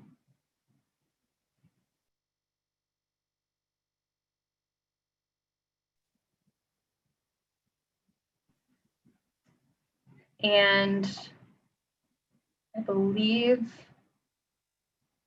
well, there's opposition from the Children's Hospital representative. There was a comment in opposition as well, so both, there's rebuttal for both. Perfect.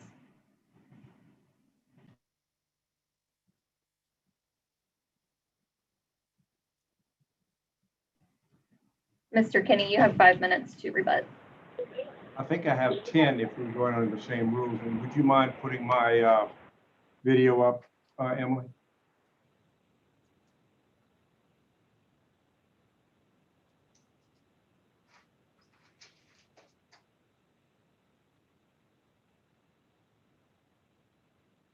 Can somebody put my video up? Okay, good. I was sort of taken aback, I guess, by Ms. Becknell's comments that don't worry about a valid city permit.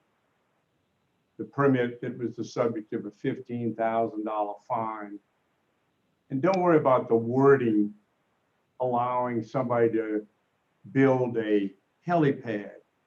Because, you know, the clerks that just do these permits, you know, sometimes they're not properly trained or supervised or something else.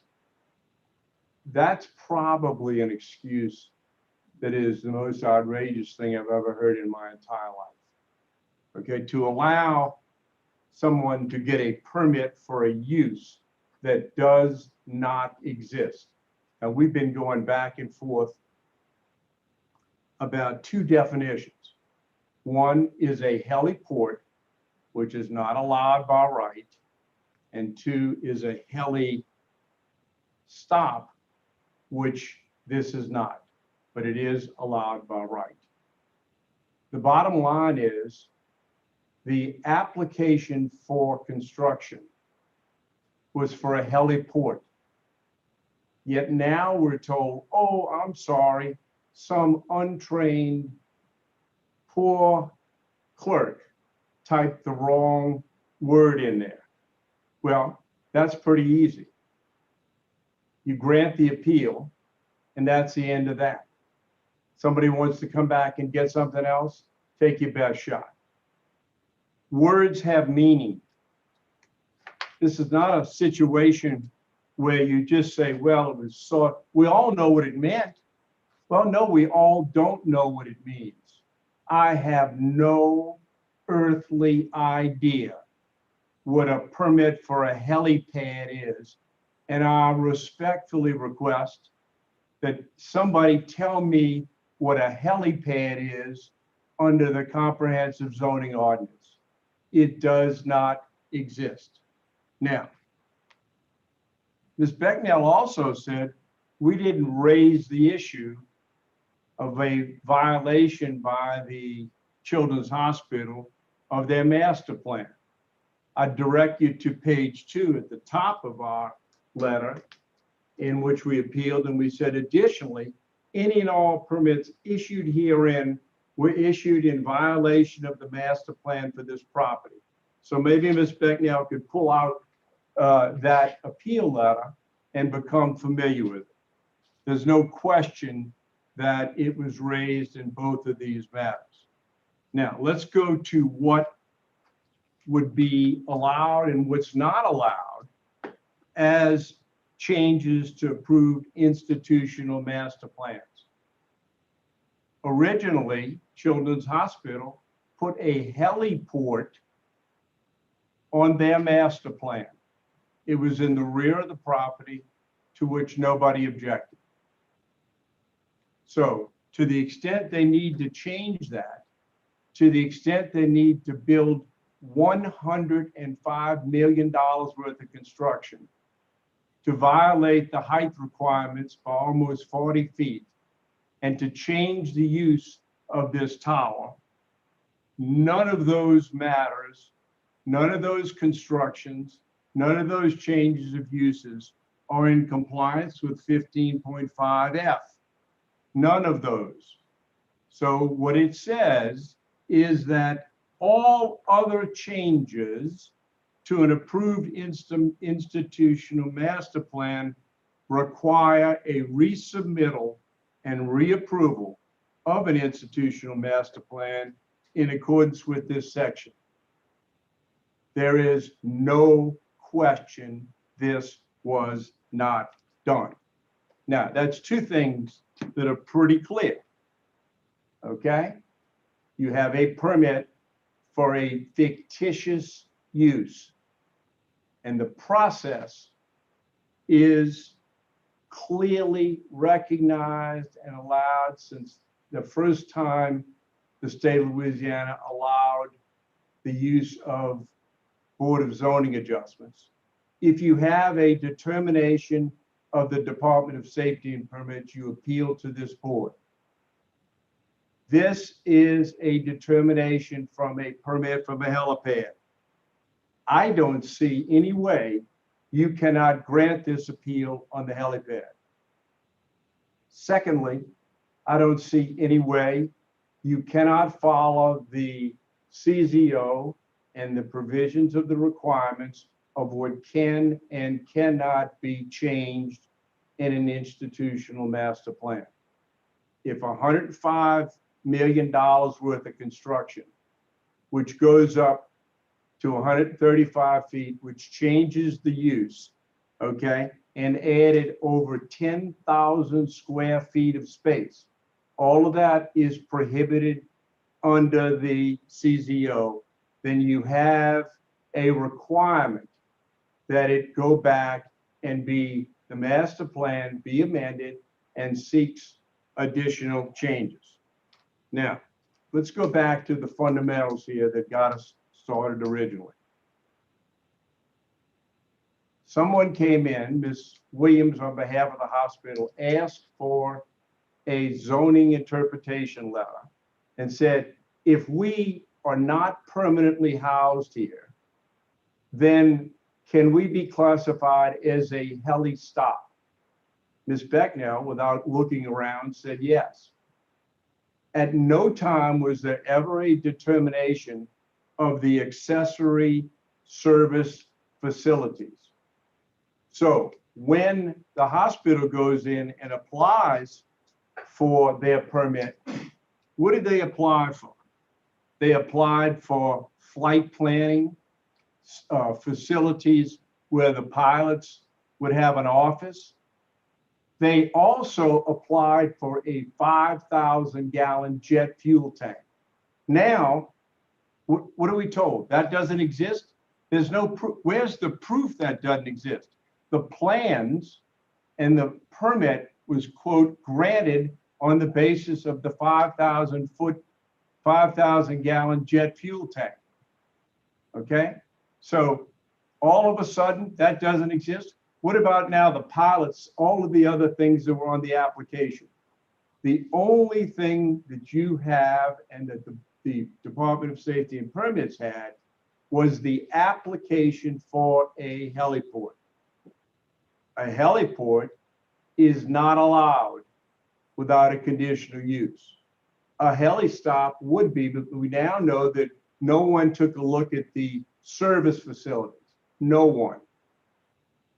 So, okay, I want this board to grant our appeal and say the permit was issued in violation of the comprehensive zoning ordinance. And secondly, there can be no further construction without following the institutional master plan. I guess as an ancillary to that is you have to look at the plans itself and say this is a heliport. Now, I see Ms. Quigley, I didn't notice her before. I hope maybe at some point she'll address that issue about the Zoom meeting, because we, unless we hear anything other than what she said earlier, I believe there's been a mistake in conducting the Zoom meeting. But I'm more than happy to listen to any questions or comments on the issue of granting an illegal permit in violation of the master plan or any other matter.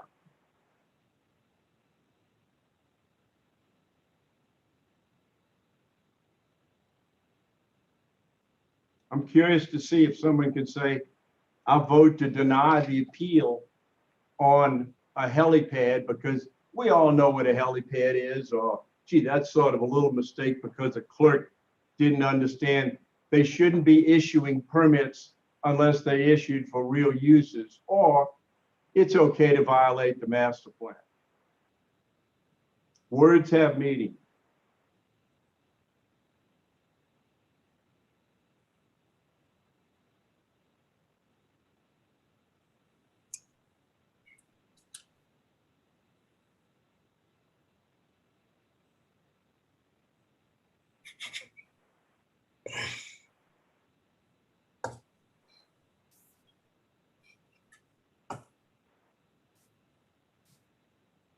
Chairwoman, just a quick question. I'm assuming that's the end of comment. I thought that, I don't know if it was Missy or Emily that said that both Parties. sides were doing rebuttals. Is that, did I miss that? I misunderstand? No, that's correct. There was a comment in opposition as well as comment in support. So both sides get rebuttal. Thank you.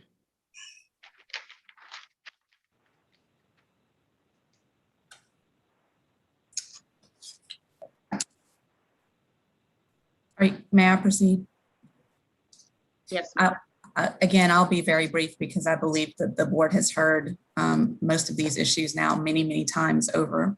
A lot of the public comment was aimed again at sound, which of course we've articulated before that that's not properly before this body. Mr. Kenny has repeated that there was no inspection of the facility such that these fueling capabilities were never observed, or if they were there, that no one at the Department of Safety and Permits would have seen them, which is incorrect. Again, the fueling capabilities that he's referencing are not what he's describing, and building inspectors were on site and have been on site at the premises multiple times to see what the helistop encompasses. And I think he's referenced the master plan. Ms. Becknell clearly articulated that process and what effect it has on the fact that this helistop is being done in accordance with the master plan.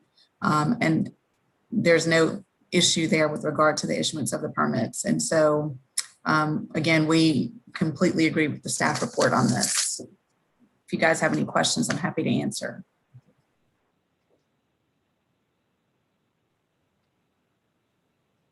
Thank you. Are there any questions or comments from board members? I don't know if you were starting to speak, Mr. James, you're on mute.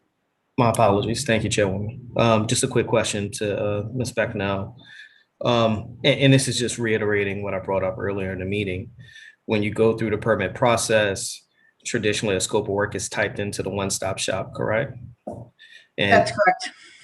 and that's usually typed up by an applicant or applicant's representative.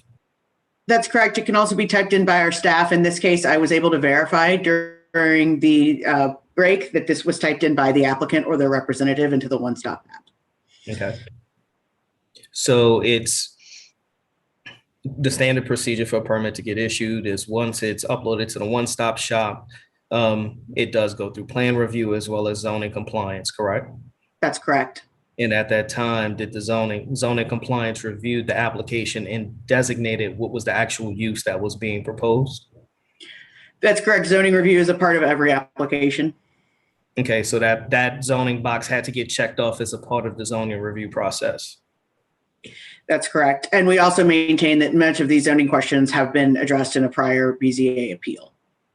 Okay.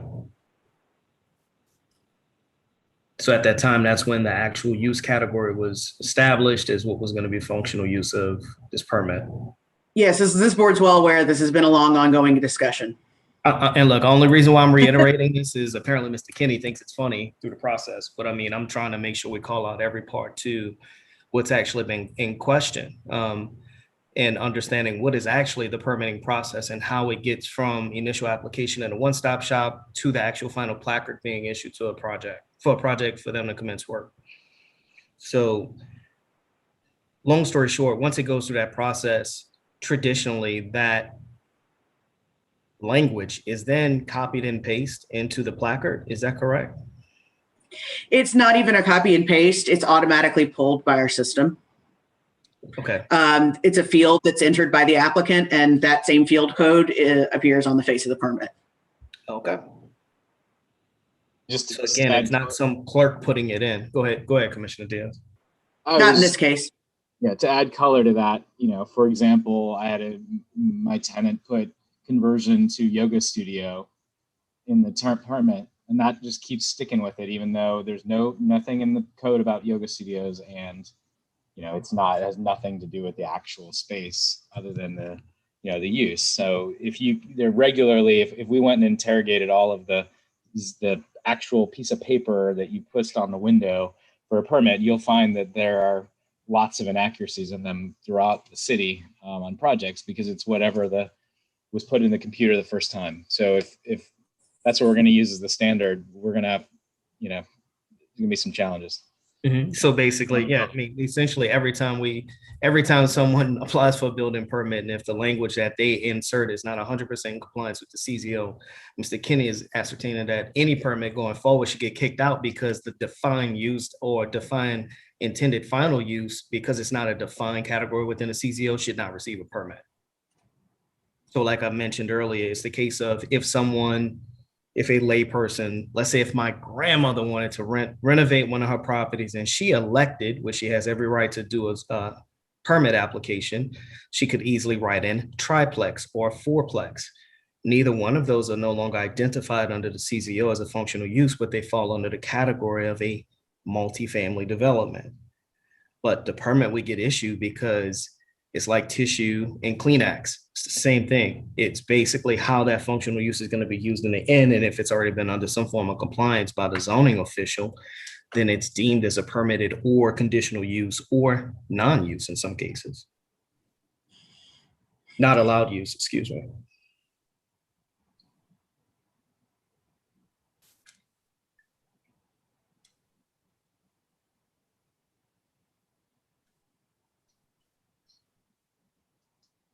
Are there any other questions or comments, board members?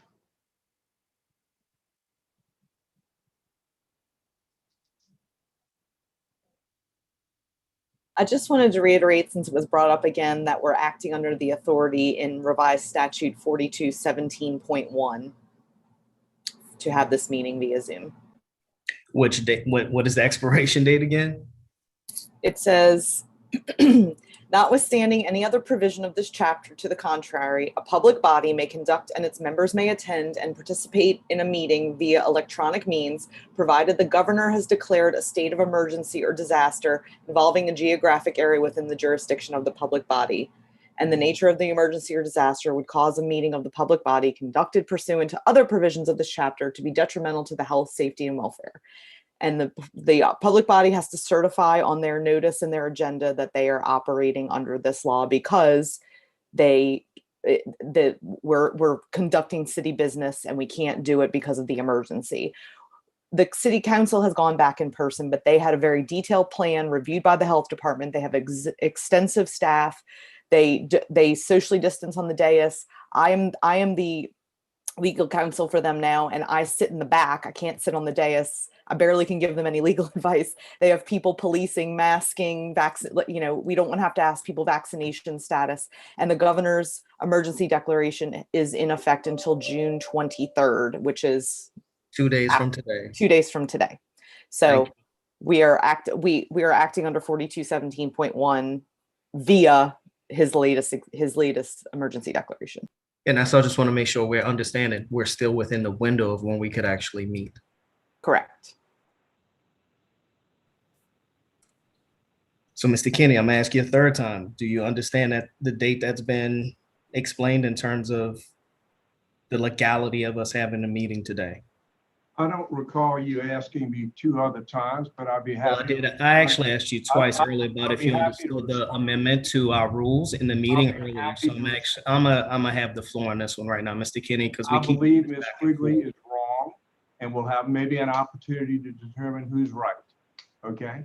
We'll But follow clearly, your in our administrative opinion, remedy. just So I think it's, just a second. we I'll have it. Respond to you don't get to say respond to my question, but I don't want to listen to you. Okay, so. Well, you've yet to address the actual believe- question, We but believe, Mr. keep going James, here. we believe that the declaration that Ms. Quigley refers to is inoperative, okay? And that there is no right for this board to be operating under any sense of emergency. Now, I don't think it does us any good. Ms. Quigley has her opinion and I have mine, okay? But you're the ones that are taking the risk, not me. All right, so that's simple. It's just, I guess we're back to going over that, the issues before you all, and look forward to hearing the decision of this board. Madam By Chair, the way, I suggest that the board do this. Madam Chair, is a motion in order? Because there are 2 motions, there are 2 appeals before the board. So again, I'm gonna ask my third question because I was talked over. Madam Chair, is a motion in order? Are there any other questions or comments from board members? Proceed.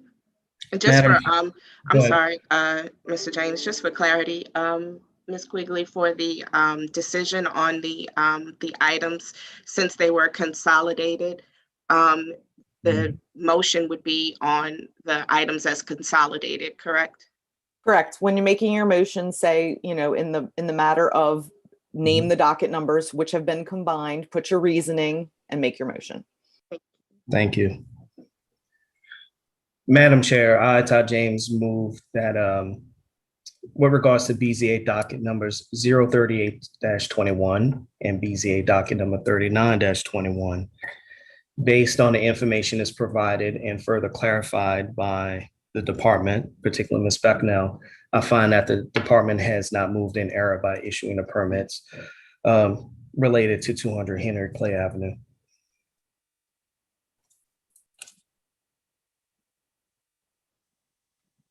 Alfonso, second.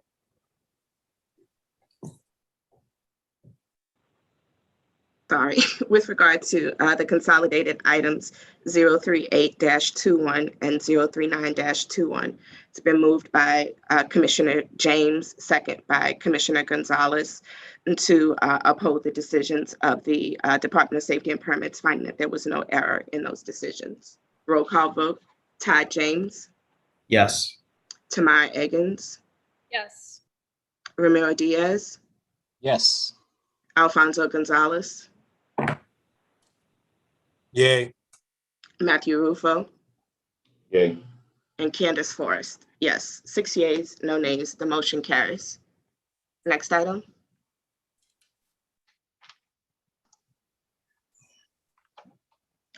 Okay, the next item is item number 10, BZA docket 05321. This is a request for variances to permit the construction of a single-family residence with insufficient interior yard setback, excessive encroachment of uncovered steps, and insufficient parking space depth. As a reminder to the board, the staff recommendation is for denial for the parking waiver and approval of the side yard setback waiver. There were no public comments received for this item and therefore no need for rebuttal. Any questions or comments from board members? I just had one question. Is it Adamick? I'm sorry, I didn't want to mispronounce it. Yep, Adamick, thanks, right. So I know that the recommendation was denial of one and approval of the other. And I know you had questions on the, I was just trying to remember, there was a question on one of the provisos, correct? On the approval? That's correct. One of the provisos is to provide trees in the public right-of-way. But if you were to look at Google Earth, you'd see that the public right-of-way is only about 5 feet wide there. So on both streets, it's a corner lot. So I don't see how we would be able to provide trees there. I think they're supposed to keep like 5 feet clear in the public right-of-way. So I'd be concerned about being able to meet that proviso. And just Madam Chair. clarity for, Madam Chair, if I could clarify that for the applicant, that proviso is per Parks and Parkways. So what you will do, what the applicant will do is reach out Parks and Parkways. And if they find that it's not practical to put any plantings in the right of way, they will go ahead and issue a statement to that effect. And the applicant can forward that to me. And that essentially will satisfy the proviso if, according to what Parks and Parkways says. and that was going to be the point that I was going to bring up as well. Oh, So, sorry. Oh, no, you're fine. So Mr. Adamick, it is done in consultation with Parks and Parkways, and they would, there are situations where it may not be feasible, and that has happened. And when it's not feasible, the department will consider it satisfied based on the recommendation not to do a tree. But I just wanted to make sure to bring that point out when you had mentioned it in your comments. Thanks. In terms of the parking issue, just a question, and I was trying to look at the plans in the packet, and I just wanted to clarify with staff that the parking location being too short would extend into the into the sidewalk. Is that correct? No. Sorry, I'm having some trouble here with the mute. I think you might have just muted yourself again. I'm so sorry. No, the 16 feet is entirely within the property boundaries. Right, and so the issue is that it's 16, right, so that those additional 2 feet that it's short are actually the sidewalk. That's correct. That's correct. If you were to put a vehicle in that space, it would extend in onto the sidewalk.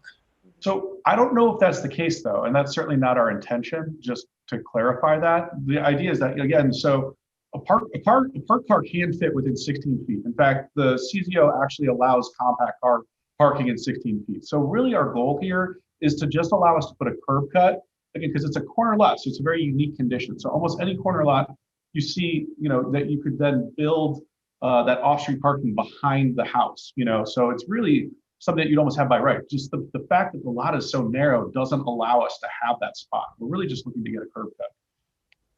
Right, but the problem is that the reason why I was asking the question is because the requirement is 18 feet. The requirement is not 16. And so those additional 2 feet would actually be the public right-of-way. It would be the sidewalk. And that's why the conditions wouldn't allow for, you're mentioning that in some areas there's an allowance of 16 feet. I'm not speaking yea or nay on that. I'm just looking at what the requirement is for this location. And there's no guarantee that it's going to only be a compact car. If it is a larger vehicle, it would protrude out onto the sidewalk, which is the public right-of-way for pedestrian traffic. So just to help the chairwoman out, there's site design standards that exist. Whether we allow for compact parking or not, there's a minimum standard for a parking stall, period, which is 18 feet. Because the lot dimension itself is only 17 feet in width, you can't make the spot compliant because we cannot take into account angled parking because we're not monitoring the drive out width. So what you've proposed and what you're showing is documented as a 90-degree parking stall, which has an overall depth requirement of 18 feet in depth. We have been seeing these quite a bit, that folks have tried to come in, put them in required front yards and everywhere else you could find possible to put these parking stalls in place.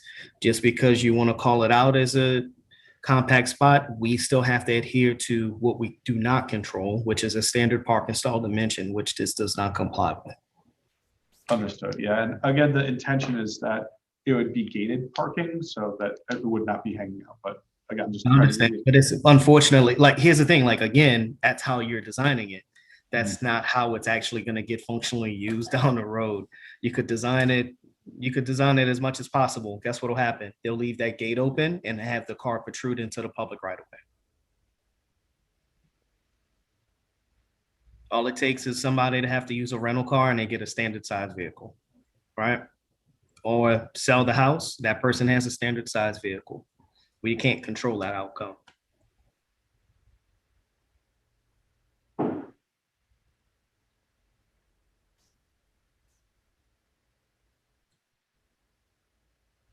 Any other questions or comments, board members?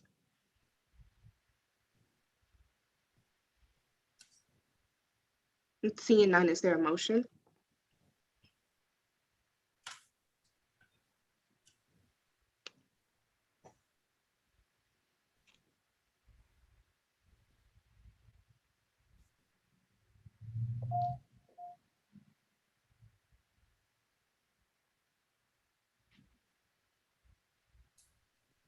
Madam Chair, for motions in order.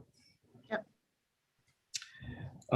Madam Chair, regards to BZA docket number 053-21, my motion is to accept the staff's recommendation as provided.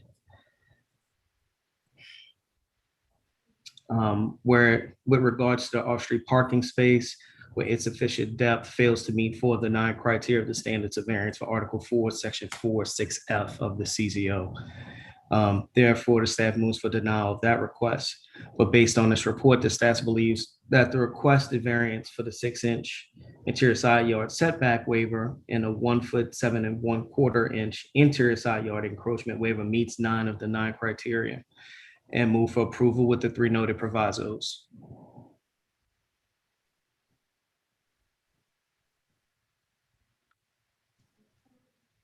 Ramiro Diaz seconds.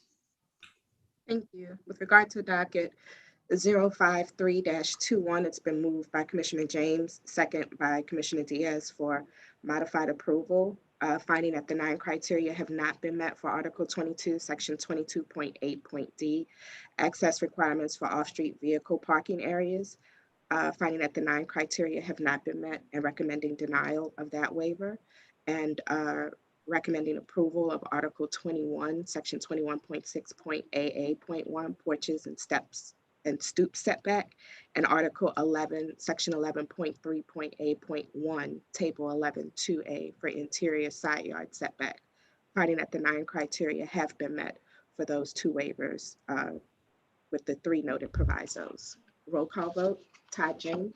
Yes. Tamara Eggins. Yes. Ramiro Diaz. Yes. Alfonso Gonzalez. Yay. Matthew Rufo.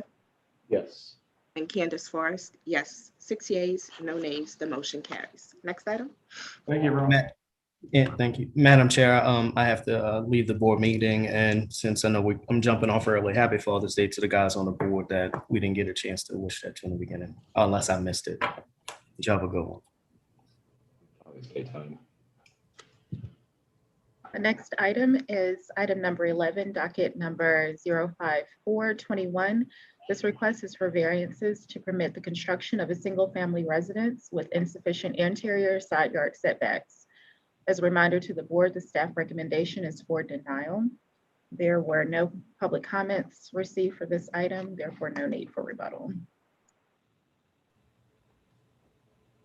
Thank you. Were there any questions or comments, board members? Yeah, this is Ramiro. I'm gonna try to channel Todd here. So this is, it looks like it's a builder home with a professional services being provided by the builder. And you know, typically with these, we recommend that the owner go back to the person that's providing the plans and see if they can be modified, because there's really no hardship here from a zoning standpoint. I understand some of the things that were said by the applicant, but they're not really hardships as we quantify them or qualify them. So I would recommend going back to the who provided the drawings and you know, if there was a mistake made in the plans, that's the professional record's fault, not really acceptable as a hardship. Yeah, that was one of the questions that I had looking at the other applicant listed, if there was a way to revisit coming into compliance. Is the applicant? I couldn't see if the applicant was on.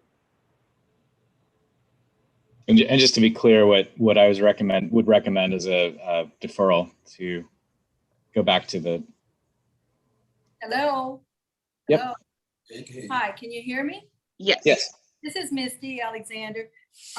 Well, as I said before, with the 3-foot setback, the lot would accommodate 2-car garage, which is a real concern of our safety at this point. And it would extending more green space on both sides that we don't use. It's still in the lot, which is the house is smaller and you have more side gates. So I thought that might be something to consider. And again, we did go with reputable surveyors, Dayton and Marquez and the contractor, the Schumachers, and they did the plans and things of that sort, which caused us to do the loan and get approval. Now they won't allow us. The VA, my husband's a veteran, disabled veteran. VA, when we went to the loan, said they make sure this is the house you're getting. We cannot, they won't let us modify. We would have to actually cancel the loan. And I don't know if we lose, we haven't even called them because we were waiting to see what your ruling would be, because I don't know if we lose our closing costs and all the things that are involved. And I understand some of this is not you guys' concern in the area, but it would be giving us more house inside of that lot than side spaces inside that lot, which we have a 3-foot at the house we live now. But as I said, I've been here a long time, but we've had vandalism here, and we did that house with 2-car garage because we were afraid, and we're getting older and we'd like to have a 2-car garage, but we're not addressed. And that area has had, we have friends and people we know in that area. They've been vandalized. Cars either being taken and they've been robbed. And that's, we've had the lot a while now, but I'm saying it's gotten worse. So that is what prompted us to do this. So I don't know, the hardship is an extreme financial one at this point. And that was one of the questions in the bullets when I got the information to use and present to you guys. So I do understand your position on it. I just needed to express that as well. And I guess the concern is that, as you indicated, the financial aspect is not something that we would be able to, that we can consider as a hardship. But beyond that, the challenge is that I'm not understanding that a lender or whatever the process may be would condition your approval on receiving a loan on a ruling that they can't control. I mean, it still would have required us to make a decision on these variance requests. And at this point, the option is either to make the decision based on the information before us now, which could potentially be a denial, and you would have to make changes to the design anyway, or to go back to the Schumacher Homes and see if there is a way to come into compliance. Yeah, and Candace, just to before you respond, ma'am, there are two professionals of record with stamped drawings in here: the surveyor and the civil engineer that did the drawings for the house. It's their responsibility to meet the zoning code, and if they don't have a good reason for the house can be modified to fit. There's plenty of room in the house, or maybe the house needs to get a little bit longer. I mean, this is why architects, have to go through a process to make a house fit on a site. There's lots of room on the site, so there's not really a hardship there. The house can be longer, narrower, and fit on the site. So I think that the Schumacher Homes and their professional records have a duty to, that should not have anything to do with your financing. I think that's something that you need to go back to them, and I think we can easily defer this and give you that opportunity to go talk to them and make sure that they provide you a product that you deserve. It's our duty as professionals to do that. Okay. All right, thank you. And this is just a comment from staff, if I may add. In doing the surrounding development analysis, we found that the predominant development pattern was that most of the houses in the area were compliant on only one side. So I didn't know if the board may want to discuss with the applicant when they're making those revisions. Maybe one consideration would be to have a 3-foot setback on one side and a 6-foot on the other, because 72% of the houses in the area were built like that, with only one side being compliant. Yeah, and I mean, I didn't know how to, I didn't want to go into a back and forth on how to negotiate that piece. So that's why I was more inclined to just send it back to the professionals to kind of work on, because I can't kind of negotiate, nor should we, I guess, really negotiate how to come down on those points. And maybe at the point that we get revised plans, we can kind of see from there how to go forward. Okay. Can I ask a question? Oh, I'm Go sorry. ahead. Yeah.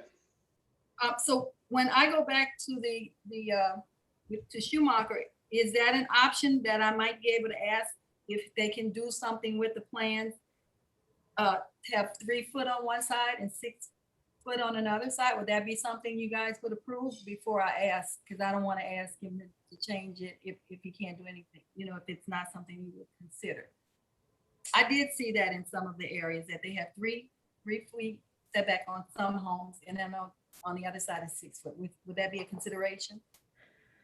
I mean, it goes to you can weigh in, Mr. Diaz, because the struggle is I'm trying not to give concessions and sound as though it's a negotiation. It's more of, just seeing what Schumacher, whichever professional can revise the plans to come into compliance. I don't know.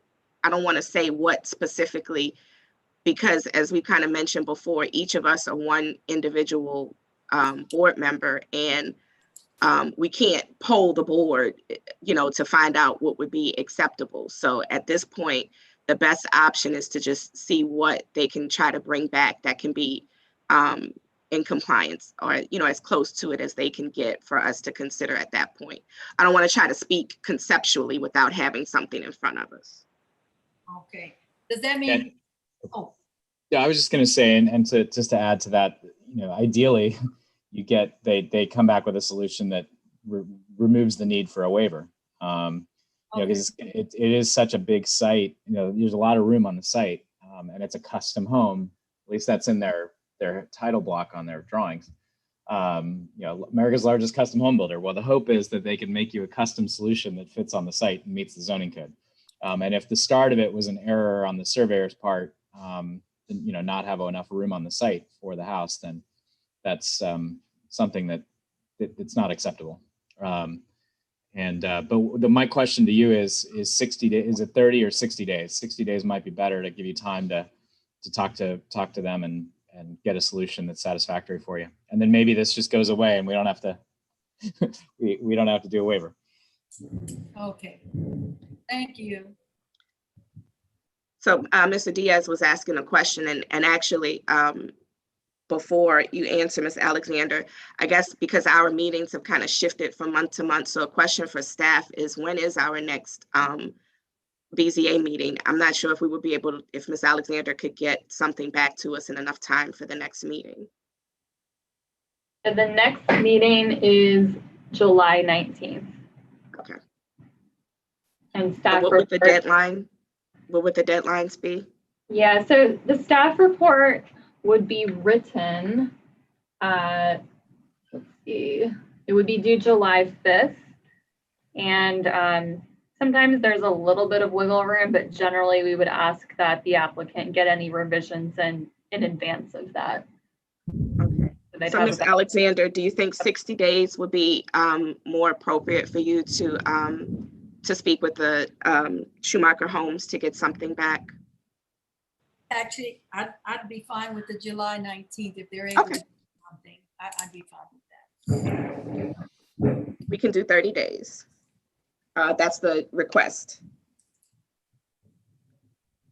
Any other questions, board members?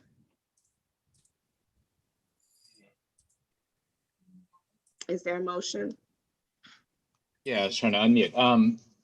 In regards to docket 5421, I move to defer for 30 days. Give the applicant time to discuss with the contractors, home builders. Alfonso, second. Thank you. With regard to docket 054-21, it's been moved by Commissioner Diaz, second by Commissioner Gonzalez to defer the matter 30 days. Roll call vote. Tamara Eggins, Yes. Ramiro Diaz, Yes. Alfonso Gonzalez, Yay. Matthew Rufo, Yes. and Candace Forrest, yes. 5 yeas, no nays, the motion carries. Next item. Next item is item number 12, BZA docket 05521. This is a request for a variance to permit the construction of a two-family residence with excessive building height. As a reminder to the board, the staff recommendation is for denial. We do have comments for this one.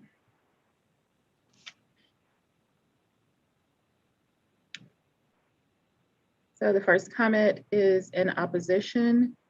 Stephanie Lyman, 1411 Moss Street, NOLA 70119.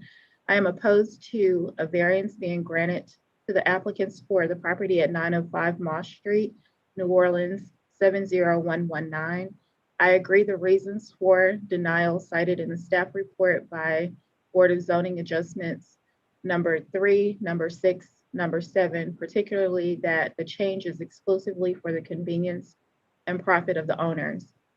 For numerous reasons, the application runs counter to the criteria of the standards of variance delineated for development in the Bayou St. John neighborhood.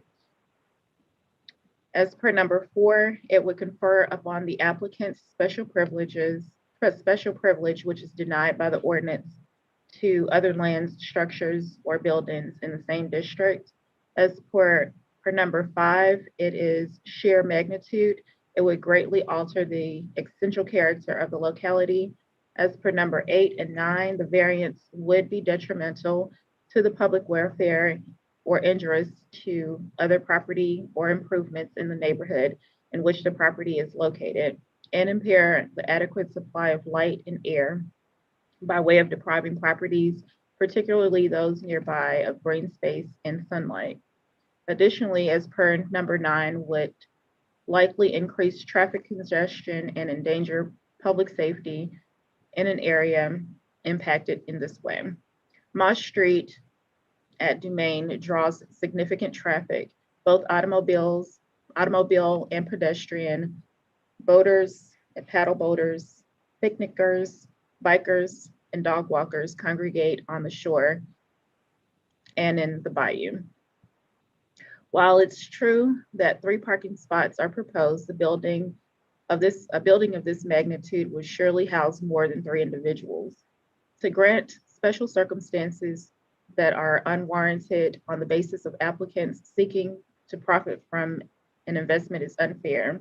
It will adversely impact surrounding neighbors who have invested in their own properties after following proper protocol, and would affect the character of this distinctive historic neighborhood. The next comment is in opposition. Sandra Stokes, 1440 Moss Street. Louisiana Landmark Society supports the CPC staff report, the neighbors and surrounding neighborhoods, in asking the Board of Zoning Adjustments to deny the request for the height variance for the project at 905 Moss Street. The historic Bayou St. John neighborhood has remained mostly in scale and harmony with 1, 2, and occasionally 2.5-story homes. Although the aesthetic design of the proposed home is appropriate, the request to build what appears to be a 4-story building with an added 8 feet of elevation to bring it above the base floor elevation is not.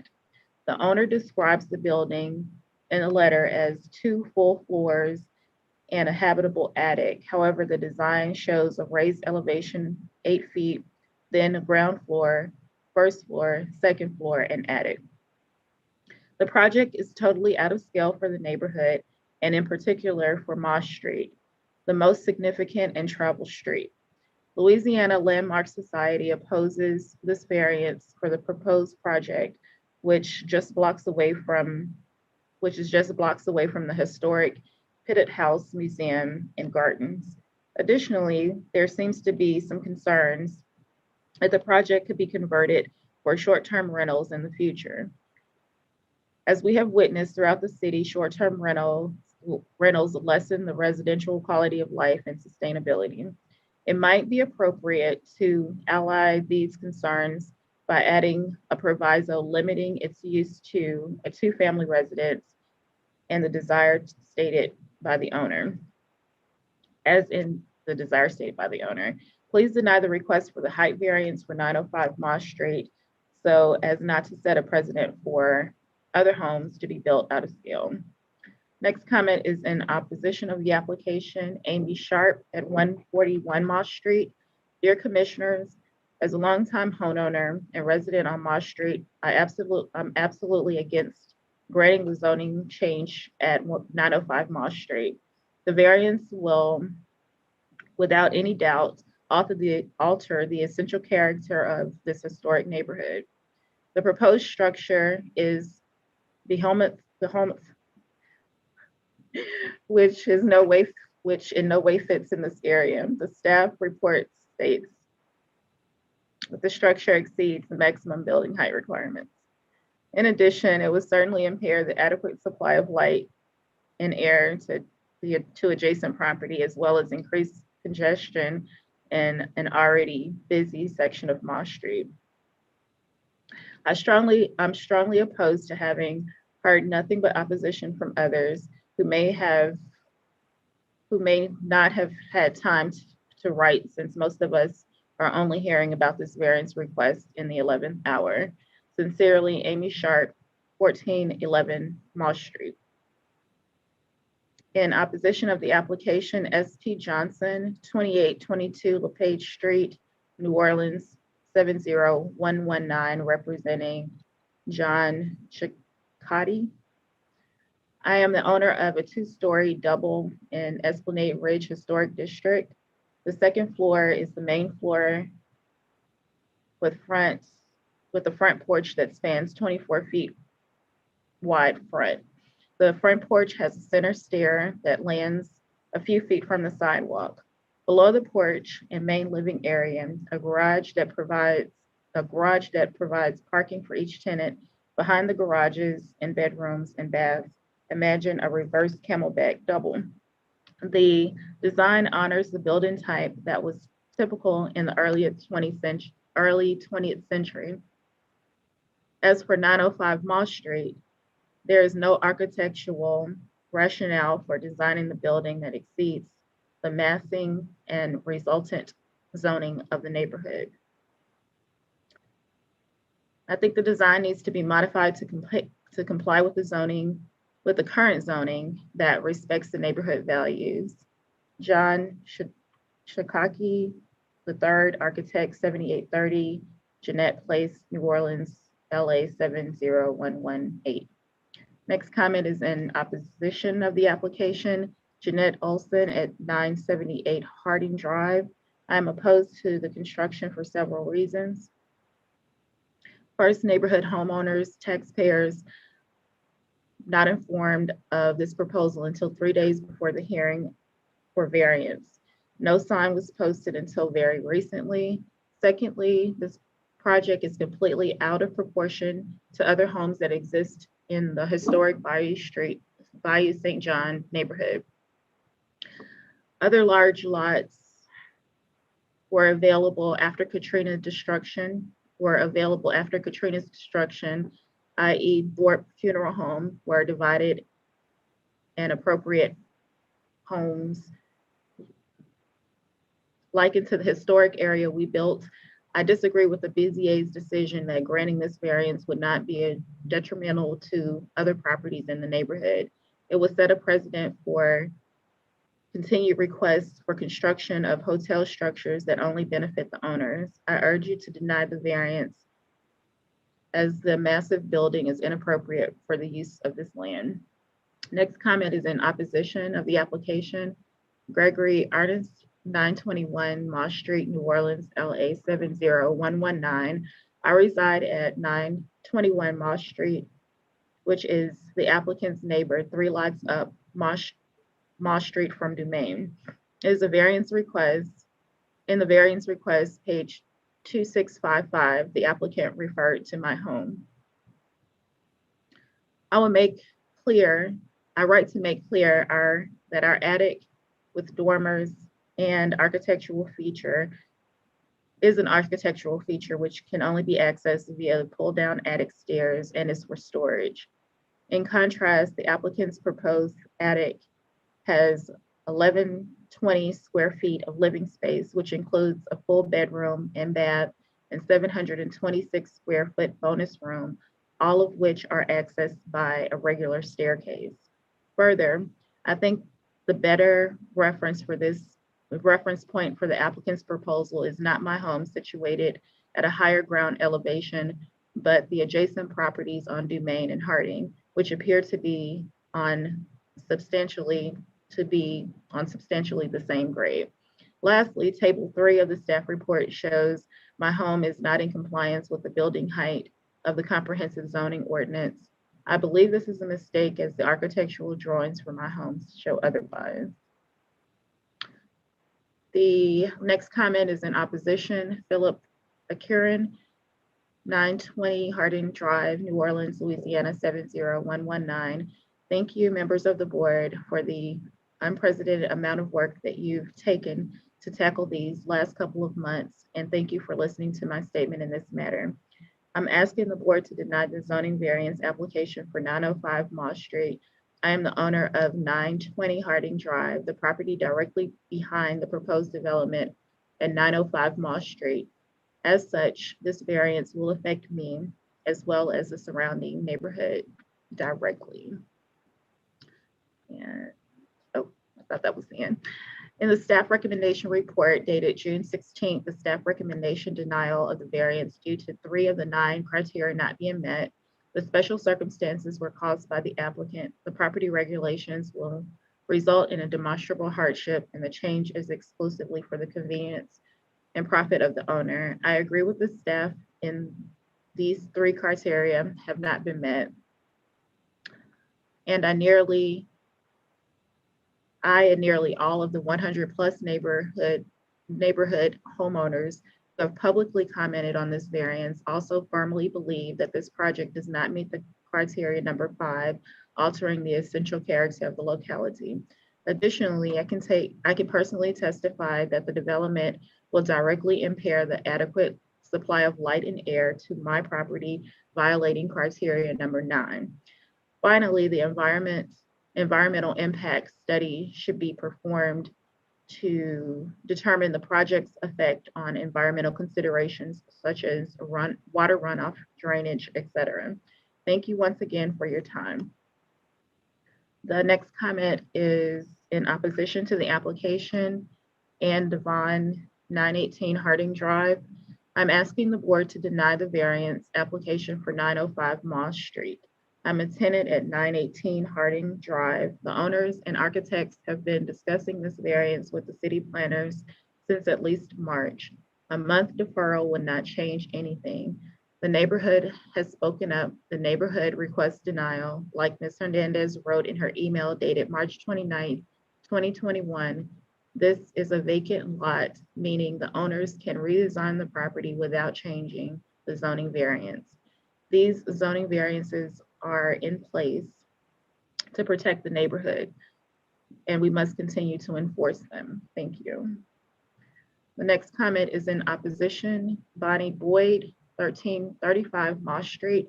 I request denial of the height variance. The 6'6" increase represents an 18.6% increase in building height, allowing a much larger building than established in neighborhood, blocking view and light. Just because the lot may be lower, the larger and higher house should not be allowed any more than if the lot was higher than the neighbors. A shorter house would not be required. And that is the end of the comments for this application. So there was opposition, therefore there is time for the applicant can rebut. Let's see, who do we have? Libby Cram is signed up to speak on behalf of the application. I'm here. Can y'all hear me? Yes, you have 5 minutes. Hi. So yeah, I'm speaking on behalf of the project. You know, obviously there was quite a wave of neighborhood concern on this project, some of which I think is, you know, concerns about the use of the building. Is it going to be short-term rental, which it will not. This is, as we stated earlier, would be a two-family residence. That being said, we would like to request a deferral of 1 month so that we have time to have a voluntary neighborhood participation meeting to talk with the neighbors and hear their concerns and, you know, try and work on a solution that works for everyone. And we'll also work to further reduce the height to try and fall below that 35-foot restriction. We did already, as Emily mentioned earlier, you know, reduce our request from over 7 feet to just over 3 feet. So, you know, we'd like to have the opportunity to try and work to bring that down lower. And then, like I said, also meet with the community to hear their concerns. Thank you. Thank you. Are there any questions or comments from the board? I know that you had requested the deferral and just wanted to confirm. I don't know if you heard the discussion earlier with just the timing of deadlines and just making sure that the 30-day deferral would be sufficient to do the meeting and revise your plans. I believe so at this time. You know, we kind of are ready to reach out to the neighborhood as soon as tomorrow to get on their next meeting. So if scheduling does become a problem, I can reach out I can work with Emily to move it back farther. But if it's all right with y'all, I'd like to at least, you know, aim for that the June 9th or July 19th meeting. Okay. Any other questions or comments from board members? Just a request / recommendation for your neighborhood meetings and for our own benefit. It would be nice to see, since you guys have a 3D model of this thing in the computer, just throw it in the context and maybe some views from Moss Street and from the bridge, from the Main Street Bridge. It's hard to visualize the building given the, you know, there's that quite a height difference from the street to the building itself. So it might behoove you to do some massing representations of it in context. Noted. Yeah, we will try to do that. You know, we had a elevation in our package that tried to illustrate that in a 2D form, but I agree that 3D is more useful. You know, your mention of the street being higher is kind of the street is setting the benchmark for this site that's extra low and the road's extra high. So we do have to be up like 7 feet almost. So, you know, this isn't just the owners wanting to build up higher. So I agree, maybe showing that in 3D in context would be a help. So thank you for the suggestion. You also have some very odd, street geometries and approaches, and the context here is actually quite sensitive, and lots of people. There's a lot of heat on this site from a there is. Yeah, it's a lot of neighborhood attention and an odd site. Yeah, well, I'm talking about just from an urban design standpoint, and then you do have a 3-story building on one side that's kind of odd proportions and some other. So I think it would help you out to show it in the context and maybe show some precedents from the neighborhood, just to help make the case to us and to the neighbors. Okay, thank you for that suggestion. I appreciate it. Any other questions or comments? Seeing none, is there a motion?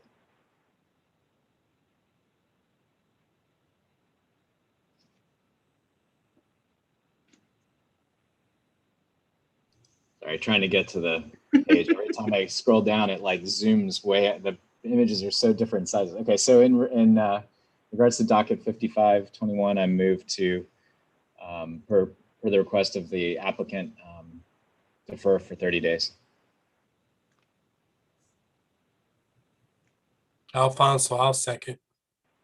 Thank you. With regards to docket 055-21, it's been moved by Commissioner Diaz, second by Commissioner Gonzalez to defer the matter 30 days. Roll vote. Tamara Eggins. Yes. Ramiro Diaz. Yes. Alfonso Gonzalez. Yay. Matthew Rufo. Yes. And Candace Forrest. Yes. 5 yeas, no nays. The motion carries. Thank you, guys. I believe we had, thank you. I believe we had one item that we pushed to the end. Did the applicant ever get on? I believe. Yes. Yes. Okay. On the phone. This Yes. is Ben Joins. 048-21. What's the number again? Emily, I missed you. I missed it. It's BZA 048-21, and this is for the property at 1543 Sears Street. Thank you. And is this Mr. Joins? That's correct. Yes, Okay. ma'am. Hope I didn't butcher your name. If I did, I apologize. Nope. Joins is right. It's Okay. right. Well done. Yep. So the I don't know if you got any information from staff when they reached out to you, but there was a question regarding the parking strip, and I believe Commissioner Diaz, I don't want to misstate it, so you may be able to take it away and just kind of explain. Yeah, I'm the troublemaker here. So I just was kind of questioning the permeable open space waiver and whether, given the parking area shown in the back, and it's not a lot of concrete, but it's enough to put you over quite a bit in terms of your open space. And I was just wondering if it would be possible to consider doing permeable paving, which there are solutions that should be relatively cost neutral, considering it's a new parking space, unless it's an existing parking space and you're keeping it exactly where it is. I think that was the question we had. Yeah. So I guess I'll answer that in two parts. The first is if we did not have a rear parking space whatsoever, we would still be at 35% permeable open space because the size of the lot is so incredibly small. So no matter what, we would need a waiver. Two, because this is a house that is going to be built on piles without any concrete underneath. So the entirety of the underside of the house will be permeable. And then finally, we have, I've built with permeable concrete before and find that it does not last over time. And I've used TrueGrid before in the past. And I think it's a great solution, but it requires a significant amount of upkeep in order. And because we're building these houses for either young families or older individuals who may have ADA accessibility issues, I would prefer the site be designed with concrete. And considering the fact that there is such significant permeable space underneath the house, as well as since the fact that even given all of this, if you look at the Sanborn map, the original house that was on the site had less permeable open space than even what we provided. Then I would like to humbly request that the Board of Commissioners approve the permeable open space as drawn.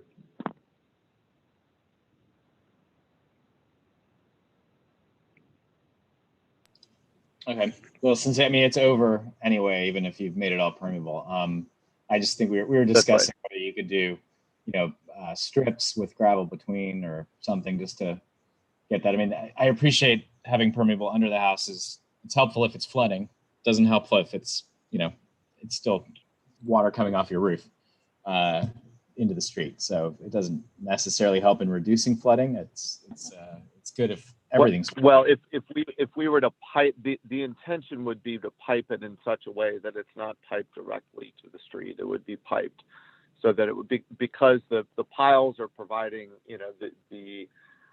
because the piles are providing the structure of the house, we would pipe there would be two gutters on the front and back of the house, which we would pipe not into the street or into the sidewalk, but rather into a permeable space under the house. Oh, okay. So that the intention would be to actually reduce the flooding in the neighborhood by and then, existing on the lot there, as you can see in the survey attached to the plans, there's a remnant former parking pad that's in that location that we're going to be pulling up and then replacing in its entirety. So the idea is, yes, we're actually going to help with flooding, as well as, by trying to intentionally pipe that, everything that comes, off the roof into the gutters into a permeable location underneath the house. Okay, so you're managing the runoff under the house with the gravel bed. So that's actually that's great. So happy to hear that. Maybe if you're doing more of these in the future, add that to the drawing somehow to make that clear, because I think that I recognize that a little bit of a postage stamp size of permeable paving is not going to do that much. It's actually right. As the runoff from the roof. So with that said, I'm happy to support this. So I could, if a motion's in order, Candace. Are there any other questions, board members? Okay, proceed, Mr. Diaz. In regards to docket 4821, I move to accept the staff recommendation for approval with the 3 provisos and citing that the 9 criteria have been met.